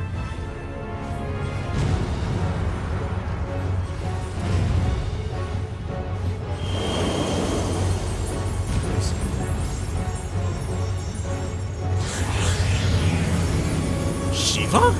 Oh! Oh, that hurts. Why do you keep doing this?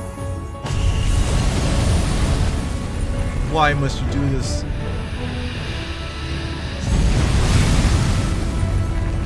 Evil, evil, evil, evil. What a boorish audience you are.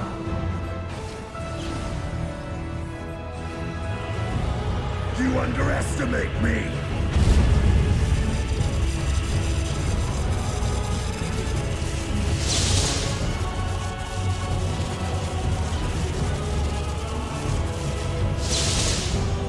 Left for on the foot.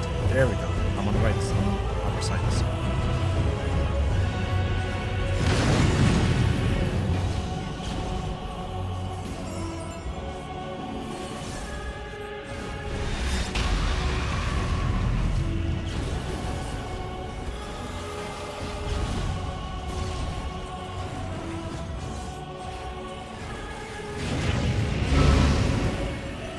Oh no. Okay.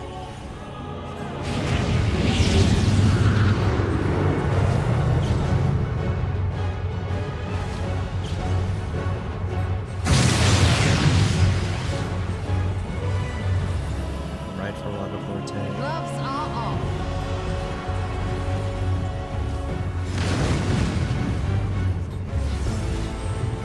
Dark Forte.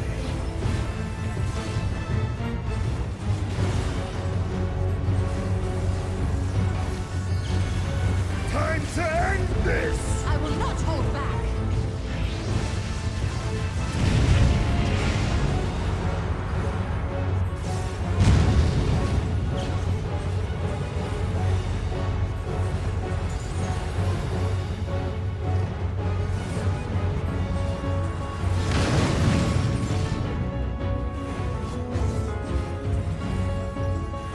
You're mine.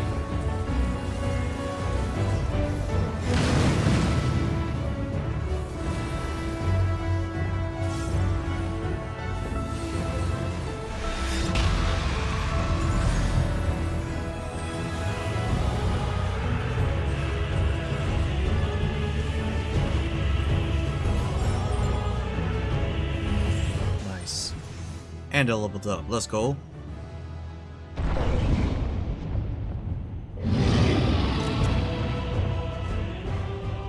Lies. All lies. Your dreams, your hopes, your futures, delusions and lies. Okay, bye.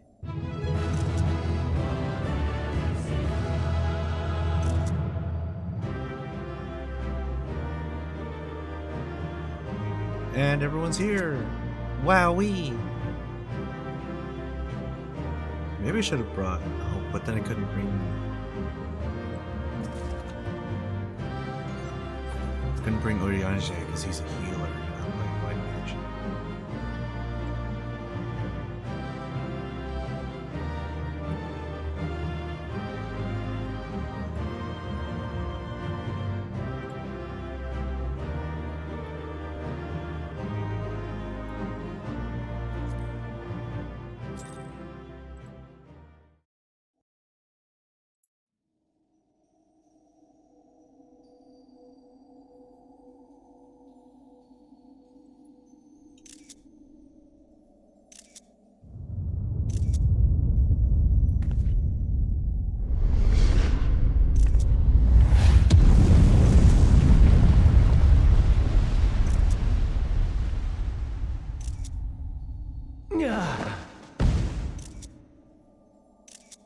What? My very essence begins to wane. Sweet, sweet agony.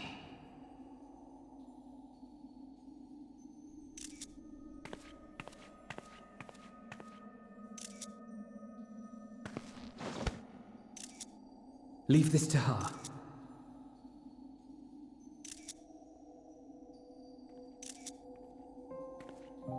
Come to deal the coup de grace. Good.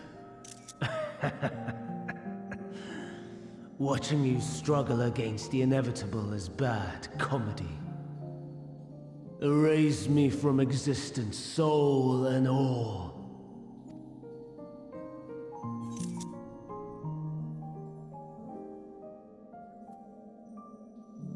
Have you any memories of Meteon?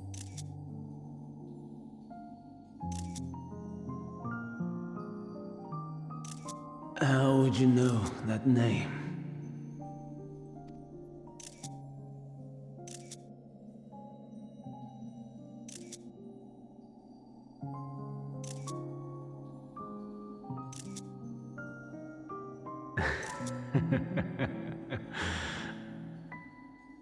Then it was you.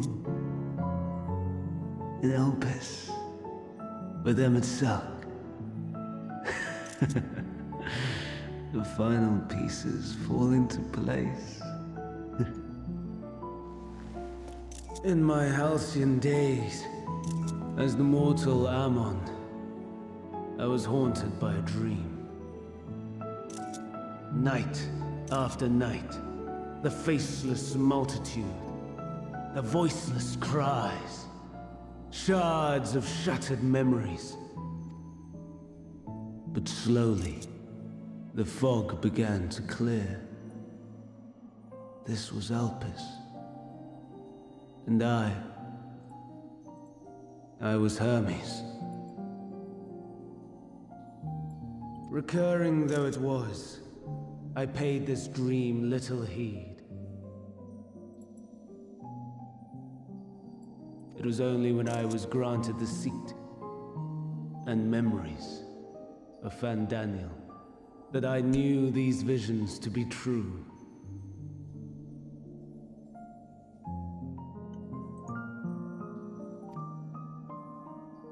They were the memories of Hermes that he himself erased using the power of Kairos. Or so he thought. In his attempt to burn away the events of that fateful day, he succeeded only in searing them more deeply into his soul. My soul. Death failed to expunge them. No matter how many times it came. Rebirth after rebirth, from one Fandaniel to the next. So that's why. I wonder, is Emet-Selch adrift somewhere in this ethereal sea? In defeat, finally remembering your time together in Elpis?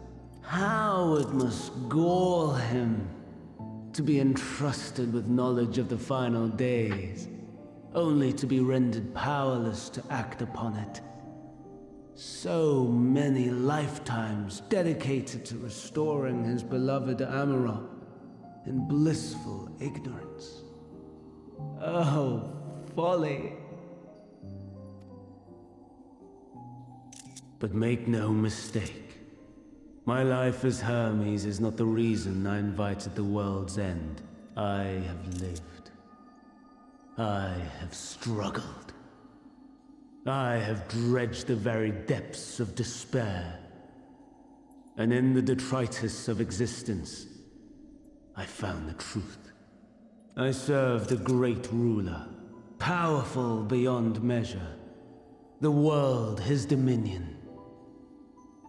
Yet even he and his vast empire were destined to fall, to become one with oblivion. At the end...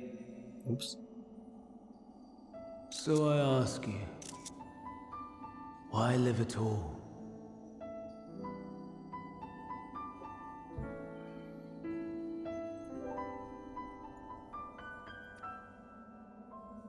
We betray. We torment. We murder. We are wicked, spiteful creatures, without exception. If life is so sacred, so precious, why fill it with such misery? Did I just watch that rock clip through a different rock? Yep. Y'all are seeing that, right? I'm not the only one. There it is again! Man wallows in a hell of his own making without purpose or meaning. To live is to suffer, and I would end that suffering by my own hand. It matters not if it flies in the face of all believed right and just. Death is the only solution! That is my truth, my answer to the question. And yet, even as the words pass my lips, I am filled with doubt. Has my search reached its end?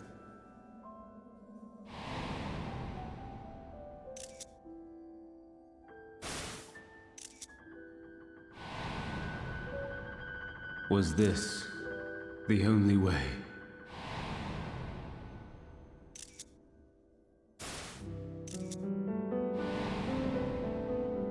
After all these years.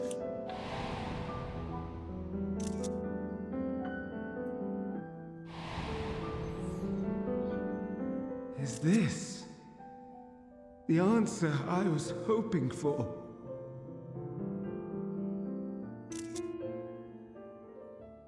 The lamentations of the damned. How it vexes me to see your conviction falter at the last. Fantastic. Still clinging to existence, I see.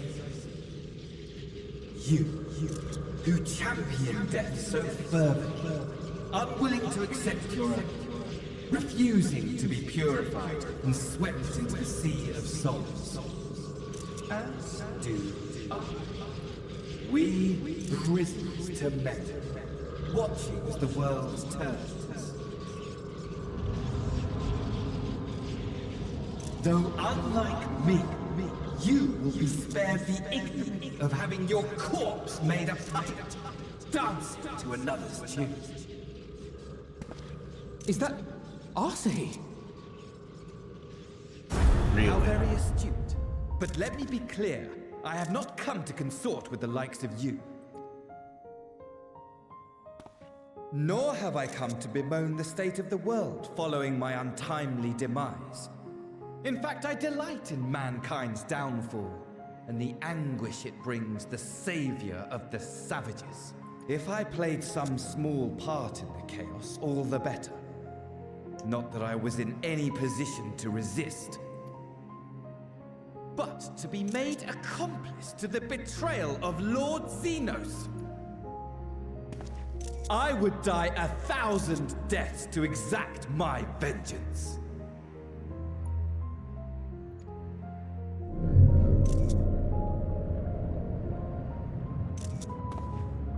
Now you are at my mercy. I shall drag us both into oblivion, and you will never see the fulfillment of your magnum opus, even should you be reborn. Your desperate search for answers must start again.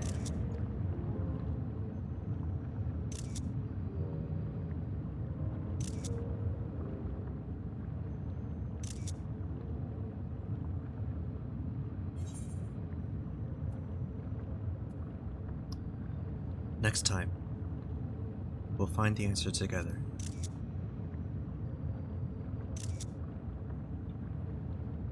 Even here, even now, you have every right to hate me. For the fool I was, for the monster I became. But I will not beg forgiveness.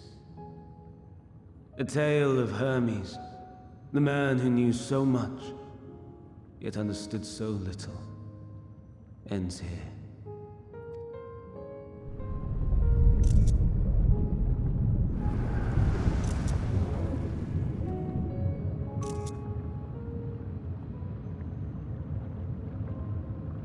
Don't try to follow me. I had more of you people than I could stomach in life. Never mind in death. Likewise, I pray we do not meet again. You had better hope not. Well, that's a professional grade hater right there.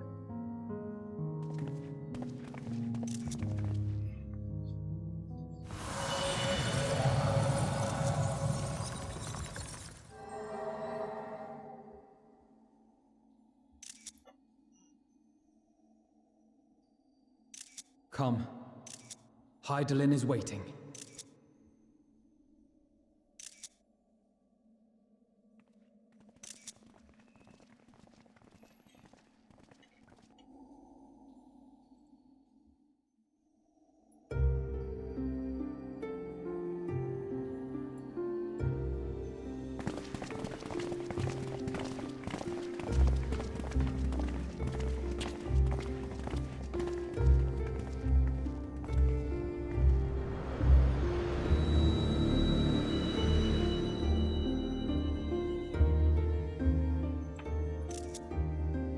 Brave travelers, I welcome you. Hello?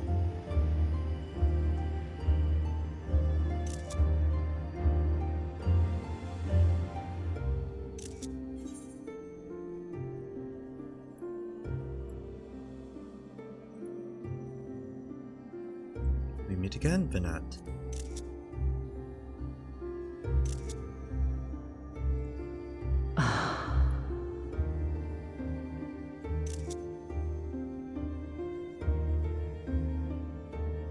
I see. Without its journey under Elpis. And now, the rivers of time converge.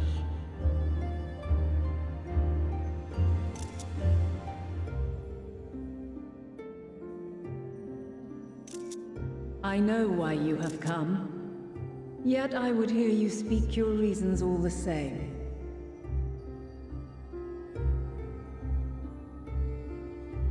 It's crazy. Oh man, I'm gonna look at the original artist just to give proper respect to the name.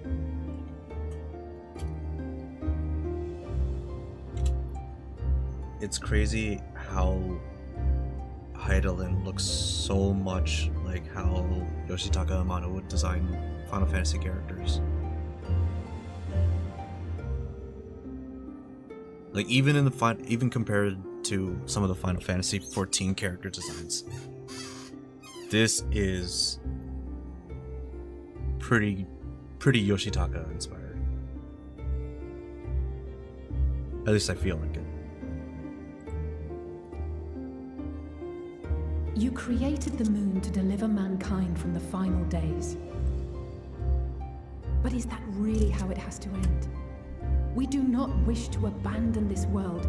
We want to protect the source and all of its shards. To flee is but one of two paths. The other leadeth to Meteon, far beyond the stars, where she doth chant creation's requiem.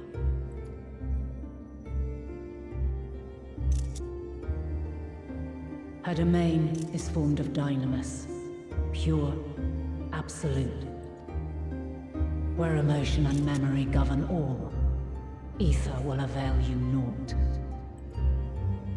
Meteon hath gathered the pain and despair of countless stars, and to go unprepared is to go unto your doom.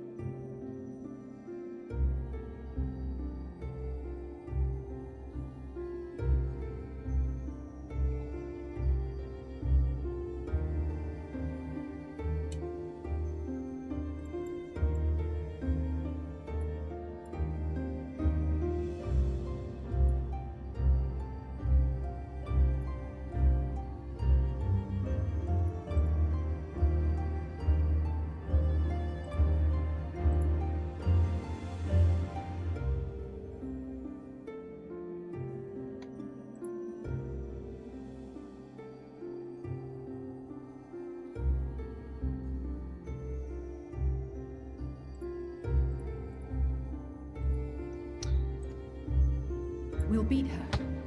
We'll win. I swear it.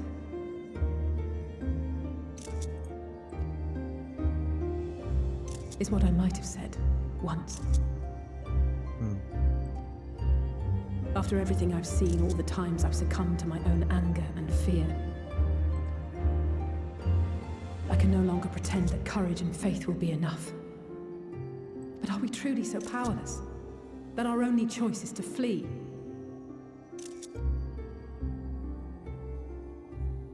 Far from it, my child. Long ago, the inhabitants of myriad stars, many more prosperous than Atheris, sought to free their worlds from life's woes.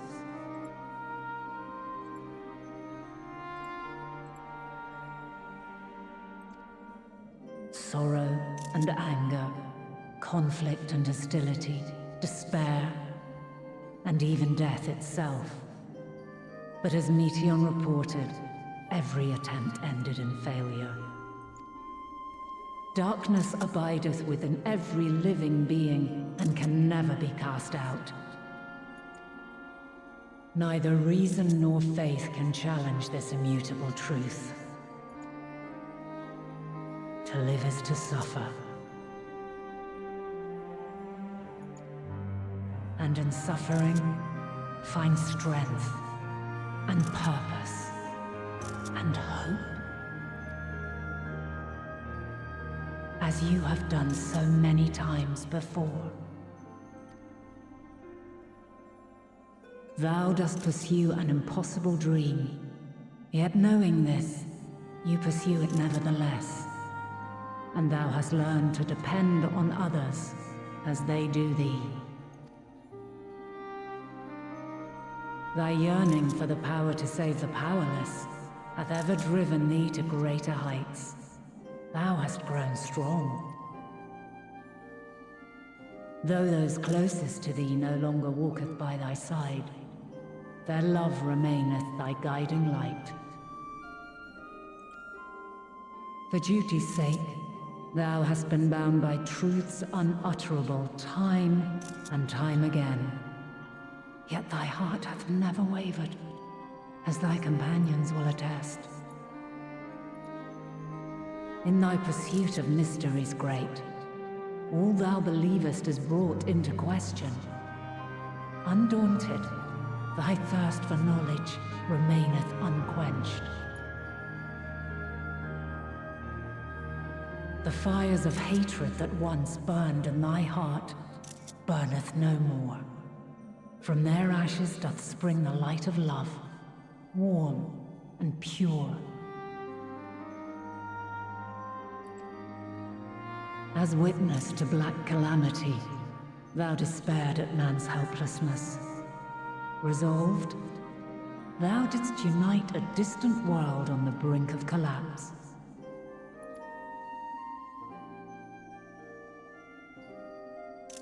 And thou, my champion, when all did seem lost, thou never abandoned hope.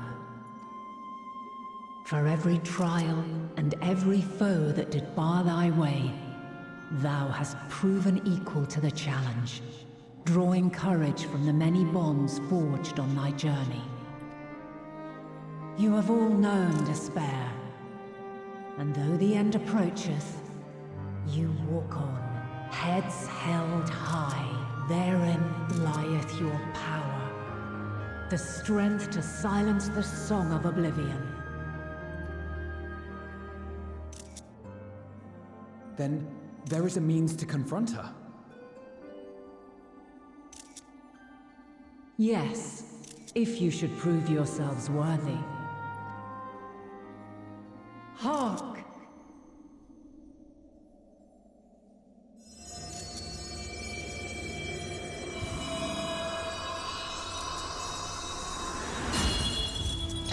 Ah. Nigh impossible is it to send mortals to the edge of the universe. Should you fail, there will be no second chance. As the will of the star, I ask of you this. Do you possess the fortitude to stand firm when all around you doth crumble? Do you possess the faith to vanquish despair itself? Should you lack the strength to best a supreme deity, I cannot allow you to make the journey. You must leave this star and never return.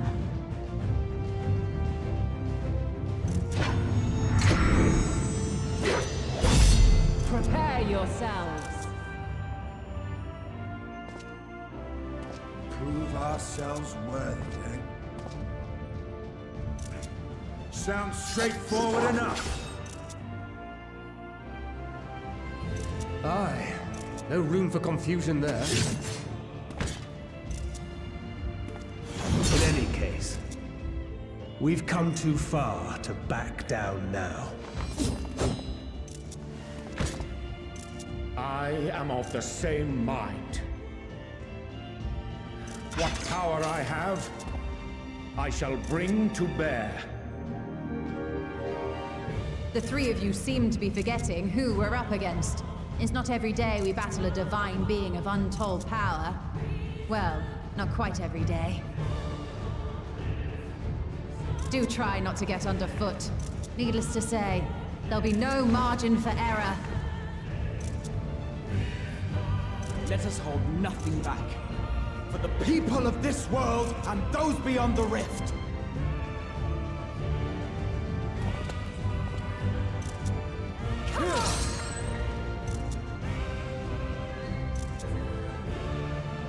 Alas, the question I posed to thee in Elpis hath remained unanswered these long years. I would hear thy response, warrior of light. Shouldst thou emerge victorious?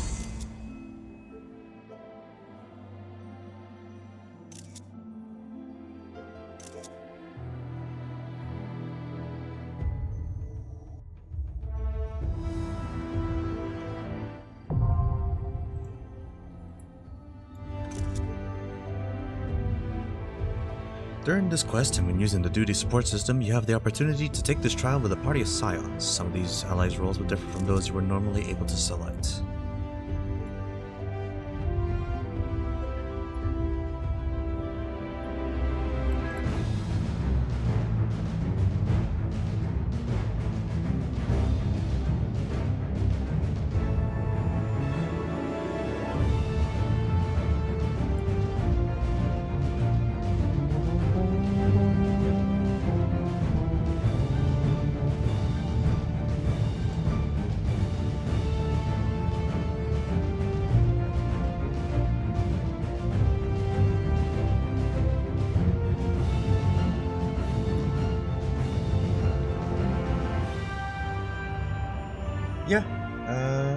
I'm gonna go to the bathroom, and then I'm gonna do this thing.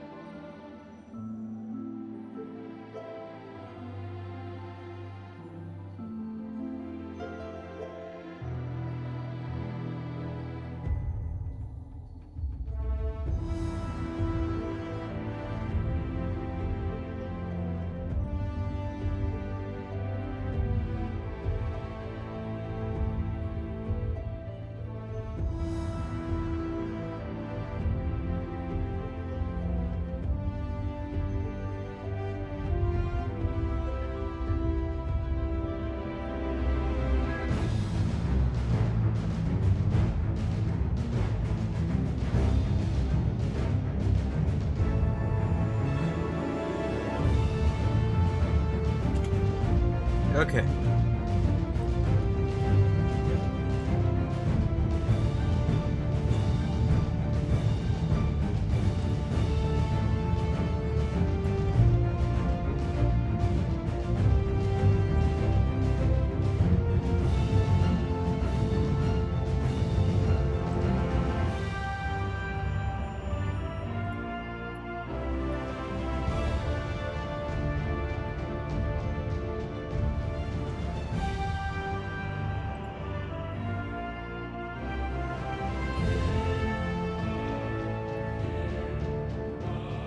Okay, so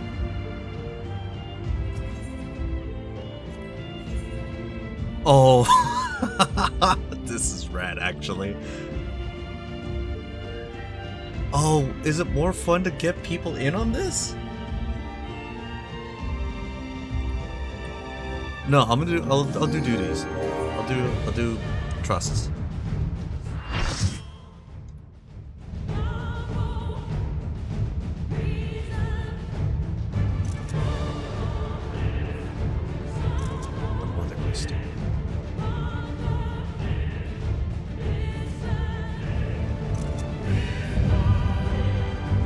Divine light, idler.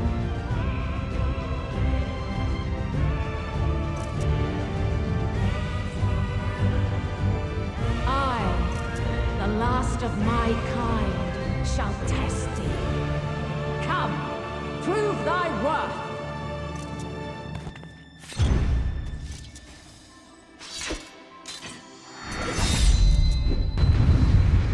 Okay. Hold on, I want to get. Let me get that screenshot in. Oh, I didn't need to do that.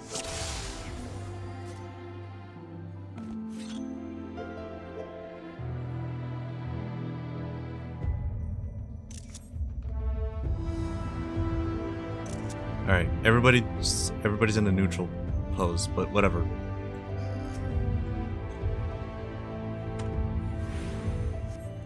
Have you the strength of will to alter man's fate? I sure hope so.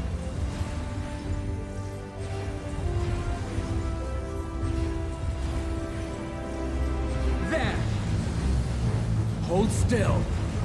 You're mine! A change of arms. May the Did I test need to cure one? continue. Twitter, don't come after me. Darn it. Visual change? No. We're near or far. Ah. I see. That's a double tank. And now this.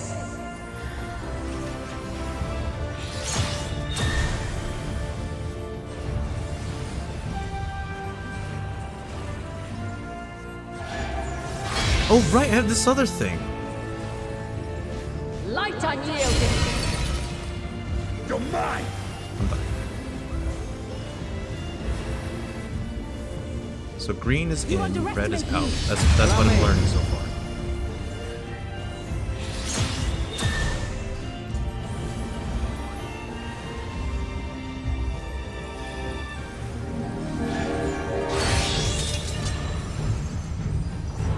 By blade. Ooh, wow. I almost got caught by that. Hold still.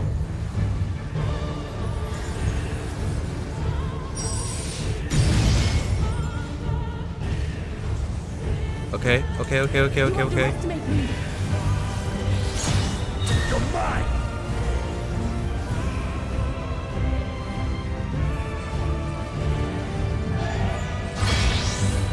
Green is in. Light unyielding.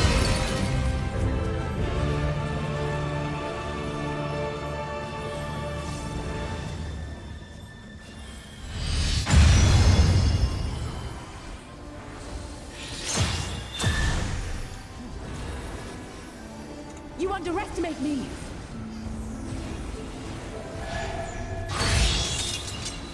That's a cross. By blade. Oh, I wanna do the EX of this so badly. I will not hold back. Crystals of light. To me.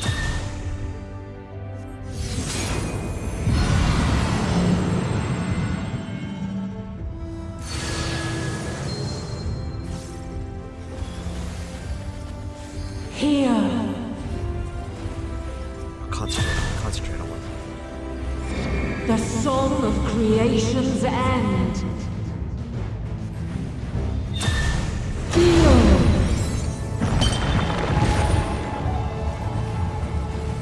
The sorrow at hope's demise. Think.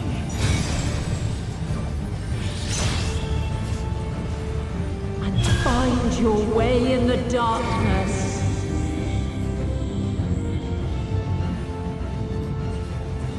Come on, casters, what are you doing?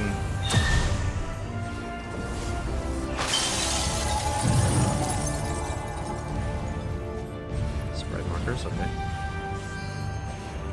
I will not hold back.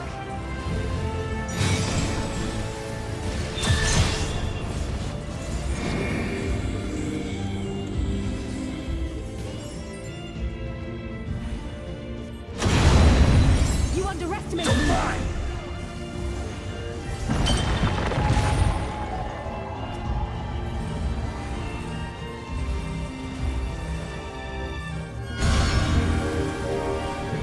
Follow your light. Or fly, my children, and never look back.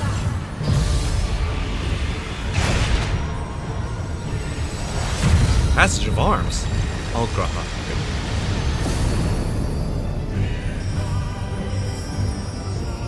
Then you are resolved. With heart and steel. But this test is far from over. Oh, wait, flashback. By crystal's light. Allow me.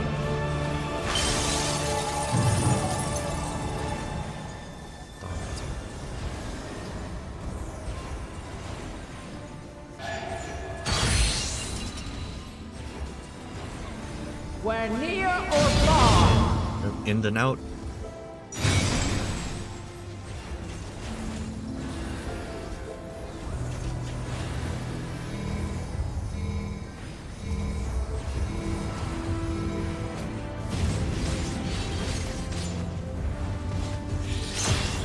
Where high or low.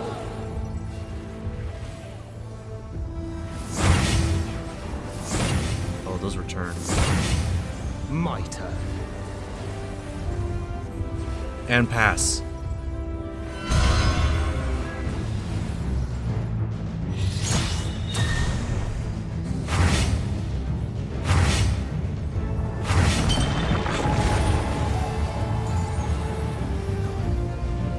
Something special for you.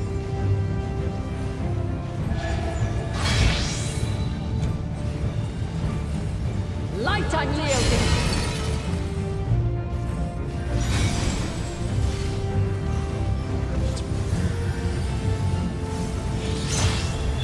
Refulgence eternal.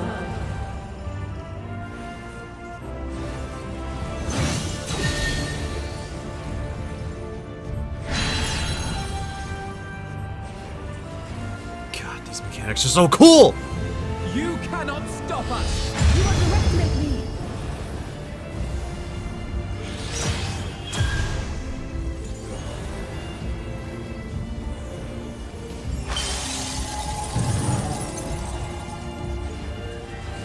You cannot stop us.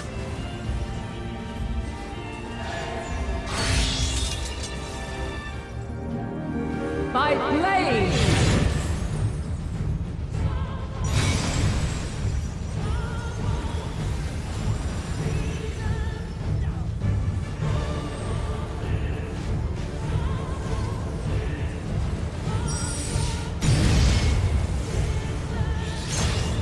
Succumb not to fear.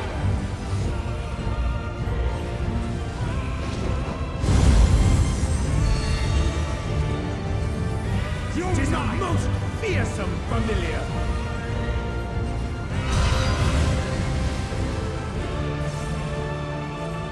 Okay, Akmorn, chill. You cannot stop us. He'll check, he'll check, he'll check.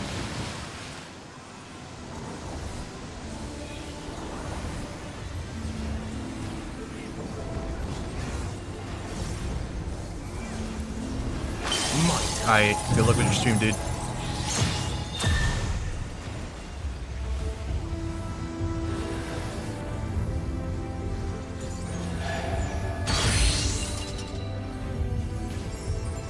We're near or far. This is what a planetary. I should probably, use this. Away with you!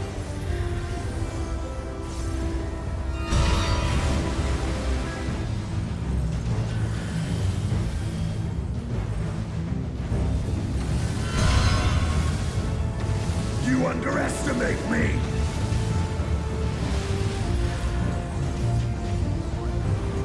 You cannot stop us!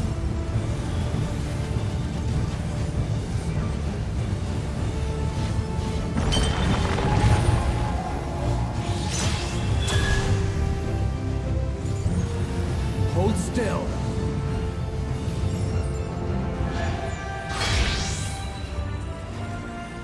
Easy enough. Light unyielding. Oh no, get me out of... What?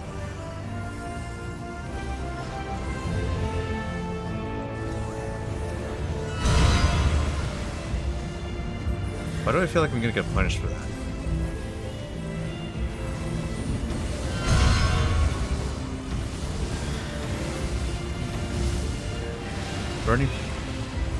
Burning for battle. Sustaining most damage that would normally result in KO would instead ignite the will to live. I will not hold back.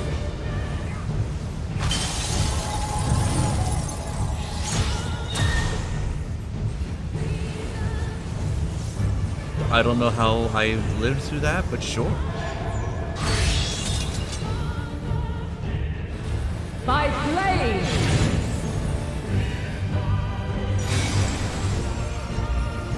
I have you now. Mitre. Gloves are off. If anyone wants a limit break, now would be a great time.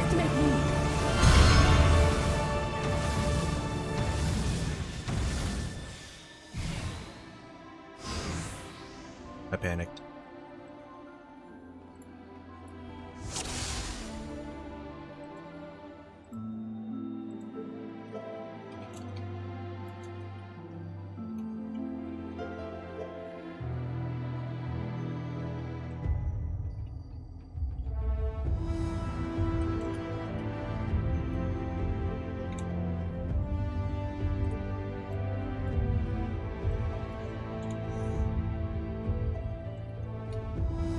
Okay. Alright. Okay. Maximum HP, damage dealt, and no, get that out of here. I don't need that. Oh. I get 3 of these because I'm in a trust or something, probably.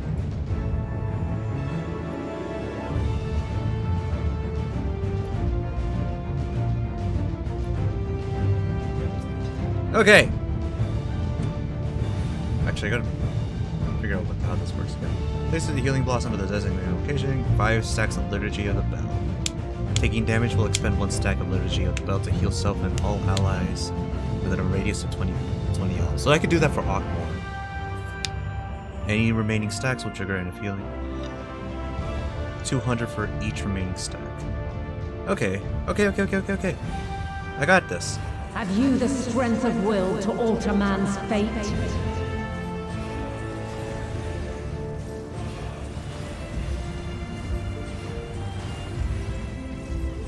There! This will hurt.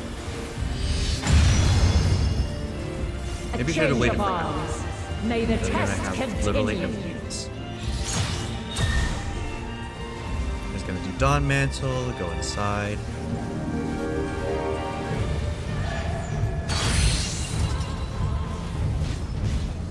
We're near or far.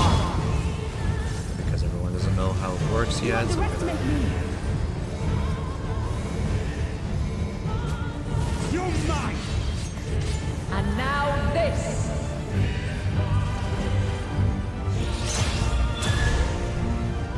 And I believe it's green next. Just there. out.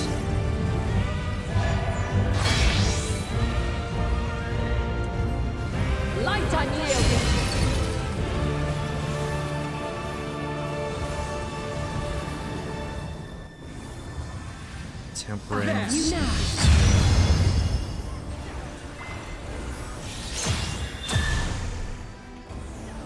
Dawn Mantle.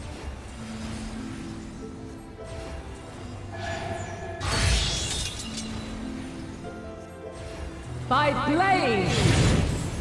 Okay.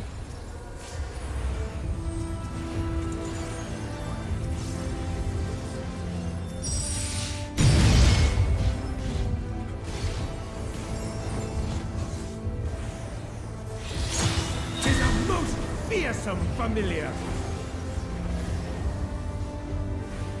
Armed with a hero's We're near or far.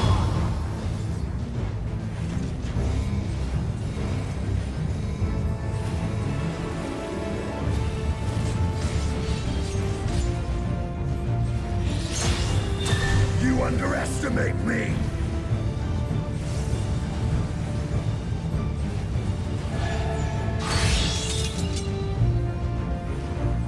By blade! Okay.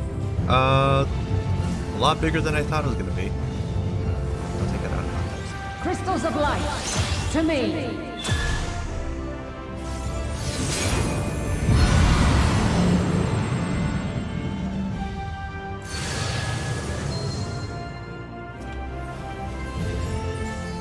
Here!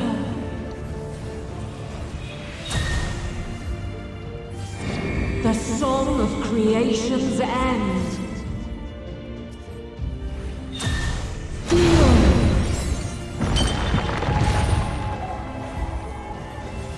The sorrow at hope's demise. Think.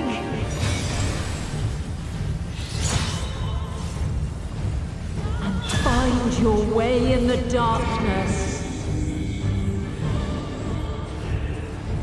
I'm definitely getting greedy.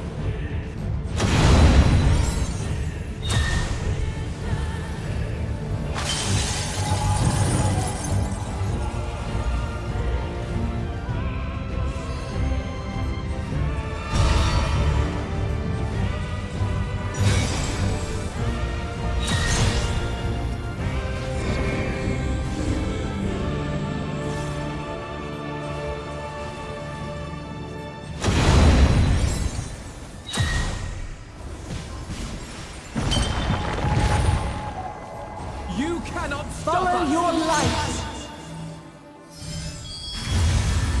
Or fly, my children, and never look back!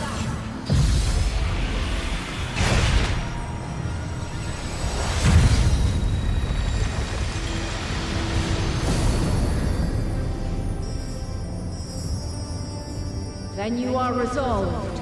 We can't steal! But this test is far from over. Flashbang going out. By crystal's light. Let's give them a show. Allow me.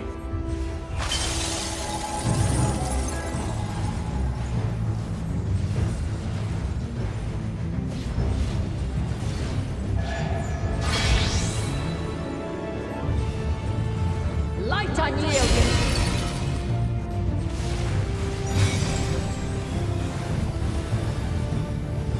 Try and stop me! Refulgence eternal. You underestimate me.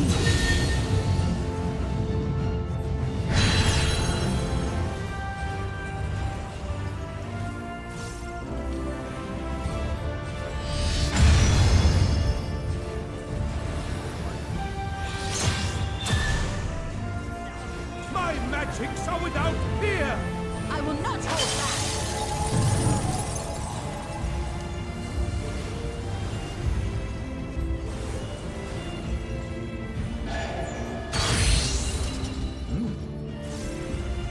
We're near or far. Acha. I have you now. You're mine!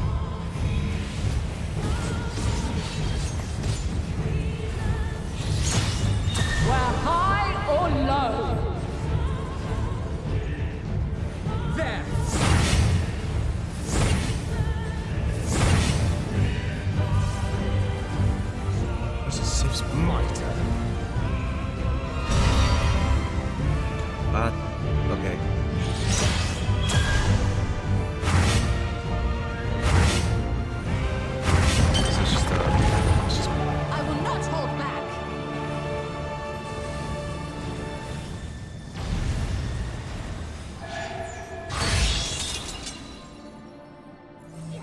By blade! All or nothing! You underestimate me!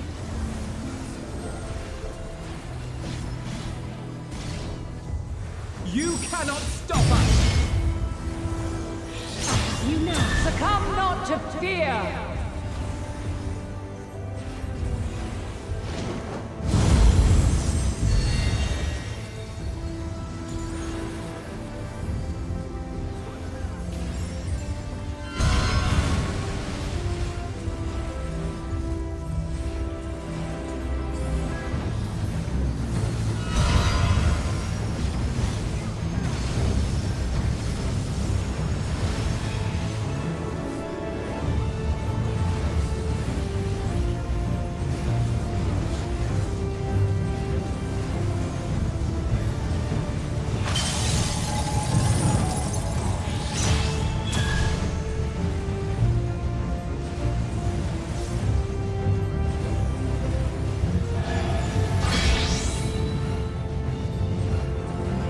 Light unyielding!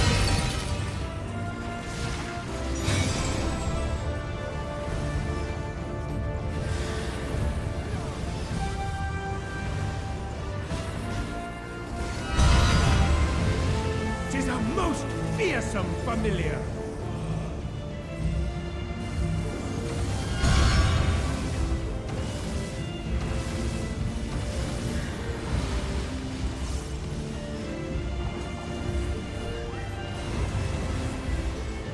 Okay, so it doesn't go out as soon as... It comes out after all. Allow me!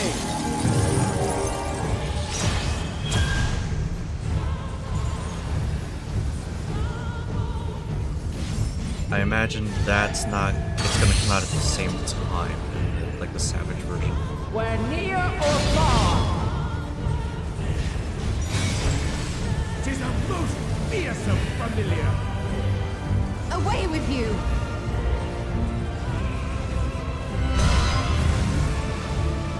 There!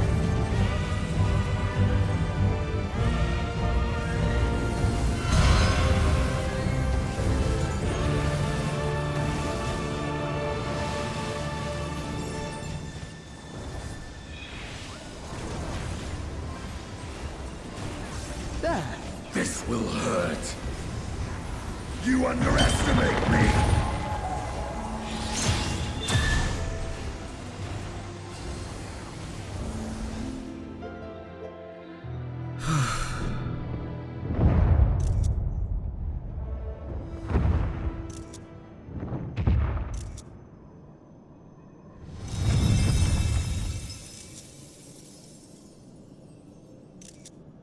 At last, man has the strength to.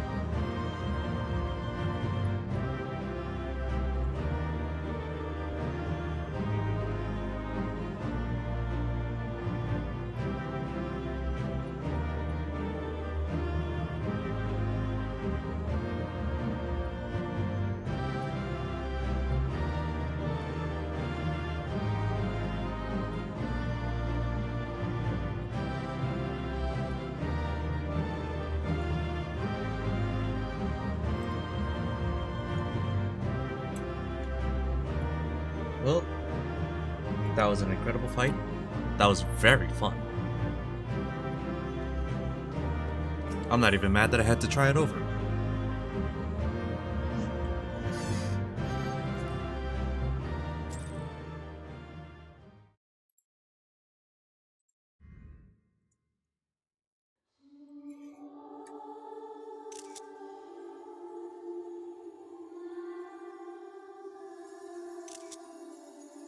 No, this can't be happening.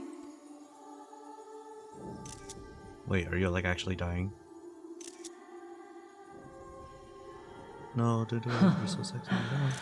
Though my power is in constant flux, I have always kept a reserve for this very moment. It was a true test of your prowess. You have done well. There is one thing I must ask. By sundering the world into 14 shards, the ether of all living beings too was divided. This reduction would in theory allow us to more easily interact with Dynamis. Having seen mankind brought to the very precipice of extinction, you wished for us to develop a means to overcome despair. I don't know how much you saw. But man.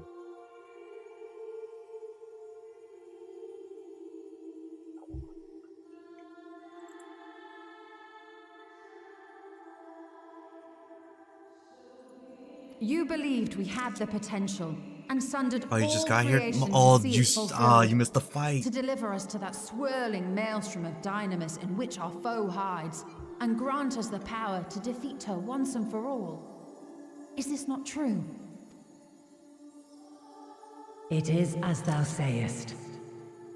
'Twas the trial to which I subjected mankind, and it hath led to untold bloodshed and suffering.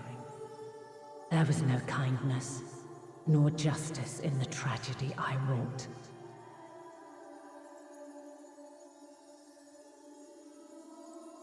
When confronted with the almighty Zodiac, my only recourse was rend him and the world asunder, that his power be diminished for a time. Just making sure I got the screenshots in. And so it came to pass.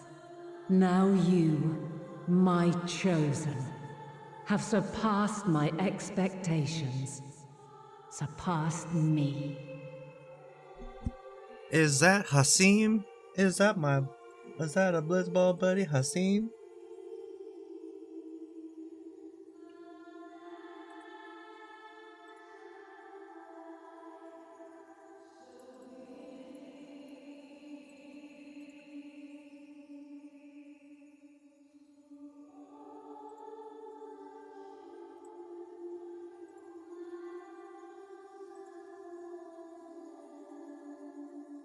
Dude, Hasim, the Heidelin fight? Are you kidding me?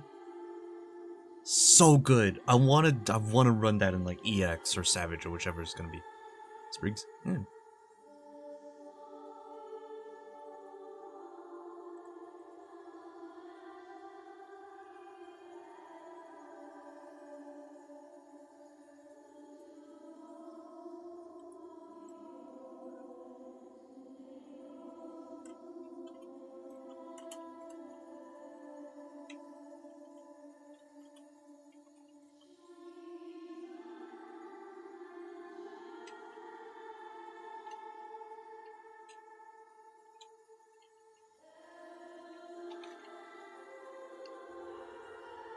Savage is so much harder. Tried it once and on God, I must have set a death record.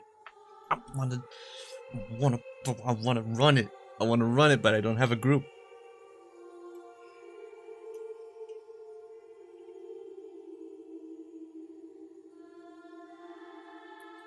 The mantles? The mantles mechanic? Oh my goodness. I would love to. What? Hey, thanks for the follow.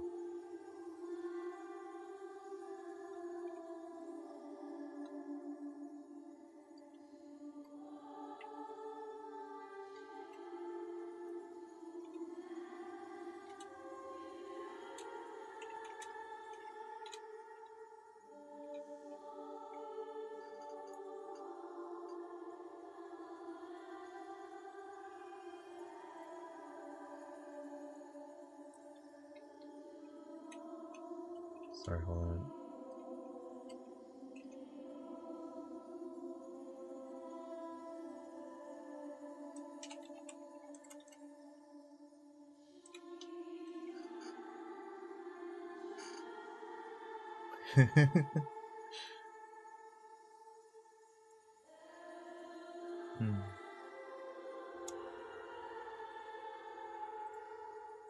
It's been a good day.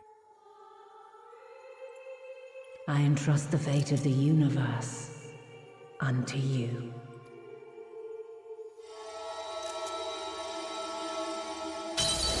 This crystal contains the memory of Meteion's passage through the stars. Deliver it unto the Loporrits. They will guide you to her. You finished Dawn Trail? Ah! I'm so behind. That's why I'm doing this in the first place. Oh my god. I'm not behind? I'm like 3 patches behind.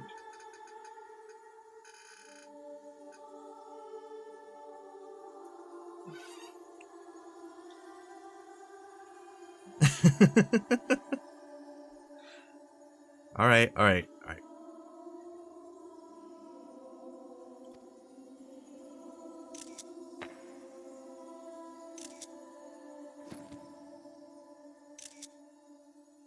Though they may be capable of crossing great distances, there is a vast difference between traveling to the moon and the furthermost reaches of the great expanse. And unlike Meteion, we cannot simply soar on waves of dynamis to our destination. Indeed. To make such a journey would require an astronomical amount of ether. But a solution lieth close at hand.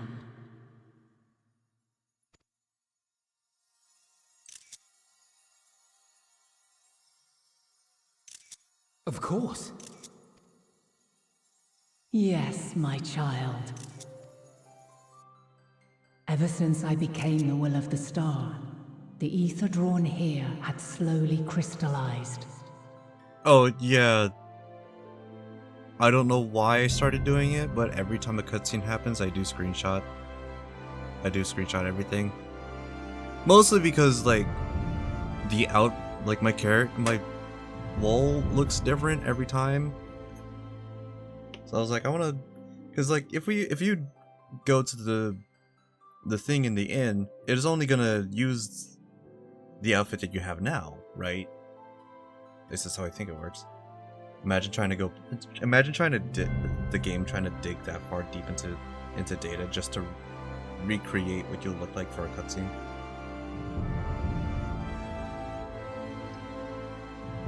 So sentimentality is a bit prominent.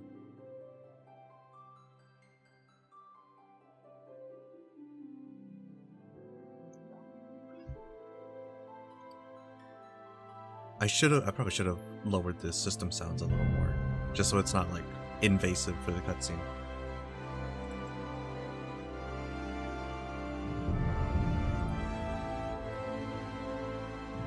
They who have answered my call know it well. While I have remained hidden, it hath become the embodiment of the planet's will in my place. A faceless, omnipotent force of nature. Thank you. The Mother Crystal. Our final hope.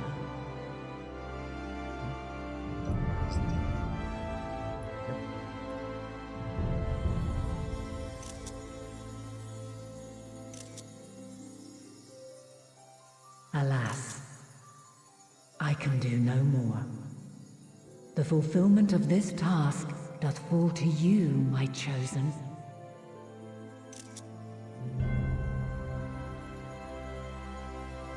Now, heed these words.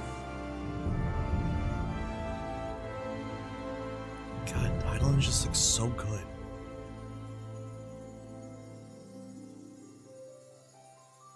Darkness and light, despair and hope. As goeth one, so goeth the other. Become light, become hope.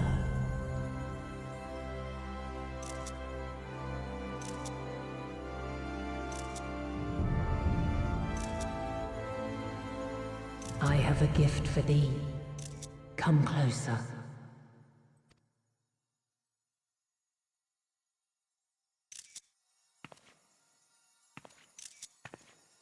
Big lady. Long have I searched for a means to safeguard the future of this star. Though I knew failure after failure, by recalling thy tales and my promise to thee, I found the strength to carry on. Though the world is ever changing, thy thirst for adventure hath never waned. Thine unshakable resolve never ceases to amaze, to inspire. Welcome and well met, my brave little spark. How long you've wandered, burned bright as a star. Oh, I have awaited you patiently all this time. Past every fate, now sing with me once more. Share of your life, far greater than memory. Its loss and love words cannot hold. Boundless the tale overflows,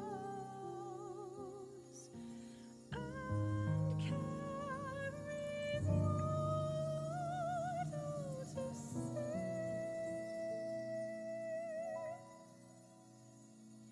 Remember the rain, near and far below, each drop a blessing from heavens above. And how as time flowed on those waters, you came one. Alright, I have to just Streams, rivers, and lakes reaching for the horizon. pull up the.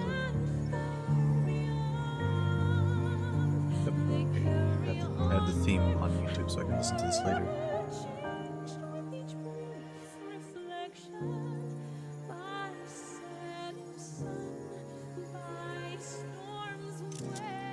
As a mark of my gratitude, I bestow this final gift. Thou dost possess the crystal of Azam, yes?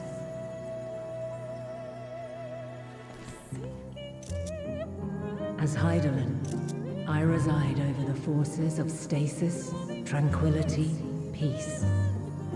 The laws which impart stability to existence itself.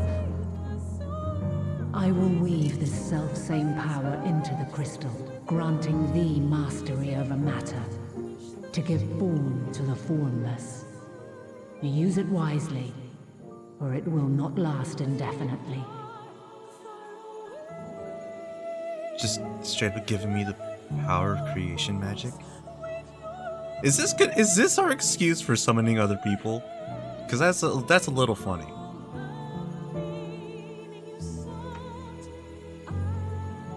Temporary control of creation magic.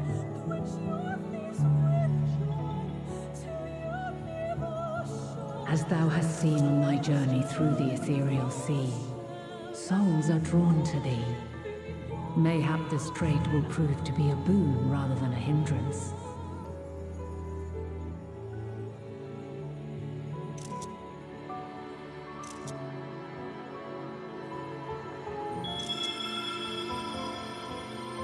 It is thy hopes and prayers that enable Azam's invocations and give them life. So keep them close. But pray, remember this. When the way forward is hidden, even from the mind's eye, look not to the invocation, but within yourself. These were the words of the crystal's original bearer.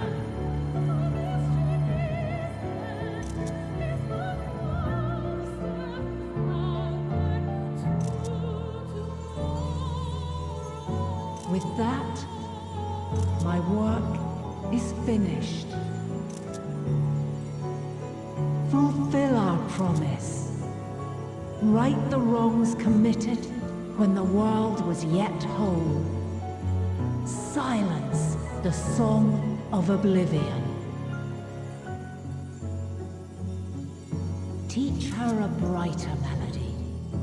Show her our journey is far from over.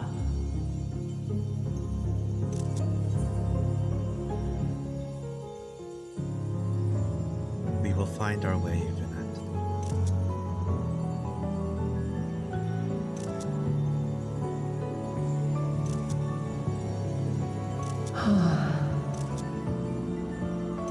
Of this, I have no doubt. For yours is a light brilliant beyond measure.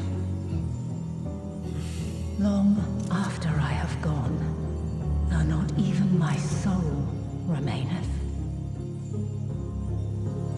my love will be with you forever, my dearest children.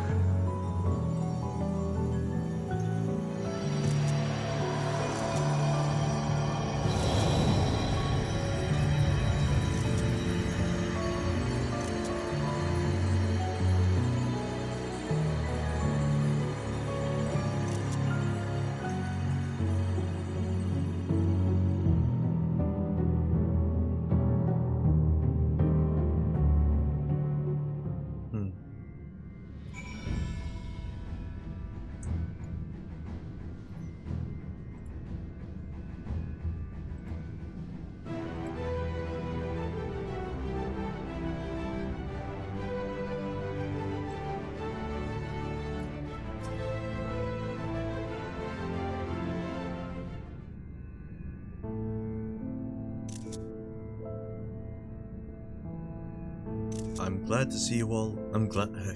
Jeez.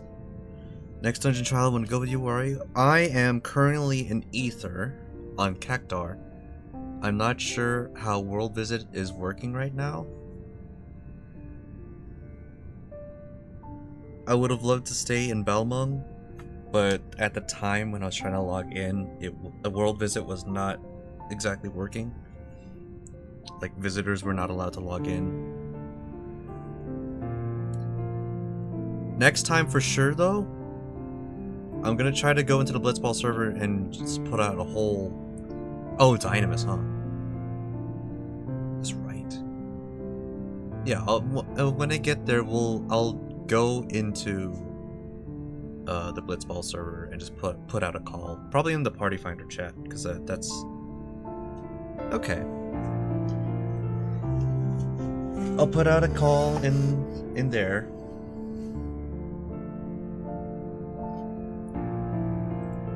Because that's what it's there for.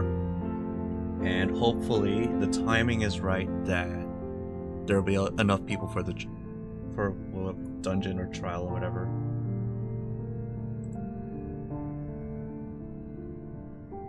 And yeah, we're gonna go ham.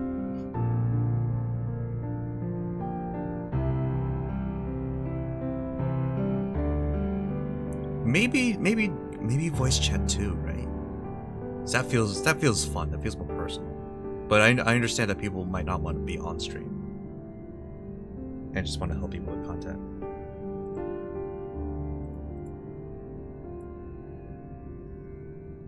Let's see. It's currently 6.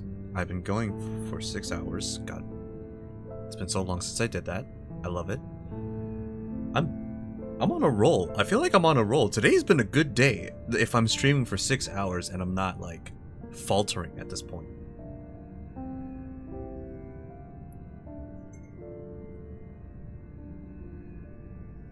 Alright. I think I could go for about another hour or something. Unless Jasper, the famous Lotta Barkabout, decides if he needs to go out a lot earlier than I expected. We'll see. In the meantime, water first, because I've been yapping for, again, 6 hours. Stay hydrated, everybody.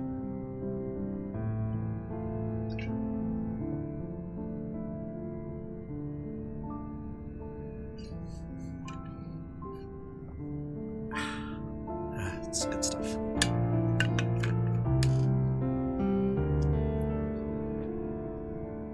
I'm glad to see you well. Though we could roughly place your souls deep as you went, we could neither see nor hear you. The fluctuations in your ether near the end gave me quite a fright. What in the world happened? Well, you see, this and that and other stuff. And also, we fought God.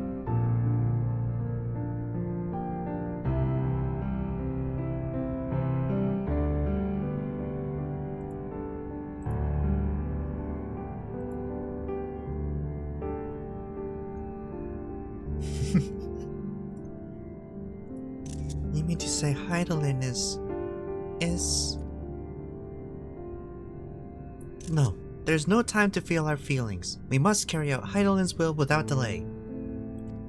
We'll find Medion if it's the last thing we do.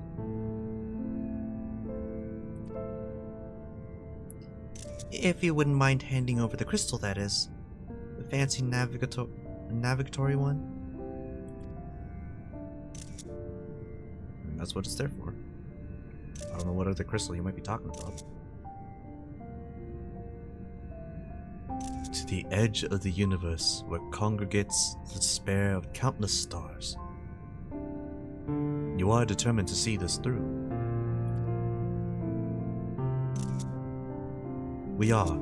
Should words fail us, we will fight. To the bitter end. I know that it pains you to accept this. Would that I need to ask nothing more of you. Yet we have only two means to travel the great expanse. The moon and Charlayan's Ark. I am all too aware that without both of them there will be no exodus. But I nevertheless beg you to honor the agreement we made.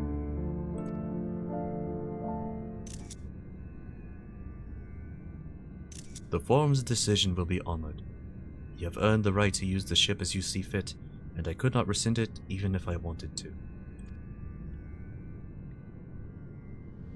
As it happens, I do not, and would do all within my power to aid your cause. With that settled, might I suggest you rest a while? Proving oneself to Heidelin is never easy, and despite our unparalleled genius, we'll need a day to make the necessary calculations. You may as well take advantage of it. We can chart the course through the sea of stars in a single day. Ye gods.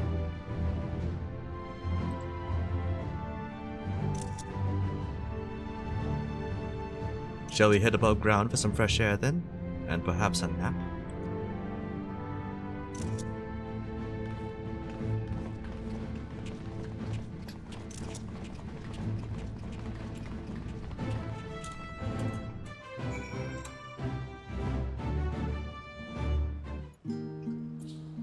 Oh, how nice of them to just teleport me back up.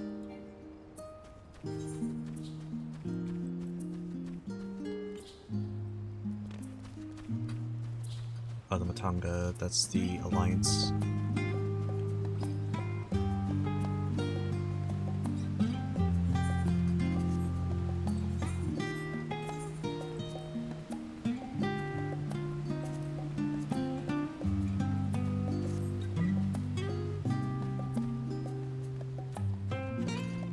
There's so much I gotta do for Final Fantasy. I gotta do all the alliances. Okay, I'll probably work on some relic weapons. Maybe dig into some PvP more. Crystal Conflict. I'm very curious to see how long I can do it. Goatman? Wait, Goatman Bridge! At Shane Midday. Hey demons, it's me. Your boy.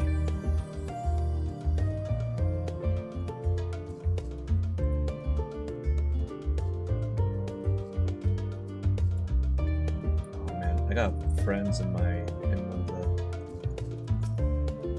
one of the servers. They're talking about how good Dawn Trail's like gameplay was. Or is rather. And they're talking about the EX fights.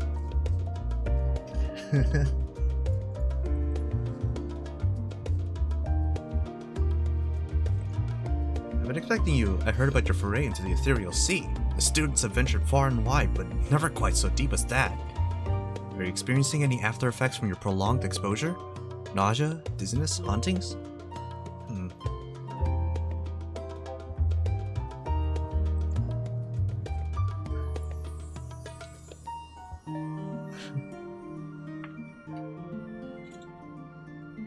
Well, have a pleasant sleep, and if you do experience any unusual phenomena, please let me know.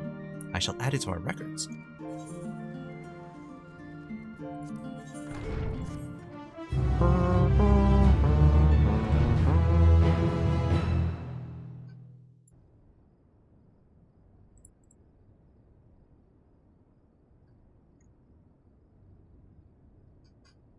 Oh, right, cutscene. Why am I curled up like that?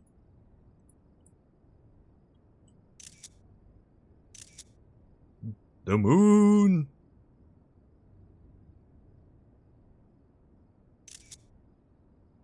Tail.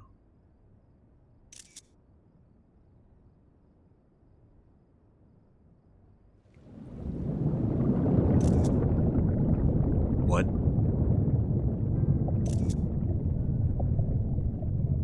When you walk away. There you are.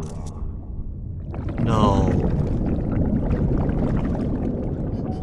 No. Some time, indeed. Yes. For you, at least. Oh, wait, no. I thought it was Xenos. Oh my god. Believe me, I'd meant to get some proper sleep. But here we are. Drifting along instead. Well, well.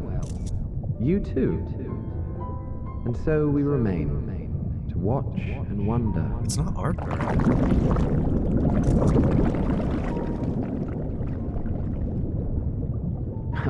Yes, indeed. To begin, we first must see the end. XIV? No, what are the names? The guys from Elpis. It's not Emmett. Oh, it is XIV. I can't believe I remembered that. I can't believe I got that right. Holy.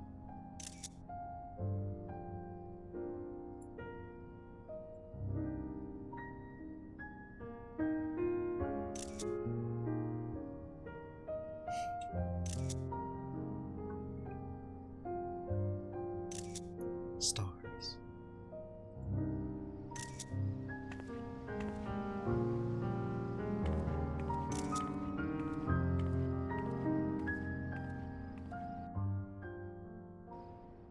Yeah, he's pretty cute. I'll admit that.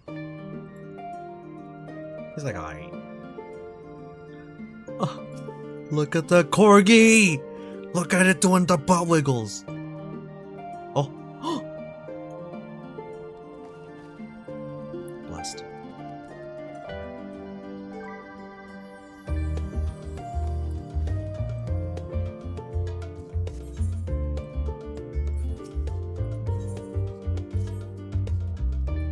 Minari, I trust you've had a good rest? Just about everybody keeps saying Minari, and now I'm starting to do it too. Technically, it's Minari.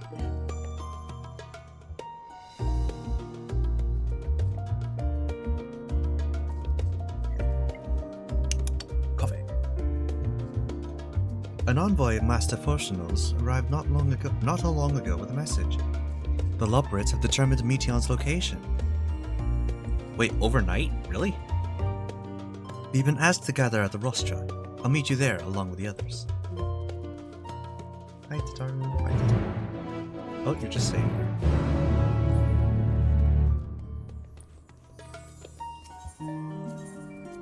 I gotta get my repairs because I'm not an Omnicrafter as much as I would love to be. Miss Peanut Butter! Oh, they're level 100. I saw that. Ooh-wee. Etherite. Gonna use the Etherite.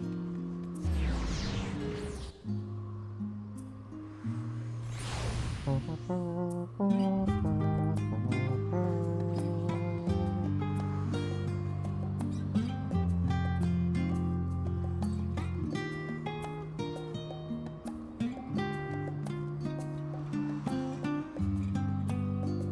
want the level. I haven't seen the level 100 White Mage, but I need it visceral. I haven't even seen it, but I know that I'll want it. And I look forward to reaching the 100. I don't think I even have the level 90 stuff, because I haven't finished all this. I'll get there eventually.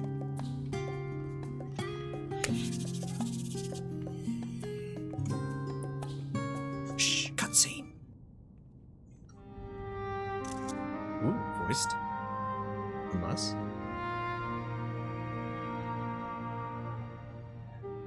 No, it's not. Everyone appears to be present and accounted for. Good. As you know, the Loppers have deduced the whereabouts of Meteon by means of a crystal bequeathed to us by Hydaelyn herself.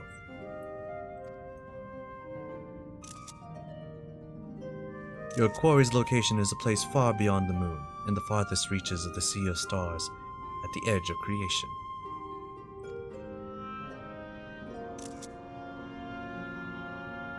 A veritable Ultima Thule. Oh, you know what?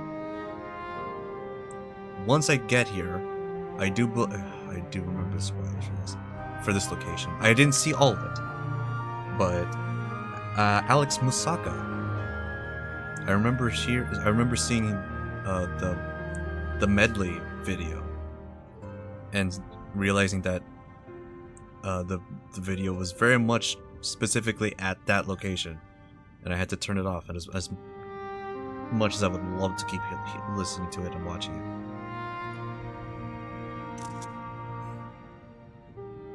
so once I finish this section, I get to listen to it. Indeed.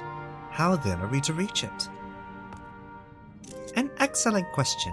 Luckily for you, I have an equally excellent answer. Let me just double check the screenshots. In theory, with its advanced propulsion systems, the moon is capable of delivering you to Ultima Thule, but the myriad other facilities housed within would greatly impede travel through the Sea of Stars. Even the Mother Crystal may not possess ether enough to bear so massive a vessel to our destination and back. Are we gonna break a chunk of the moon? However, if we integrate our Hyper Hopper into your ether burner, we should be able to fire things up and jump our way to the end of the universe in no time. Okay, never mind, we're gonna chuck the entire rock. Father, does this mean...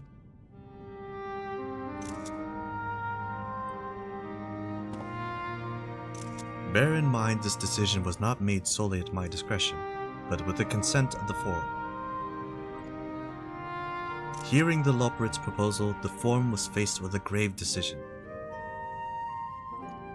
To commit the Ark to this endeavor would mean abandoning both our plans to evacuate to the moon and to resettle on another star. Needless to say, the proposition invited fierce debate.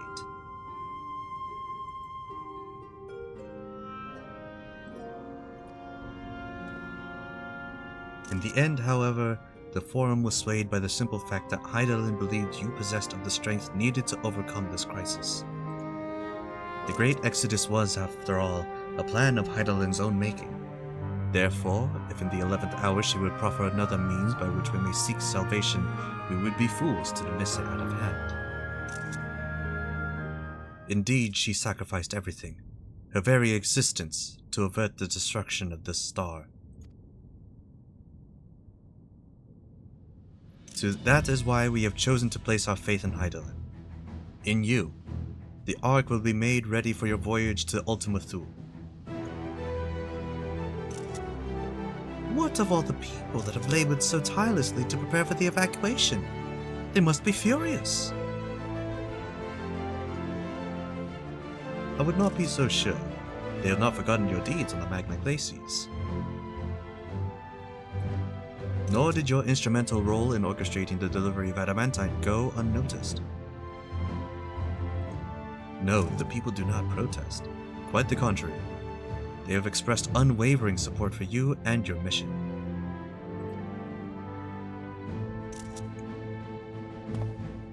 Are the Loperids too willing to abandon the Exodus? Were you not listening when we said we were born of Heidelin's love for Etheirys and its people? If it means your survival, we would do anything to help.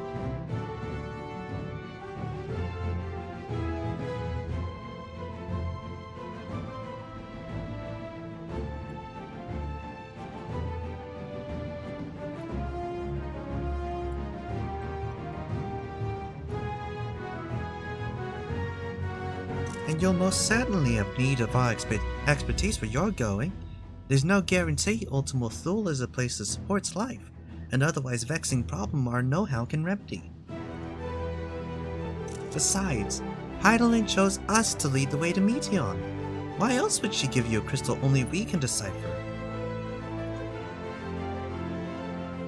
But more importantly, we were perfectly content to evacuate Etheirys until you brought us here, Urianger. And now we're enamored with the place, so what choice do we have but to save it?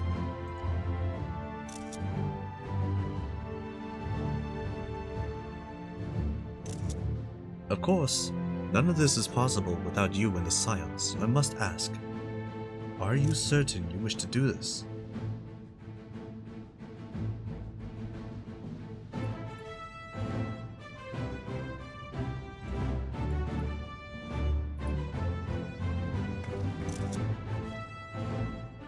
The way everyone turns to look at you.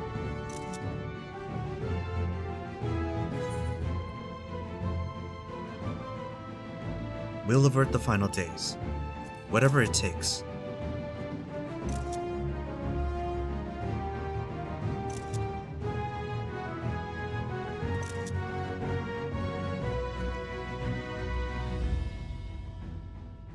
Very well.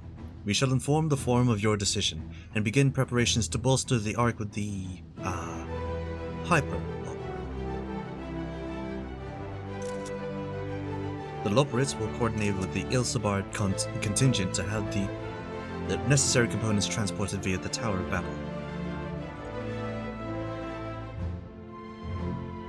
Of course, it will take time until the work is complete.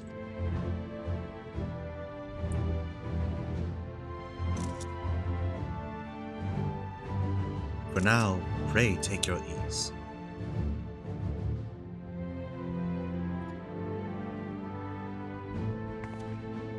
Twould seem there is naught to do but rest and prepare, shall we?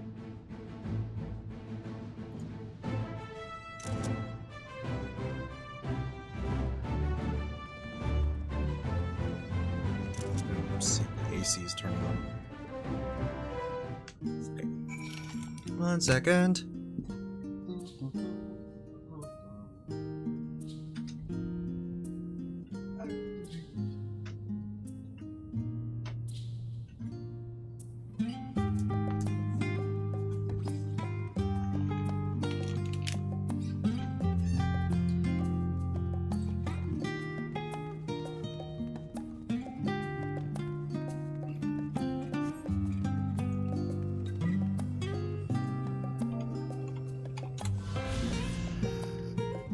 The Forum. In order to accommodate the 99 members of the Forum, the seating in their assembly hall is arranged in the shape of a spiral. Viewed from above, one is reminded of the symbol emblazoned upon the Charlayan flag, the Nautilus shell that keeps the water of knowledge. A circle of nerds! I'm just kidding.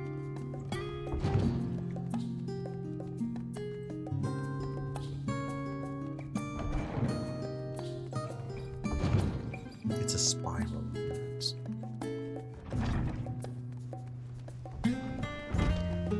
Man, I remember going into Endwalker Day 1 and this entire floor was just covered in people. And now Dawn Trail's out and it's just like nobody here. Except for the occasional player.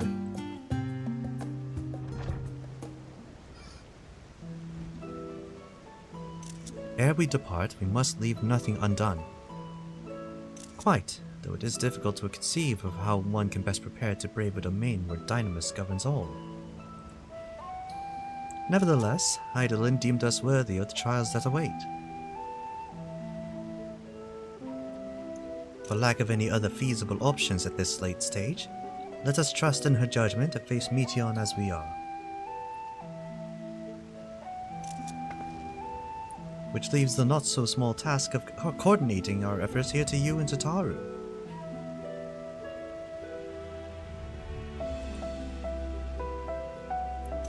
If it all goes to plan, we'll be back before you know it.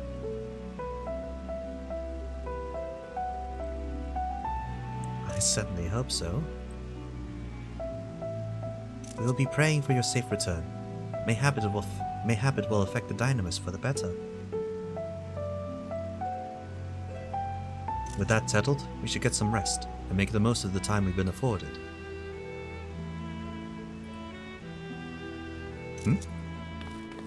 Taru! The meeting's over, is it?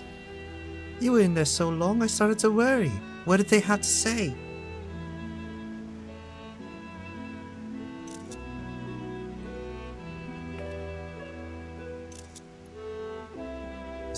Stuff and things and stuff. The Age of Creation. I see.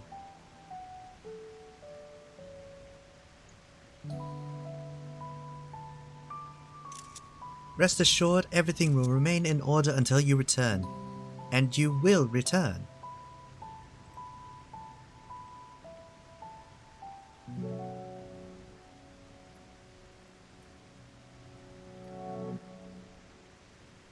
Actually, Minori, could I borrow you for a moment?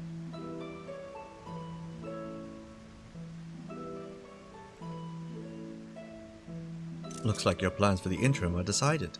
When the two of you have finished, meet us back at the Baldessian Annex, alright?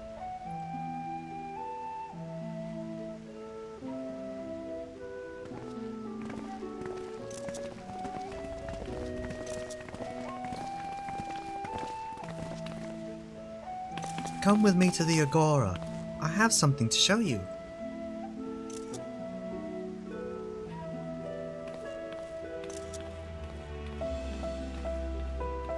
Here she goes.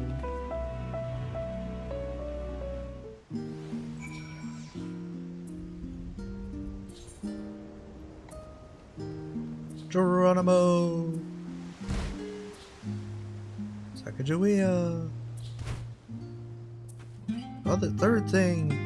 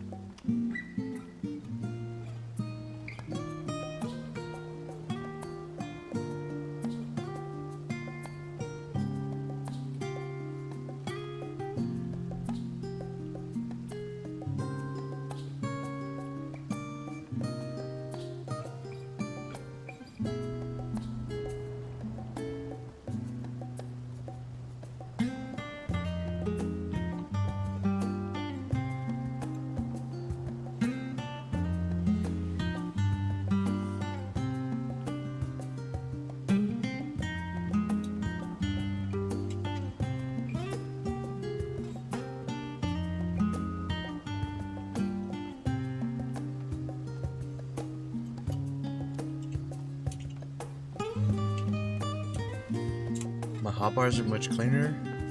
It's really funny because I've got a friend Steven that was watching. I was screen sharing on Discord one night, and my buddy Steven was looking at my setup, and I was like, Why are our hotbars so tall? Why is your job meter so big? I was like, this is just my setup. I don't know.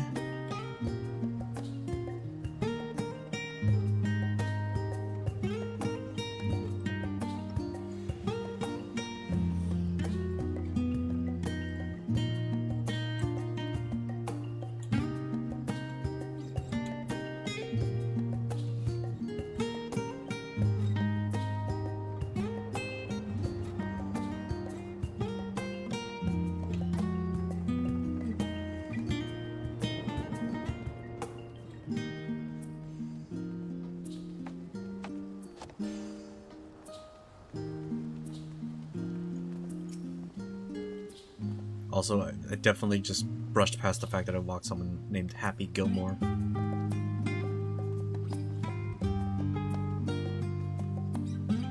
I've always done my best to provide the Scions with fashionable attire, but in your case specifically, I make an extra effort to strive for the most functional yet stylish clothing one could ask for. Not that I'm playing favorites, but you are the Warrior of Light. Faced with this unprecedented crisis, I knew you would need an ensemble unlike anything I've created before, and that I wouldn't be able to do it alone. And so, after enlisting the aid of the world's finest artisans, I finally completed my career-defining masterpiece. But then inspiration struck, and I saw a golden opportunity just begging to be seized. Where is my accent going? I don't...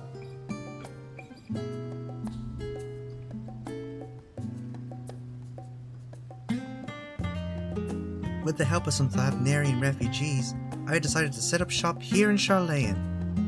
Of course, I would never charge you for any of our works. Perish the thought. Varsarud, how are things coming along? Everything is in order, Mistress Tataru. We'll be ready to open shortly. Yeah. Which is why I brought you here, to be our very first patron. Would you mind waiting here a moment longer?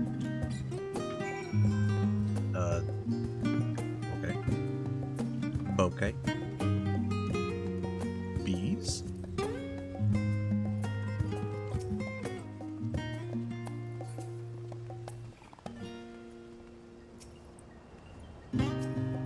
Money Man, let's go.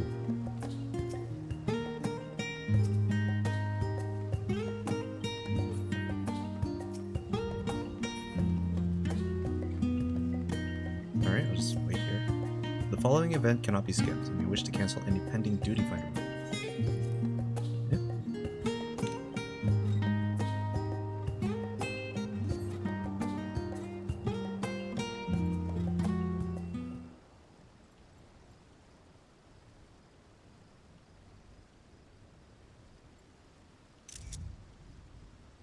Oh, it can't be skipped because I'm doing this like dialogue thing? Oh. Ah, I did not expect to find you here. Oh. Hey there, guy. Or kid. I imagine Nirana would also wish to offer her regards. Alas, after delivering our dragon scales to the engineers, she remained to assist with their work on the ether burner. This simulacrum too will stay in Charlayan, while I oversee matters in Radhathan. It is a rather convenient means to keep abreast of developments pertaining to the final days or anything else. It also allows me, after a fashion, to watch over my people in this distant land.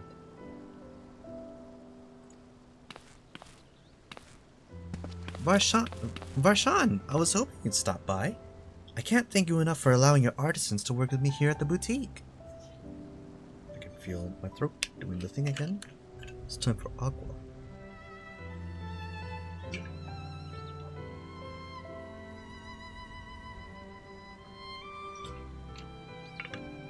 Ah. Ooh.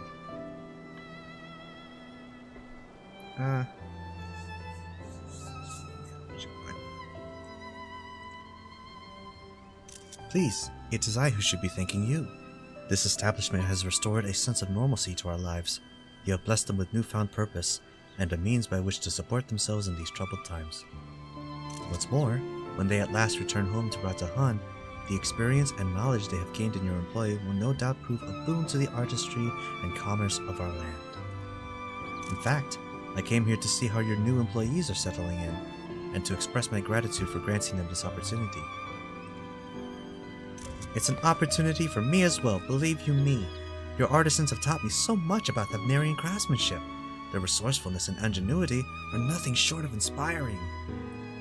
I can't wait to see what kind of wonders we come up with. I pray you every success in your endeavors, Mistress Tataru. Before coming here, I heard word of the form's decision, of what will soon be attempted. It was only then that I fully understood why my father called this star the last bastion of hope. Indeed, it was the last bastion, for the flame of every other star he encountered had likely been extinguished. In the boundless dark, the light of brimming life must have been blinding in its splendor.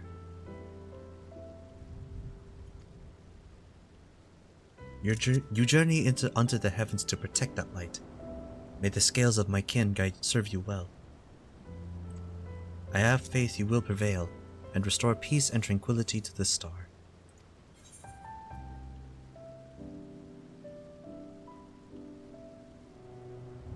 Would that Ahawan were alive to see it.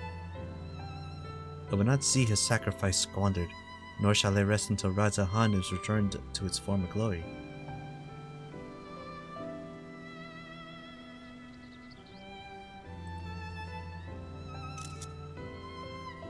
Forgive me, but I must take my leave. Fare you well, and remember, the people of this star have not yet given up hope, and neither must you.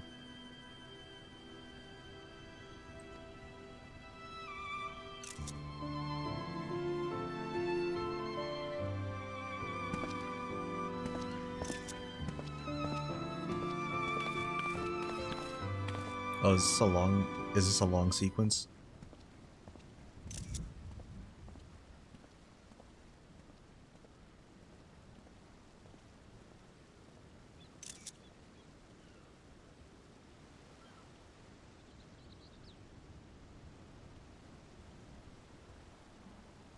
Ugh, where must I go to get a meal with some flavor in this wasteland of taste? Oof. Cooking way? Oh, it's Emana Lane.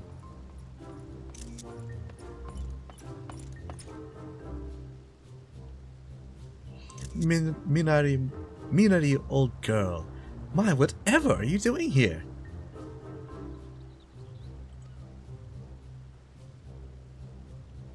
A new boutique, you say? I had been meaning to expand my wardrobe. Yes, something with a little more flair, perhaps, befitting a man of my station. Though I have nowhere to flaunt said raiments, as so long as my confinement continues indefinitely, the young Lord Fortombe insists that so long as there is work to be done, no matter how trivial, I must abide here in Charlayan. Thus do I toil, though every fiber of my being rails against it. Why, I've even suffered the company of that brute Sigurd to see supplies transported in a timely fashion. Yes, he was the one granted leave this morning to participate in some supposed covert operation.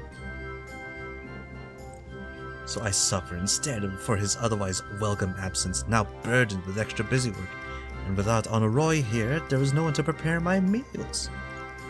I came here in hopes of finding a nice cafe, perhaps. Alas, the Charlayan delicacies I've sampled were lacking in every respect. Have you tried Archon Low? I hear that's perfect.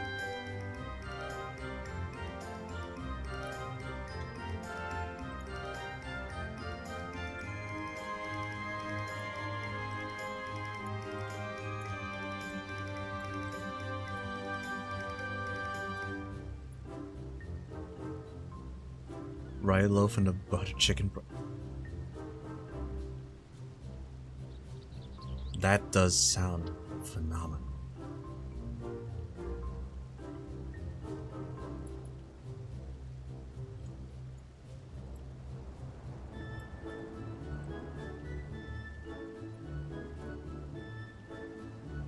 Let me just, I lost track of.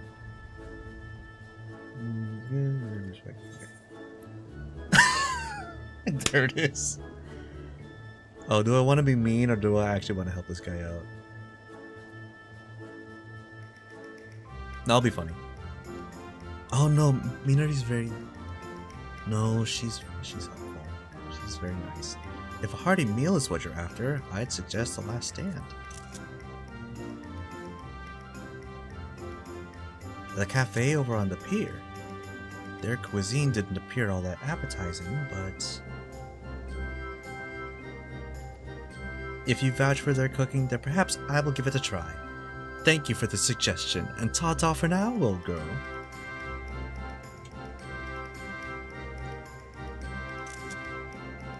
So all of a sudden, it's snowing. There he goes.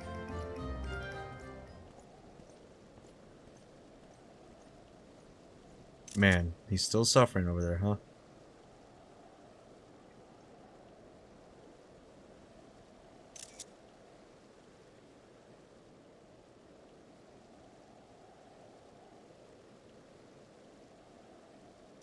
Well, well, is that Minari and Tataru I spy? Hey!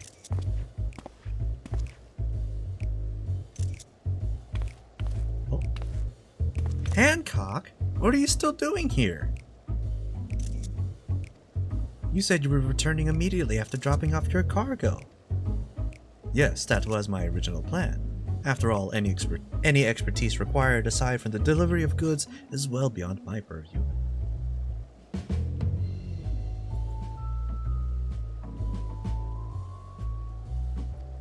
But what manner of entrepreneur would squander an opportunity to study the markets of the northern seas? Worry not, I will return straightways to Kagane once I have finished. Of course you would find a way to turn this crisis to your advantage.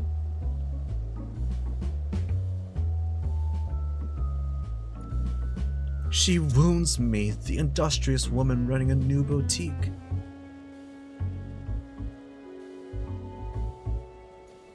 I am not blind to the travails of those who fight on the front lines to deliver us from ruin. Indeed, I have every confidence they will succeed, and I would make myself, and my business, ready for their return. If you believe in them so devoutly, then why not put your money where your mouth is?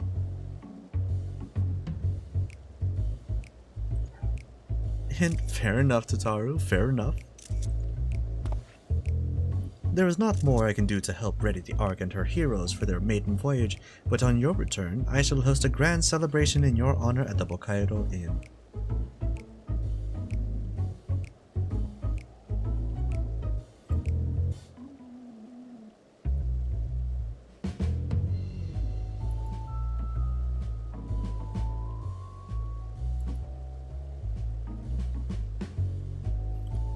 Accommodations are quite costly given the reputation of said establishment, but the East Aldenar Trading Company would be honored to foot the bill.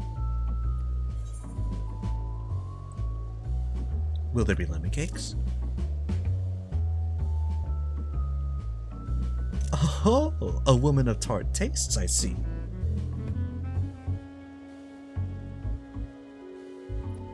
Yes, there will be lemon cakes and much, much more. The finest delicacies the world and Lord Lolorito have to offer. Oh, she's not impressed. But let us speak more of this upon your return, lest I draw even more of Tataru's ire. Until next we meet.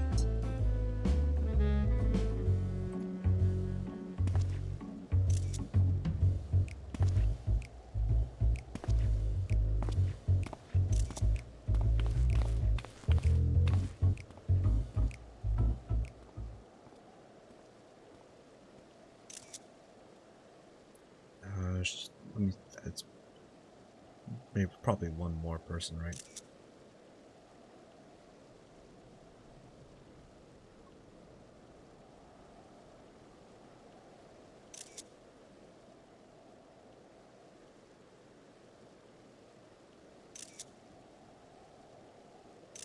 Ah, Minari. Decided to spend your time at the markets, did you? Hancock is like, they call it culturally questionable Johnny Cage in a kimono. Oof. No, he's not muscly enough to be Johnny Cage. Oh, no. Yeah, he's not muscly enough to be Johnny Cage. He's like... What's his name from Bleach? I keep forgetting his name. It starts with a U, I know that much.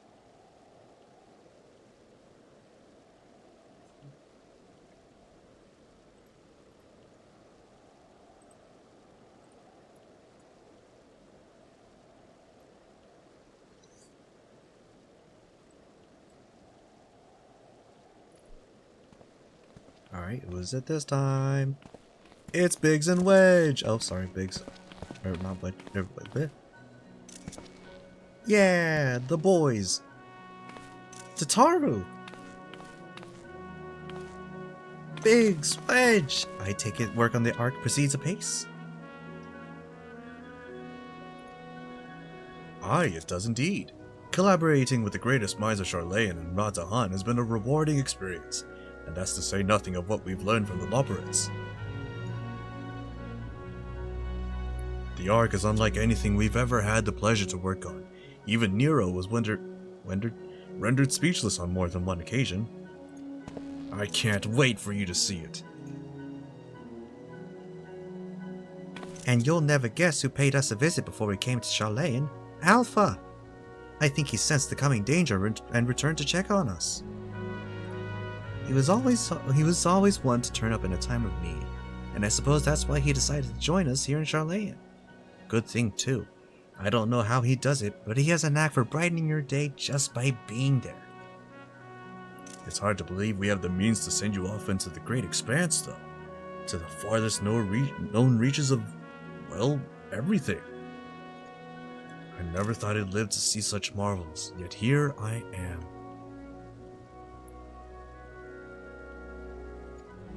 More often than not, you and the Scions are the catalyst that sparks the need for these great innovations. To think how much I'd have missed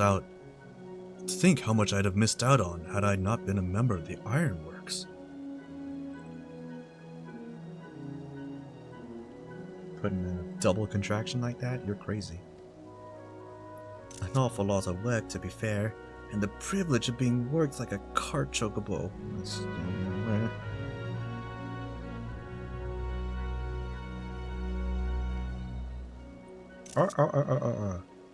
Ha! There is that too. As busy as we've been, I wish there was more we could do for you, Minetti.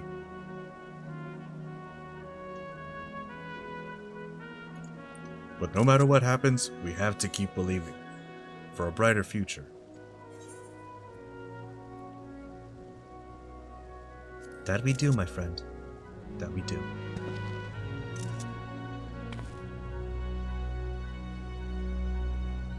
When you head back, would you tell the engineers I'll be along shortly with refreshments? That's very kind of you, Tataru. Oh, I thought it was Wedge talking. That's very kind of you, Tataru. They'll be glad to hear it. And on that note, Wedge and I should get going. Still a few more supplies to gather before we return.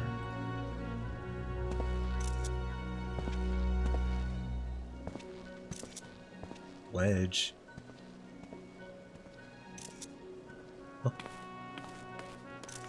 Oh, Wedge.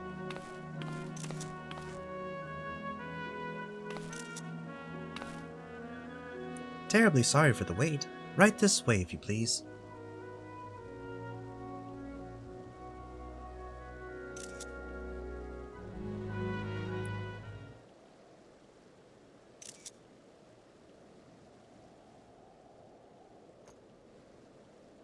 Please be the relic gear.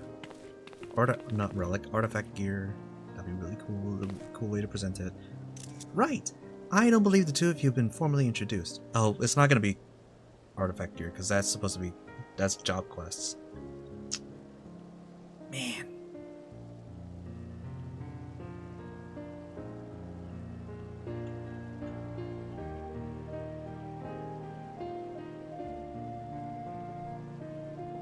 Oh, wait.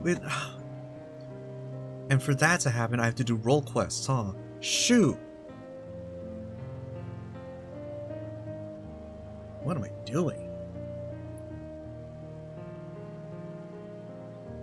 I don't believe the two of you have been formally introduced. This is Varsaru from Palika Stand.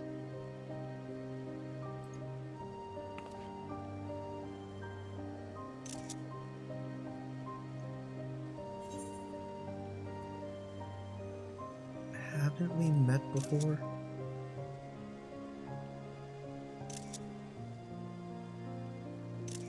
Oh. Ah, yes. It was you who helped us at Purusa, and again when crossing the ice fields, was it not? I doubt we exchanged little more than glances then, but it is kind of you to remember me. Thanks to Mistress Tataru, and I and many of my friends have found gainful employment in this foreign land. It is only natural to feel fear in the face of calamity. In such times we must look to one another for strength and succor. I know not whether we will come to call this place home or return to Tapner, but we are here today and are glad to have contributed to the cause.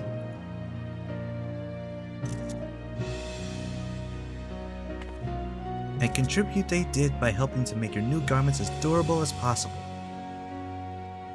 You put our hearts and souls into them, and I have every confidence they'll keep you safe in the battle to come.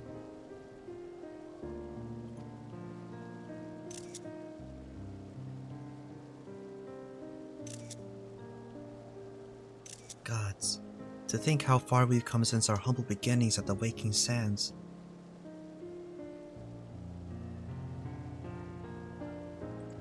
From the rising stones to the falling snows, and even a certain insufferable someone's ruby bazaar, we were always fortunate to find friends along the way.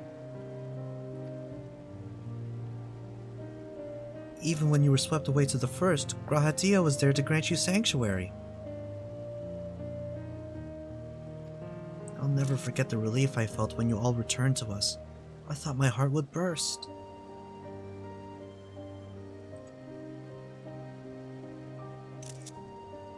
Yours has been a long, long journey, and I've been privileged to watch, often with bated breath, as you persevere time and time again. For all the joy we've shared, there's been so much sorrow as well, but I've long since learned you can't have one without the other.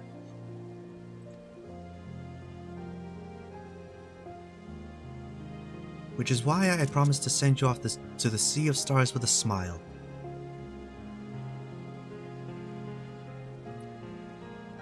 And you can be certain I'll be the first one to welcome you back on your return.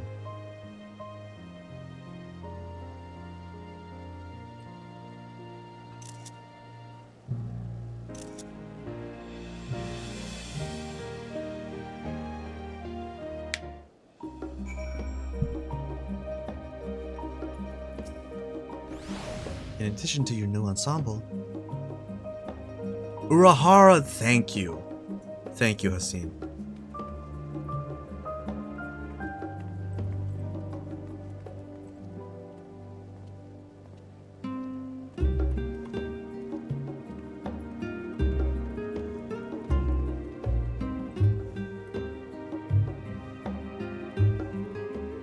We have raiments and weaponry for every need, so please feel free to browse our stock.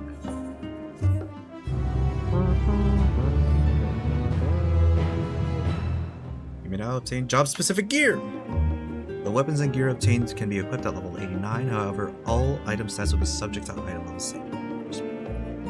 Upon reaching level 90, these items will no longer be synced. Furthermore, the gear can be dyed upon completion of the role quests associated with said job. Give me that, give me that, give me that, give me that, give me that. Give me that.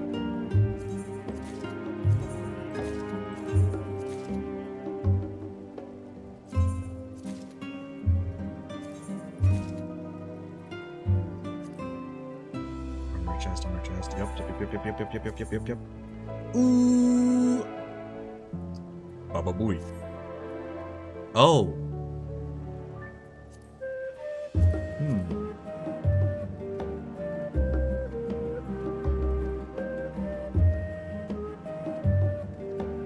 Can I use the diagram?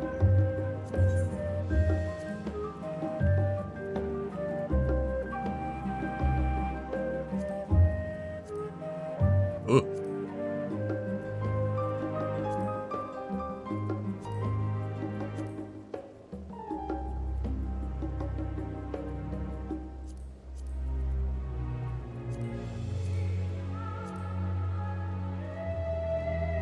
Maybe not go super ham with the red.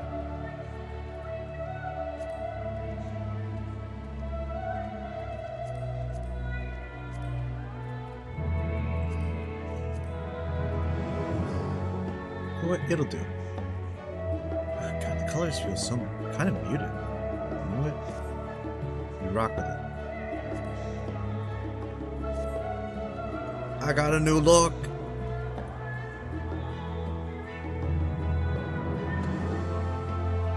Oh, it doesn't glow.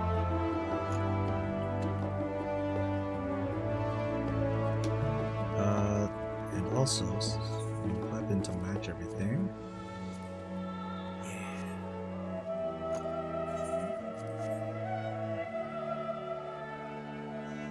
Maybe.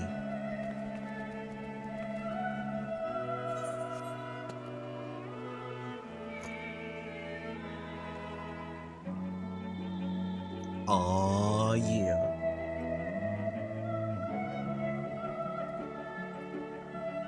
Hey, I just looked at the time.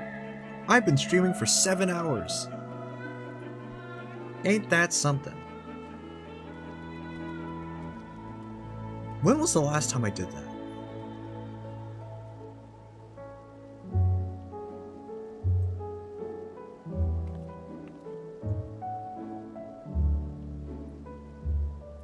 I could probably do one more.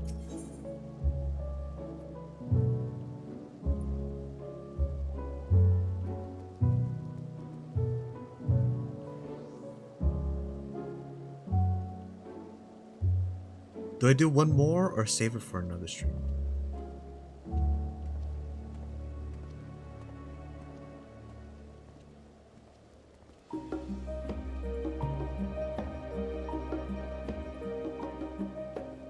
Because I'm pretty sure I'm really close to finishing Endwalker.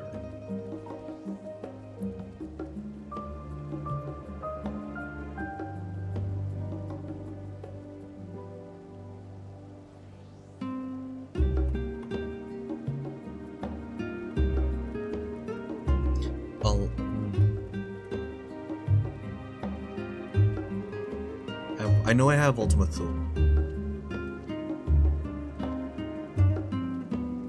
I don't know exactly how many quests I have left. I guess I could... Lychee? Yeah, that's a great idea. Evens, odd... Evens, yes.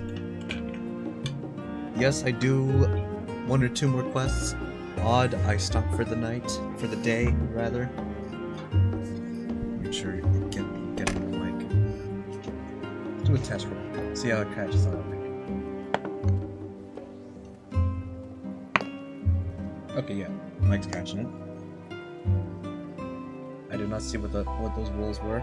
Evens, I keep going. Odd, I stop. Baba Booey. That's gonna be a 90. The dice have spoken. I saved content.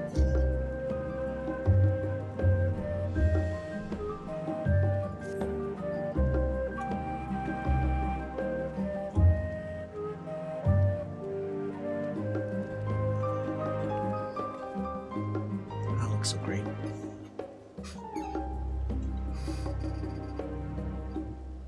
I'm gonna take a screenshot.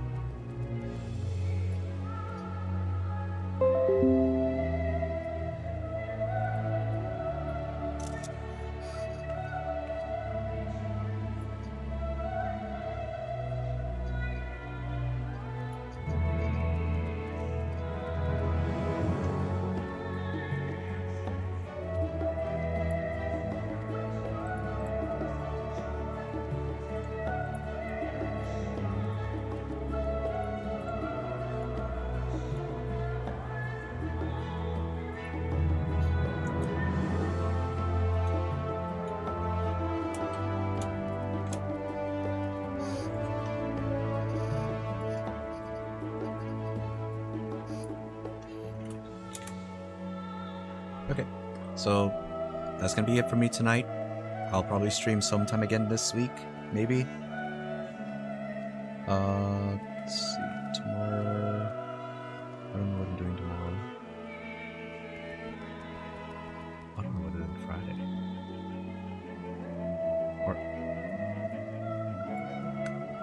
Oh, tomorrow I gotta work on auditions. That's what it is. So it probably is best that I actually do stop, so I can rest myself.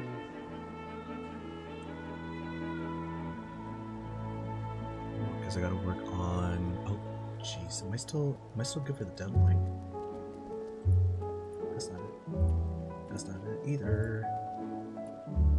Casting call for this was 31st. That's due on 31st.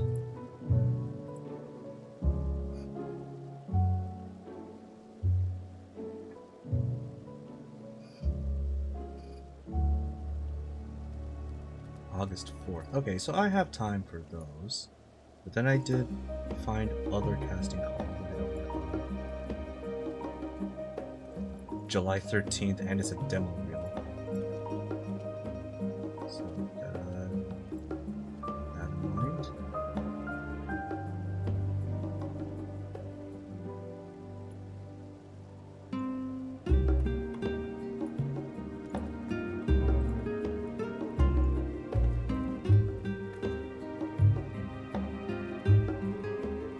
July 13th. So I definitely need to do that within the next couple of days.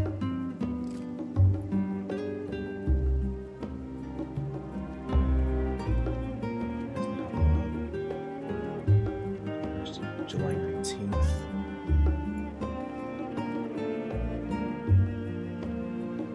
July 27th. Okay. So I got a lot of things I gotta work on. Sometime afterwards, then I'll definitely stream again. Because I want to do this. I want to finish this. I want to get this done.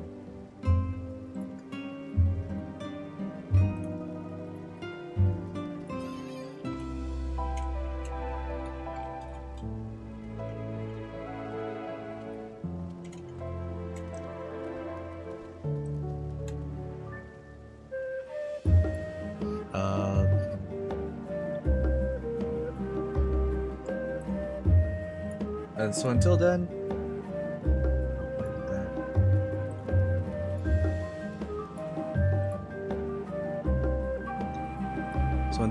thank you everybody so much for watching. I love you all. Stay safe, stay healthy, stay happy. I will be streaming Final Fantasy XIV in the very, very, very near future. And possibly some other stuff, and plan some other things, such as, you know, game show, quote unquote, type things. Let's see. I believe my friend Pega is currently still streaming, so let's get that set up.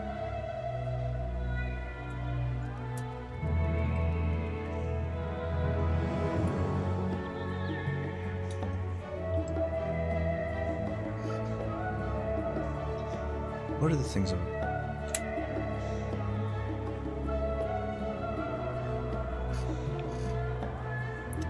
I have been Curious Instigator, also known as a lot to talk about. I will see you all next time.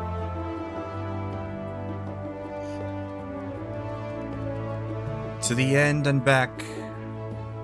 Oh, Pega's rating.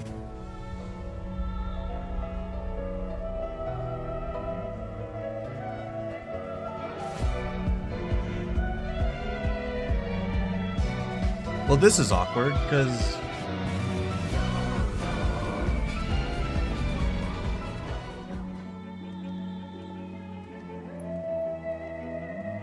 Well, this is really awkward, because I was about to raid you.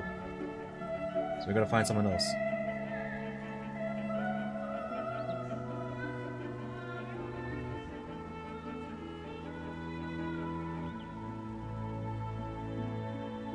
Oh, Drac is doing... Stream Dragon Age? I'm literally ending stream.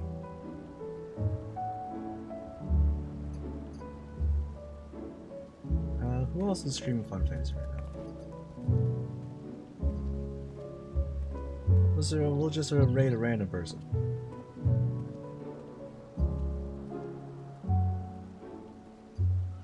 Oh no, everyone's streaming Dawn Trail and Endwalker, never mind.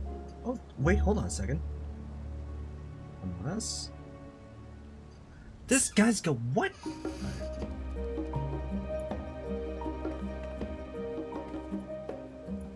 Do you raid Thiji? Yeah, raid someone who has a small amount of viewers and followers. I'm thinking about Thiji Higuri.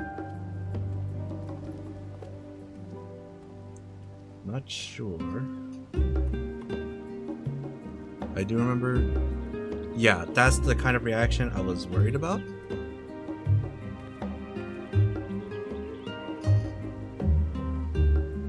Yeah, Hasim, that's kind of what I was worried about. I don't know what happened. I haven't been able to ask about what happened.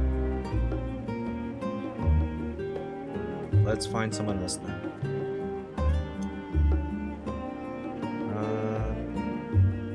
That's level 97, so...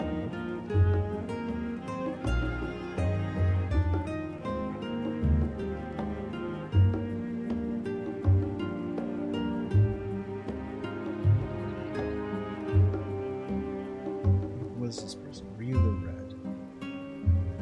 Post Shadowbringers. Alright. Let's try this guy.